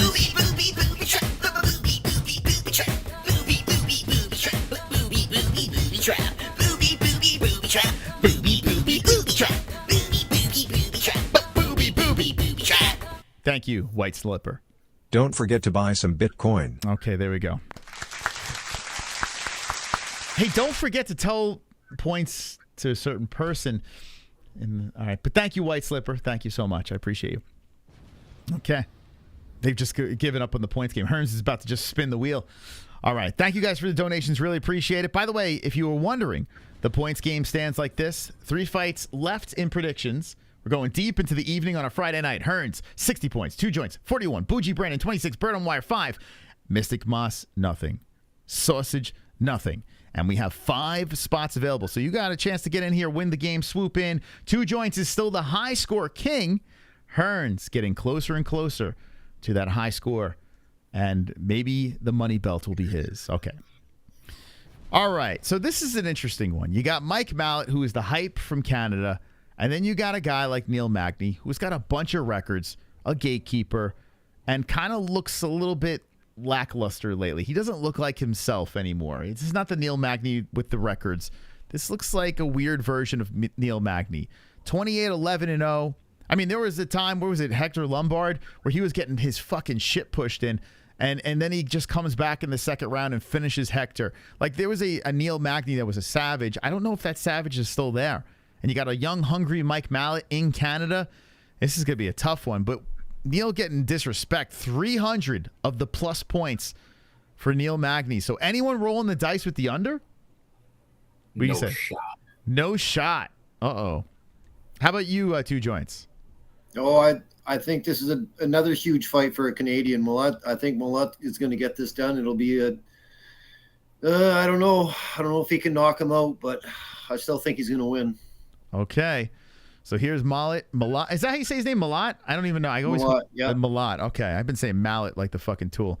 So Mallot. Let's go with that. Mallot. Let's see Neil Magny. I want to see how he looks. Because I'm like, man, I feel like the old... I don't know, man. He's in good shape. Ever since he started looking like Muhammad Gandhi, whatever, what's Gandhi's first name? He's evolved into Gandhi for some reason. Here we go. Here's the face-off. Like, they just keep feeding Neil these guys. Yeah, Mallot looks good. Whoa, Neil almost ran into him. All right. Yeah, I'm kind of with you. I think Neil might get finished. Chado, Gary, decision. Maybe not. Let me see. Man, Mallot's been finishing everybody, huh? Mm-hmm. I mean, Neil Magny, to me, I do remember that young, hungry Magny that was hitting comebacks against Lombard and stuff, but his last fight with Gary, that was not a loss. That was an embarrassment. Like, that was a tough one. And if there was ever a time to bet against Neil Magny, it's now. Even the stuff after the Gary fight, he's been going through legal stuff, if I remember correctly, stuff with his kids. So, I mean, Neil's in a bad place, to be honest. And I don't know if Mike Mallot is going to be the next GSP, but he's got a lot of momentum and a lot of confidence. Yeah, Mallot feels like a character from Cobra Kai. Like, he feels like a real cheesy, really good. Like, he's very good. Like, I mean, from what we've seen, he seems like he has a lot of potential. But there's something about him that's very cheesy, and he feels like he's like, I'm watching some sort of, I don't know. Like, I feel like I'm watching Cobra Kai. It's an odd thing, but I think he's gonna finish Neil. Man, I was like, maybe we go with the plus money on this. A lot of plus money for Neil. If this is a little bit of the older Neil, but Mallot's on a roll, so I'm gonna have to stick with him. I'm gonna go submission. I'll go in 2. 2 joints. What do you think here? You Canadian brother, you going with him? Oh yeah, no. I think this is the biggest fight of his life because I don't think he's fought anybody. Even though Magny's not high up in the rankings, this is the highest ranked fighter I think he's going to be fighting so far in his career. So I'm going to take him by decision, Moss. It's going to be a long, drawn-out fight. There we go. Decision. All right. The co-main events. Man, I know who's going to win this one. I just feel like very confident. But some people are sliding into the DMs in our comment section and saying, I'm having a feeling. I'm having a feeling that Rocky's going to get this. She's on her time. She doesn't have the boogie woman at top anymore. And all she's got is Bueno-Silva in her way. So Bueno-Silva 32, Pennington 35, 5'7", 5'6", Silva, 66.5 inch reach for Silva, and Pennington 67.5. Altitude MMA versus shoot box Diego Lima for Silva. And I saw Silva at ATT as well. Not ATT, American Top Team. Yeah, that is ATT. Oh my God, fucking hell. Dude, we've been going on way too long tonight. Give me an edible right now. Okay. Listen, I feel confident here. I'm going to look at the face-off, but let me know what you guys think. Are you feeling which lesbian you going with? Myra for sure. Okay. Rocky is terrible, dude. She is the biggest can possible. Like, what is she, ranked number 3? Name someone ranked number 3 in any other division with skills as bad as Rocky. You can't. Oof. Myra's got a lot of good finishing ability. Rocky's known to be a quitter. Like, I remember that Amanda Nunes fight. Ever since then, I'm anti-Rocky, dude. Like, she quit. She straight up quit in the biggest fight of her life. Like, I can't support that, man. And 2 joints, where you going? Oh, absolutely. Silva, second round KO. Okay, wow. All right, Silva. All right, let's see. All right, so this is going to be a 5-round fight. I feel like Pennington's going to survive, and then, like, I'm seeing 3rd roundish where she's going to start to break. Bunch of submissions. Rocky's got submissions too, though. She can work on the ground. Fucking hell. All right, I'm gonna say Silva 3rd round sub on this one. All right, and Brandon, did you what by what means does Silva win? Yeah, my bad. I got Bueno-Silva by submission in round 2. Okay. Here's the thing with jiu-jitsu. You guys got to remember, it is much harder to secure submissions when they're covered in sweat and blood. So I believe she's going to get it done round 2 before they get too sweaty and not too much damage has occurred. Okay. Let me know in the chat which way you're going. Anyone going Rocky on this one? I just can't do it. I can't. I tried to put myself in that direction. I can't. Super chat. That's the co-main event. Main event comment, D-Man. Magny is getting finished like Brandon with gay sex. Bro. Oh my God. You guys better be giving those points to Brandon if you're going to be saying those things. If you're going to be saying those things, you better say points to Brandon, for God's sakes. I mean, he calls me gay, but he's been dick riding me the whole stream. Check the Discord, man. I think that's Khabib in the guy's body, man. All right, let me check. Might have to change my prediction. Hold on a second. Let's see. So Arnold Allen might be in trouble. Let's see. Let's see if Chrome's onto something here. Thank you for the donations, guys. Really appreciate it. Hopefully you're having a good time. Let's see. That's Khabib. Well, okay, hold on. Let me pull it up. Oh, he does look pretty shredded here. Fucking hell, man. So this is at the... Wow, he's looking jacked. He didn't look like this. So this is the official weigh-ins, right? He didn't look like this at the ceremonial. What happened? Yeah, a little bit. I can see a little Khabib. Do you guys see Khabib there? I see Jimmy Flick. Jimmy Flick? What about you 2 joints? What do you see? Yeah, I can, on a quick glance, it does maybe look like a thinner Khabib. Not the Khabib the size he is now. He's fucking just jacked, man. He's like 240 or something, it looks like. Yeah, Khabib is a big boy now. All right, Thank you, Chrome.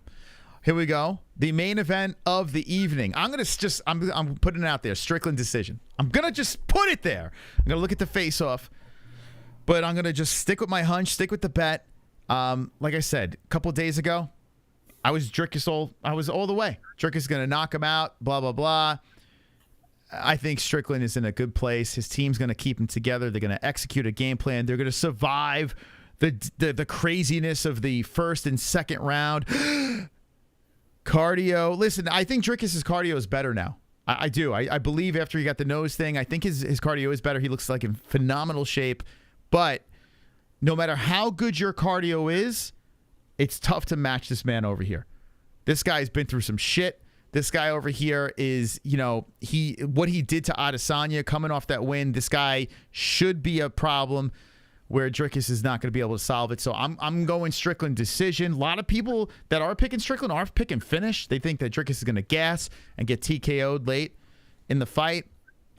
I think it's decision. But what do you guys think? I'm going to show the face-off. Where are you leaning? We'll start with 2 joints. Well, I mean, Strickland's got all the defense in the world. He proved it against Izzy. I mean, a guy that's 6'4" and was a kickboxer before he got in the MMA. But I think he's going to knock Dricus out in the 3rd round. Okay, so no decision. So all right, 3rd round, Sean Strickland. Yeah, Brandon, what do you got? I got DDP by 2nd round knockout. DDP by, man, he is jacked. I mean, so Duplessis has never lost in the UFC. That's something like, it's got that Volk vibe to him, but he's been finishing people. And that's what scares me. Like, if we can't get that finish, here, Brad Tavares. Brad Tavares decision.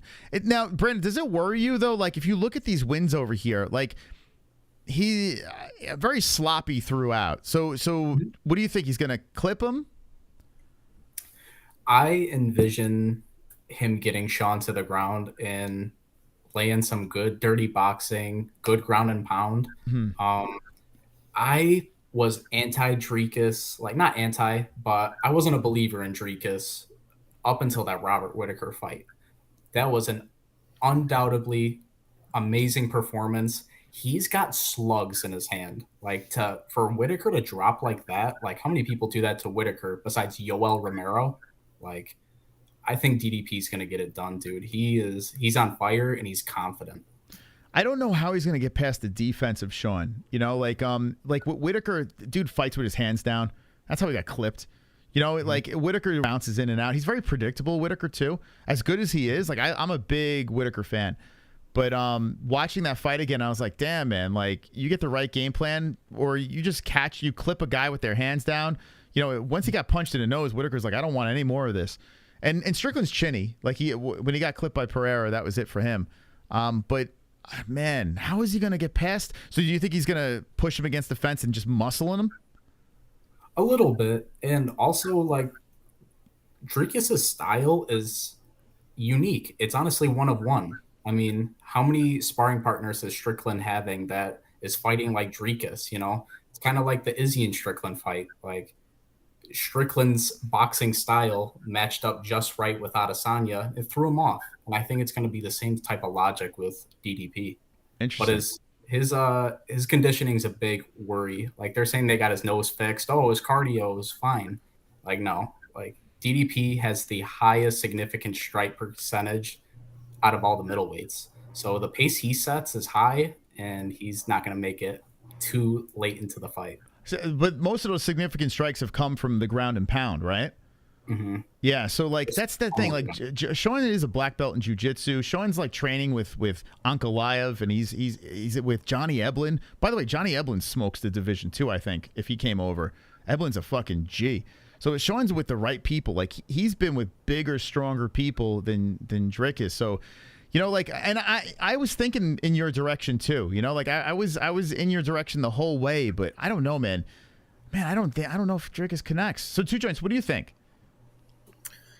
I think there's just that one emotional edge that Sean has over DDP, and I think that might come in handy. I mean, it's going to be a hell of a good fight. I mean, he's going to walk all over him, but I don't know. I think Sean's going to knock him out third round.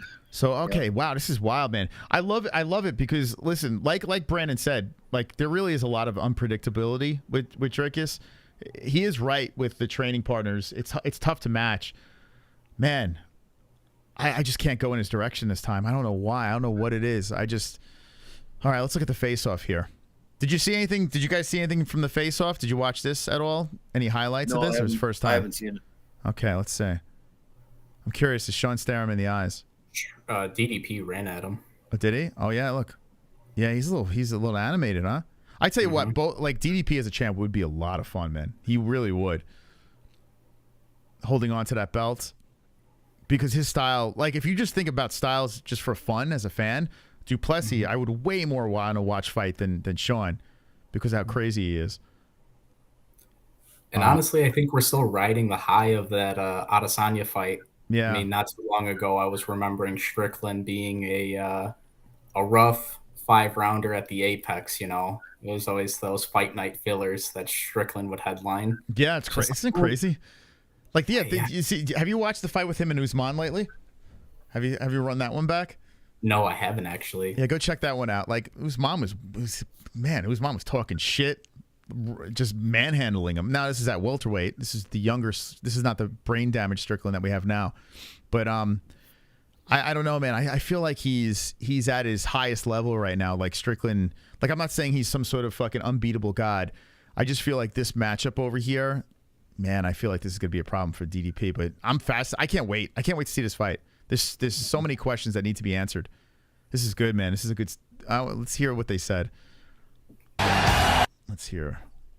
Earned richly this first UFC title fight. Any final Sean definitely has home field advantage. predictions as to what these fans will see here tomorrow? Ain't got no predictions. But like they say, be careful what you wish for. He asked for death. Your wish has been granted, my friend. Dude, I love that. Oh, man. Cold.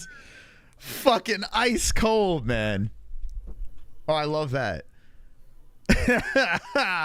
DDP's underrated on the mic. He's not like highlight material, but he's always got some good zingers, you know. Yeah, smart dude, man. Yeah, he's got the gift of the gab for sure.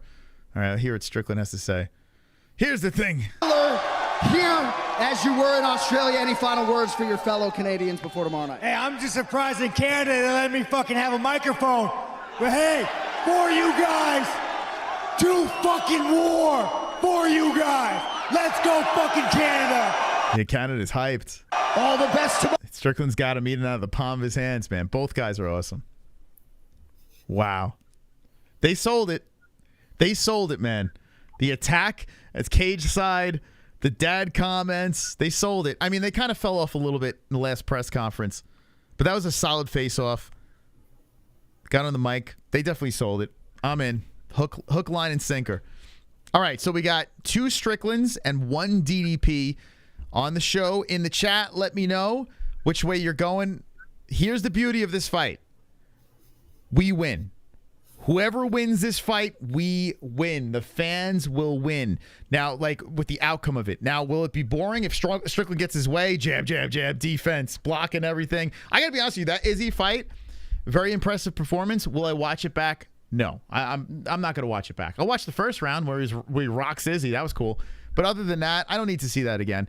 A DDP fight, I will watch over and over again. The dude's a fucking wacko, man. Like, it's like you scratch your head like, how is this guy in the UFC? And how is he so effective at what he does? You know, it's so much fun to watch. So, but regardless, the matchups, the lead-ups to the following fights, both guys are fun. So I'm going to save the picks. It's locked. It's loaded. Okay. Okay. It wasn't lucky, though it was sniped. He's so bizarre. It's fascinating to watch. It really is. Like, DDP, go back and watch some DDP fights. You'd be like, damn, bro, this guy's wild. All right, here we go. Wonderful, wonderful. We got Uncle Chrome. I don't know, man. All 5 of Sean's losses were against guys who are all pretty much forward pressure fighters. DDP, although is erratic at times, comes forward a lot. He does. Sean may find himself in trouble early. Yes, well, here's the thing. He found himself in trouble against, what's his face? Abus? Whatever the hot guy's name is. He found himself in trouble with Abus, and then Abus gassed, right? If DDP goes balls to the wall and Sean can just fucking get out of that first round, that's a win. So if Sean loses round 1 and gets fucked up, you know, I think Sean can regroup and get the long race. It's a matter is the chin going to hold up? Is he going to get clipped? Is he going to get hit? It's really interesting because, yeah, both guys move forward. Which guy is going to have the bigger dick? You know, it's pretty crazy.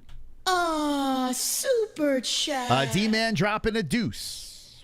Can't wait, UFC Brandon. Can't wait to slurp on cock.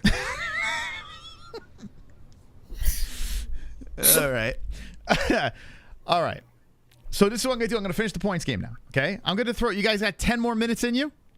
What do you say? Can you hang in there? 2 joints, you all right? Yeah. All right. You're feeling good. So what level are you at right now? You had the gummy, you're smoking. I mean, you're in the zone, right? For about the last half an hour, I've been at about 9.5 out of 10. I mean, it's really just, I shouldn't have eaten that other gummy, but it is what it is. I'm totally fine. It's just, I'm just oatmeal. It's all good, though. How do you function on this much marijuana? It's very, very impressive. Well, it's foolish taking 2 gummies. Like most, it's a bit of a waste, but it isn't. I mean, I'll be okay now for the rest of the night. So, I mean, okay. Well, all good. Nothing to brag about. Fuck. Hey, listen, you got impressive tolerance.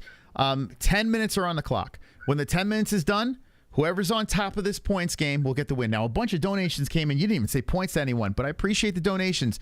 Now it comes down to the wire. We're going to talk about whatever. Chat, let me know what you want to discuss. If any of my co-hosts have anything that we missed that you want to chat about, feel free.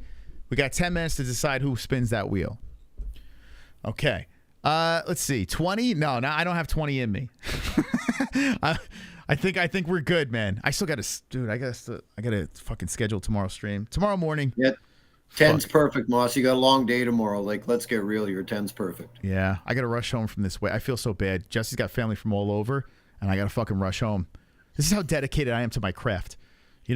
I got to fucking rush home, pack the kids up after a wake, and perform for many hours for my people. I need to be here to fucking sit on the throne and ramble into a mic for fucking 7 hours. But I love it. I wouldn't rather be anywhere else. Okay, yes. Brandon, no harm, no foul. You got some thick-ass skins. So there you go, Kazaa. You won him over. I appreciate it, Kazaa. I like the jokes, honestly, man. Like, I've been in this community, bro. I know how it goes. I know how the talking goes, man. So I honestly do love it, man. I keep the jokes coming. Okay, so I mean, you got to have thick skin if you're as a co-host. You got to be pretty thick, right? It's not easy. I mean, if I was crying over words on a YouTube show, how does that separate me from Dan Le Batard? It really doesn't. You're right. McGregor's punch on Jose was luck to laughing. Wait, what's this? What's that about? What's going on? Brandon, a real champion. You're still gay though. Okay, so he still thinks you're gay, but he called you a champion, so that's sweet, man. Brandon knows being an MMA hole, you have to be jump in and be sure you can take joke, brother. Yes, you could take a joke, that's for sure. Yeah, you definitely have to think. And now Jeff Molina. By the way, Jeff Molina, speaking of that, he's fully out. It's official, man. Like out of the UFC or out of the closet. Yeah, he's embraced it, and listen, if good for him. Let him embrace it, right? Yeah, he posted this. I saw this today, actually. Let's see. Moreno. Listen, you fucking got to be happy. Everyone's got to be happy, you know. That's at the end of the day. It's about happiness. Let's see. Where are you, Moreno?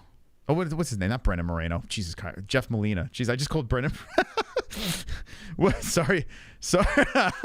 Jesse's brother looks like Moreno, the tall one. He looks like, yeah, a little bit. I could see that. All right, so here's Jeff Molina. Oh, did he take it down? Oh, no, he didn't. Okay. So here he is. Jeff Molina. Let me pull this up here. Here's Jeff Molina enjoying a nice vacation, it looks like, at a nice beach with his new man. Look. See that? He's ready to go. By the way, his new man looks like he has a big penis. I guess, is that good? What do you think? If you're a homosexual male, is that a requirement or no? What do you guys think? Why are you asking me, bro? Fuck you. What do you got? Looks like he's got a big hammer over there. Am I gay for seeing that? Maybe I'm gay. I don't know. Could be. But yeah, he's embracing the cock. He's just doing his thing. Got nice frosted hair, flipping everyone off. Matching chest tattoos. Yeah, yeah. See, he's doing his thing. So there he is. What's going on? Is he going to jail with the James Krause thing? Like, what's happening here? Or is he coming back to the UFC? What's going on? Jeff Molina. Let's go, champ. Let's see. Captain Sausage. has been a member for 34 months in a row. He says, rest in peace to Nana, the woman who raised a G in like Lady C, who gave us all the gifts that is Jess E. Walnuts. Pour a glass to that fine woman and a toast. Thank you, Sausage. Rest in peace, Nana. Jesse made this montage that they're going to play tomorrow. That's really sweet, man. It's such a sweet thing. I actually kind of got a little emotional watching it. I was like, damn, man. She made a big impact, and I barely even knew her. So that's kind of cool, man. You know, to live and be able to see your daughter become a granddaughter, like, that's pretty wild. Not many people could say they got to do that. So she got to do that. Sweet woman, and she'll be honored tomorrow. Okay, thank you, Sausage. 5 minutes left in the points game, and we're going to find out who's spinning the fucking wheel. That's right. What fight are you guys most excited about tomorrow's card? Is there anything besides the main event that stands out for you, or are you just kind of just like, hey, the main event's that's the thing? We'll go with Brandon. Honestly, I'm excited for the women's fight, but I'm more intrigued to get a little more out of Mike Mallot. Like, I like everything he's about so far, but, you know, Magny's the ultimate gatekeeper. And this is going to be a big test for Mallot. Okay. I'm excited for that. Yeah, it is. It is. That is an interesting test. If Mallot can finish Magny, and like this is the moment, right? You got the home field advantage. You got the crowd. This is your moment. You're on the main card. This is the moment to step. He is on the main card, right? Let me make sure before I fucking throw that out there. I can't remember now. I just fucking made the picture. I don't remember. He is on the main card, right? Mike Mallot. 2 joints. Is he on the main card? Do you remember? I don't remember. I just did the picks. No, he's not. I'm pretty sure he is. Hold on a second here. Oh, he's not on the fucking main card. Oh, that's disrespect. Wait, hold on. Wow. Where's he at? Oh, he is. He is. Okay. Fucking hell, man. Dude. That's what I thought. This is what happens when you do these long ass streams. We're 4 hours in. I'm going brain dead. He is. He's the third from the top. Okay. Yeah. Listen. He has a chance right before the title fights to fucking get on the mic, finish Neil Magny, or beat him convincingly. Get on the mic and shoot his shot. This is a big opportunity. So he is definitely someone that stands out on this card. Or Neil Magny could just shut everyone up, you know, and go out there and say, "Fuck you, I'm still here." You know, so this is interesting. Did you see Sean's tweet about the face-off? No. Strickland, what did he say about the face-off? I got to see this. By the way, we have 3 minutes left in the points game. While I look this up, I'm going to leave this on the board. Right now, Hearns is going to coast to the spin. Will he get the Conor pillow? If it lands on there, will he be lucky enough to get that? If you guys want to pitch for someone to give points to you, let me know as a co-host. But let me look at Sean's tweet. Sean Strickland. Sean Strickland reposted PC Strickland. We spoke about that before. It's kind of cool. What did he say? Oh, here we go. Another awkward face-off coming up. I just want to know who said, let's get 2 guys, have them take their clothes off, and tell them to look in each other's eyes tip to tip. The only time we ever think, bring Paige Van Zandt and Gina Carano. Bring back Paige Van Zandt and Gina Carano. Yeah, that's true, right? That is a little weird. It's an odd thing. Guys in there. Well, it's weird that they get in their underwear and fight, you know, in a cage. That's weird, too. The whole thing is weird, if you think about it. But he's right. He is fucking right. All right, 2 minutes are on the clock. 2-minute warning over here. Hearns is in first place. It comes down to this. 2 joints. Why should you be the champion of tonight's FOF Friday? It'd be a hell of a stretch to get 20 points at this stage of the game, but I don't think I deserve it. I've got everything a guy could want from the merch store. I mean, I hope Hearns wins, and I hope he wins the pillow because he probably owns just as much merch as I do. So. Yeah, Hearns is like, if I spin, well, we do have new merch on there, so maybe Hearns will get something new. But yeah, that'd be funny, right? Hearns got a lot of stuff from the store. Bougie Brandon, you got a win in the points game. Would you like another one over here? What do you say? I mean, I'd like it, man, but Hearns is kind of running away with this thing, man. Okay, we need yeah. some Hail Marys. Yeah, Hearns is up top. And Mystic Moss getting the crickets lately. What's going on? No points for the Mystic. No points for the Sausage. Bird on Wire just with 5. And we do have spots available. So if someone wanted to slip in and just spoil the party, you got a chance to do that as well. I want to thank everyone for dropping the donations tonight and supporting the program. Once again, you guys keep us on air, and I appreciate that. Two Joints is still considered the high score king. So if it stays this way, he still stays up in the green. We'll see how this thing plays out. We're under a minute in the points game. An incredible night. But this wheel needs to be spun. Who will spin the wheel and become tonight's FOF Friday champion? Two Joints. Brandon, Mystic, Hearns, Sausage, or a mystery person? The belt. I hope Robo gets the booth book. That'd be hilarious. Two Joints, his belt is on the line. Oh, shit. I'm biting my nails. 11 seconds. 10, 9, 8, 7, 6, 5, 4, 3, 2, 1. Hearns did it. Hearns did it again. Hanging in the chat. Yo, by the way, Hearns, yeah, we didn't find out if Hearns wanted to even be on the show. That was weird. So I guess he didn't want to be Kogram. Do you guys think we'll ever hear Hearns' voice? He's called in before a long time ago, back in the day when you had the call-in shows where you had to actually call the number. I remember. I've heard his voice before. Holy fuck. I don't remember Hearns ever calling in. Hearns, have you called in? Is that true? I don't even remember that. Well, congratulations, Hearns. Congratulations. You are the new FOF Friday champion. Once again, just swooping in, taking the belts. And now we are going to spin the wheel. Ladies and gentlemen, the Wheel of Destiny. The voice of an angel. Ann and Mike. Drunk, go Hearns. His voice is deeper than mine. Yeah, I don't remember him calling in. Holy shit. I got to go back into the archives. Oh, by the way, I got something really cool over here before I spin this wheel. You guys want me to open this up tonight? I mean, I got this here. Oh, maybe I'll wait. Do it. Open it up. You know what this is? Take a guess. Oh, you're not going to know. This is from Anzalone. When I saw this in the mail, I was like, whoa, I got like blown away. Michael Anzalone's brother, who is one of the last remaining Anzalones. His mother just died. Michael died on us. And by the way, drop the Anz in the chat before we spin the wheel. Michael Anzalone's brother gave this to us. And he said, well, basically, he sent me a message and he said, I found a bunch of his old timestamps. Like he would write down the timestamps before he passed, of course. If he did it while he was dead, that would be weird. That would be impossible. Yeah, he wrote down the timestamps and he's like, do you want this? And I'm like, yeah. I'm like, yeah, send it to us. And he's like, yeah, you got it. I'm going to send it to you. So in here will be Michael Anzalone's timestamps, which is really fucking cool, man. So if you want me to open it up, let me know in the chat. I'm going to spin the wheel.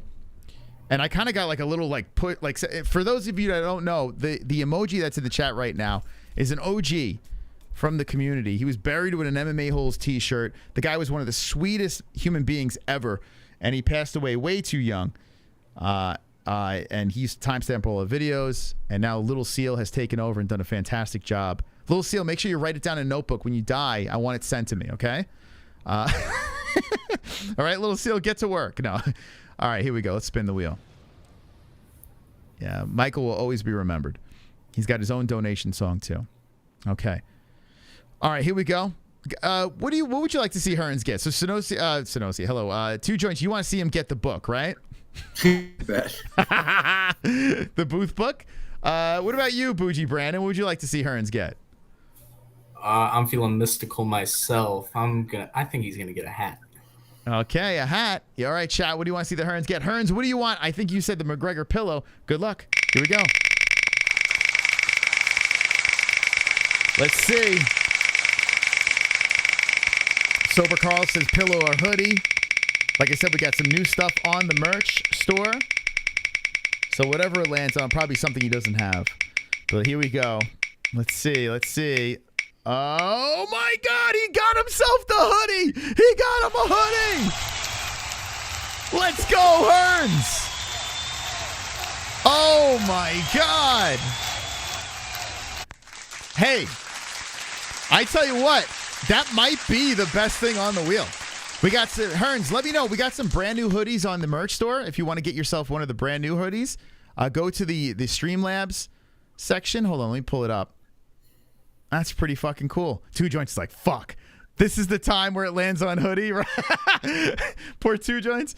No, it's all good, man. I got a bunch of nice shirts and stuff, and I got the mug, and I got my beanie. It should be here sometime this month. So let's go. All right. Yeah. Well, Two Joints. Listen, I always thank you for playing and being a co-host. You were a fantastic co-host, and Brandon, you are a fantastic co-host as well. Let me open this up real quick, and we'll get out of here. But congratulations, Hearns. You got a nice fat hoodie. So go check out the Streamlabs store. Let me know which one you want, color, size, slide into the DMs. Okay. And thank you again. Thank you, guys. Seriously, appreciate the donations. Okay. So here it is. Mike Anzalone timestamp book. This is so weird. This is so fucking weird. So inside the book is all his scribblings. The Metal Zone, Drunk Savage, Chrome, Kevin, Henry. So he's got timestamps of members of the, like OG members of the community. Steven, Ann H. So, man, a lot of people are still in the community in the book over here. Oh, rest in peace. That was like a journal. Like he wrote in that. Like it's his handwriting. Yeah. So everything. Let me see if I can show you guys. Hold on a second here. That's really cool, man. That's so fucking cool. Here, that's pretty surreal. Yeah, listen, when he made a weird impact on us, and like this is going back, but we've been live for 7 years, so you can see his little chicken scratch over here. Made a couple of mistakes, I guess. I don't know, to scribble out and stuff. But I don't know, he made such an impact on us, the whole community. He's never said a nasty word. He never said a nasty word to anybody. Anybody. The dude was, I don't know, like I don't know how to explain it. I wish I could put it into words. Like how cool is, oh here, dear Chris and Jesse. Oh, here we go. So this is from his brother, Anthony. Okay. Okay. Should I read this on air? Okay. Yeah, this doesn't seem too personal. All right, so it says, Dear Chris and Jesse, I'm so sorry for the delay in sending this post-holiday and still trying to shake the cobwebs off. I totally forgot, but hopefully it got to you quick. So here's Mike's timestamp book. No dates, but I'm sure you guys can figure it out. I found it. Hold on a second. He's got handwriting like Mike.